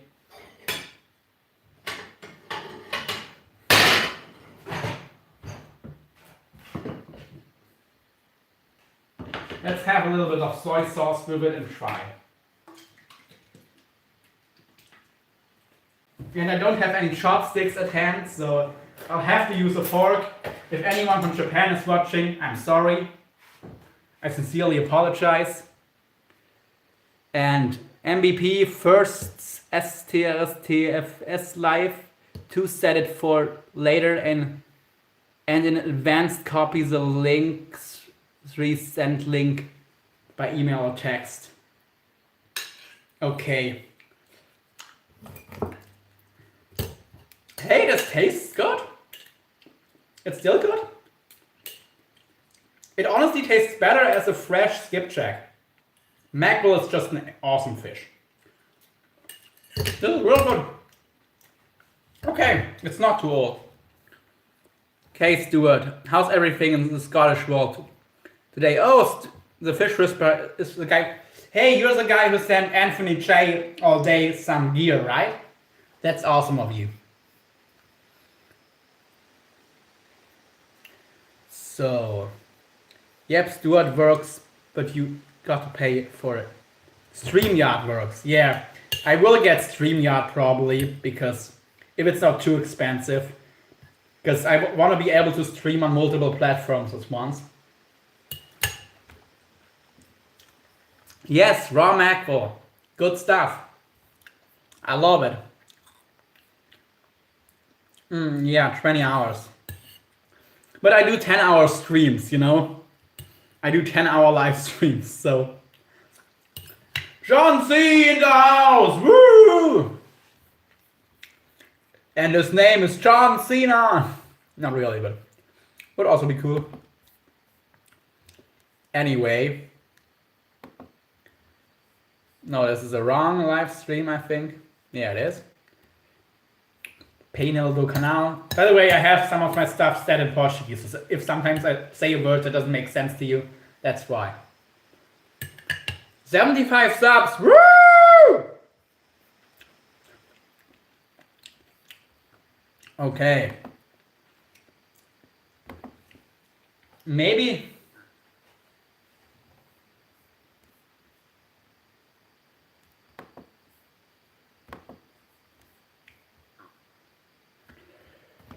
Solamente a Viga agora se preocupa você poderá revisar as...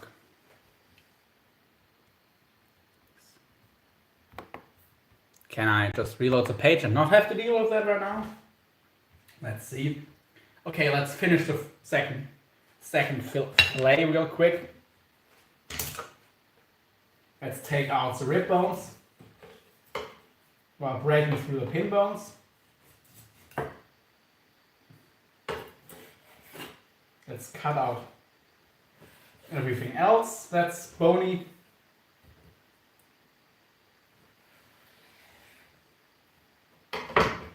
Let's drop this stuff in my fish soup. Okay, no. I have no.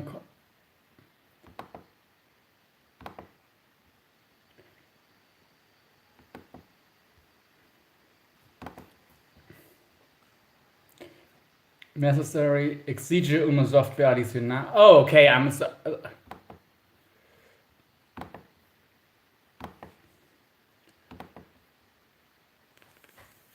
okay. How do I go to webcam? No, okay, maybe with the step.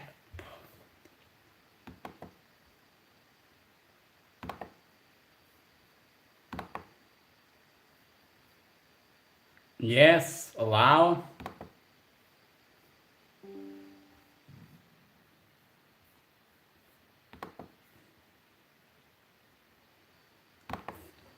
Locked made it was me that sent Anthony AJ. No, no F's. Right. Okay, got it. Stew thanks. No worries, it's just a boring old fish stew.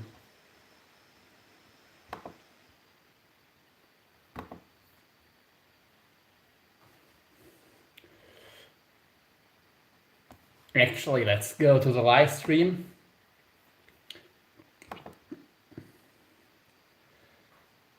Okay, here I can edit settings on the live stream. Let's see if I can add you. In YouTube's escolha tipo de transmissão. So choose a type of. Restrictions none. Yes, nice, nice, nice. Miniature. Playlist. Promotions. Promotion page. Altered content. Capítulos sistémicos. Tags. I don't think with a tag I can add you. Okay. Okay, no, it doesn't look like.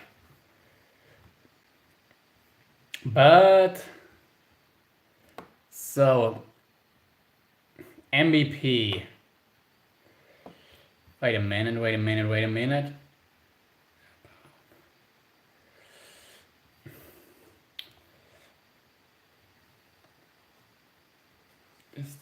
Oh God,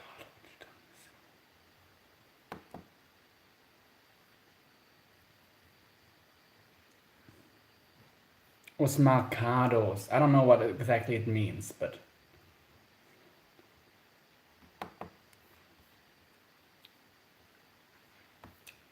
let's see. Maybe now you can jump on.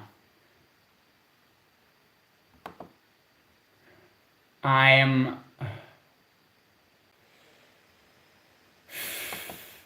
gonna try to change my settings back to English. That's gonna make things easier.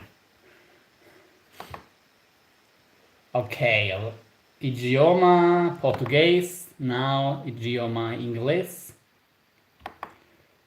Okay, now it should be easier in a minute. Alrighty, and now let's take care of the pin bones of this mackerel real quick here. Just cut down on both sides of the pin bones real quick. Grab by the tail and just push your finger against the skin and then it should come out. Voila! And into the stew it goes. Good stuff. I don't think this mackerel has any worms. It looks very clean, the meat. It just doesn't look glassy, but maybe that's because I washed it, not because it's old. And this actually also slices better. But yes, we're gonna eat it raw. Nice, beautiful mackerel sashimi.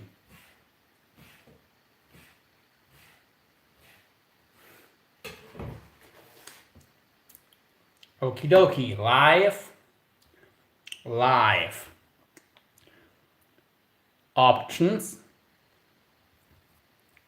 edit and description, get shareable link. Okay, where do I share the link? I'm gonna put the link in the chat. That should actually work, right? Let's see if it works.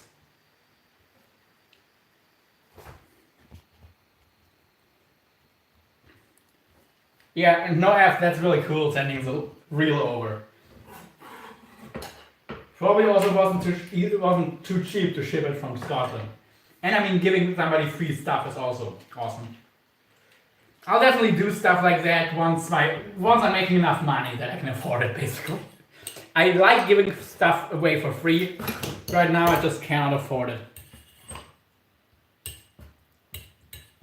And a little bit of soy sauce on here. And again, Japanese people, I apologize.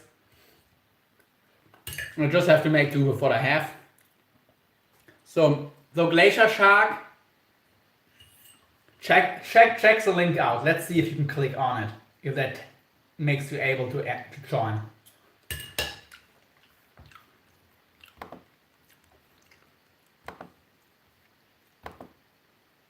Okay, let's see if I can figure that out. Cool. All right, here I'm actually at the audience, yes. End screen subtitles, cards, customizations, maybe.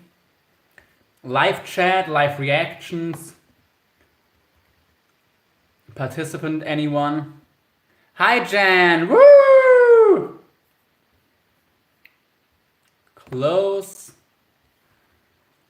Okay. Settings. I don't know. Maybe I can channel. Okay, those are my channel basic settings. I'm trying to get Glacier Sharks to join my stream.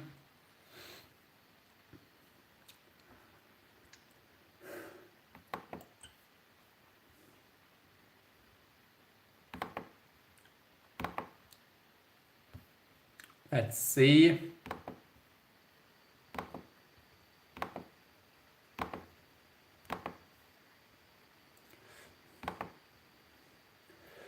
How to live stream on mobile. Analytics. No, I don't need analytics. I need stream settings.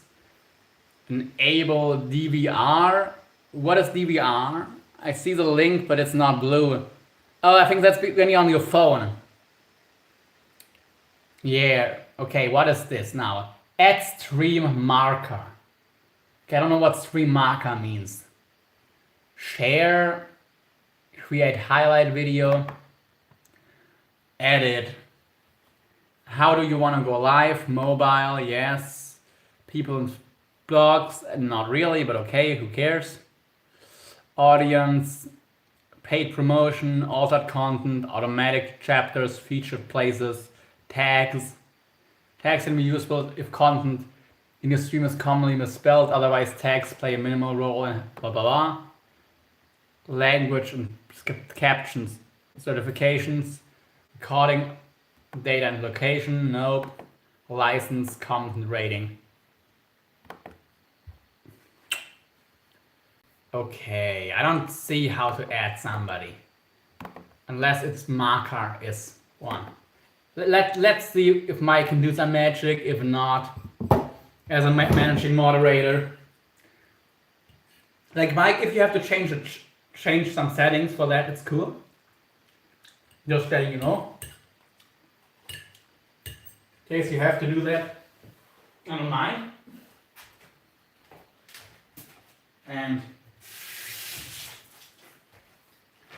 let me show you guys real quick how I rig a carcass. Or no, it doesn't have to be a carcass, but how I add the hook to the. Oh, actually, there's no people watching right now. Let's wait till a couple more people are in here.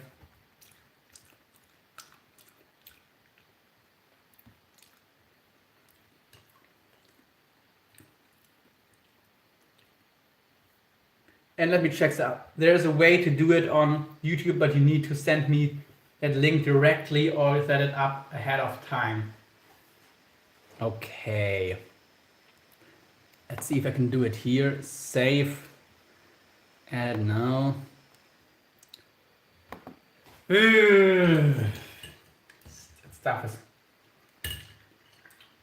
complicated.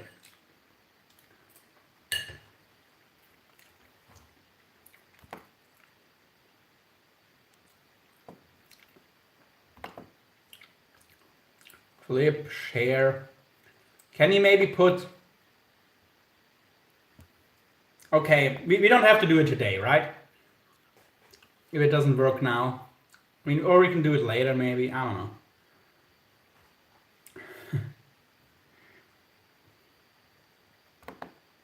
Okay, enable DVR. Anybody knows what it means? If I disable it, something else popped up, but okay. Stream help, okay, I don't know. 10 likes, woo! Let's go.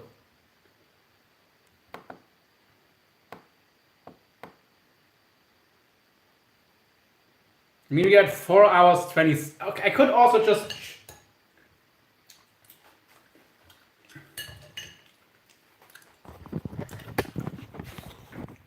Wait a minute. I'm gonna close. The stream is gonna go black for a minute. I think when I come back, I can edit it. Let's see. Okay, that didn't work. Oops. No, that's just changing. Got head off made early start tomorrow. Okay. What is community moderation? Participant mode, blocked words, community defaults. Okay. Glacier Shark. If you want, I can just stop the live stream real quick and then add you. Are you up for that? Like, do you have some time right now? Let me know. Would be cool for sure. Have you on here?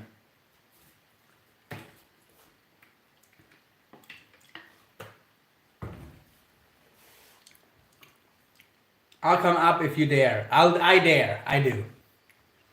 Okay, I'll close this live stream on my shorts channel real quick. But Glacier Shark, can you put your, or let me subscribe to you, or go to your channel. Let's see. So I can, so I can get your link and add you. Okay, it's add Glacier Shark. Let me copy that. Copy. Okay, I'll end the live and I'll be right back.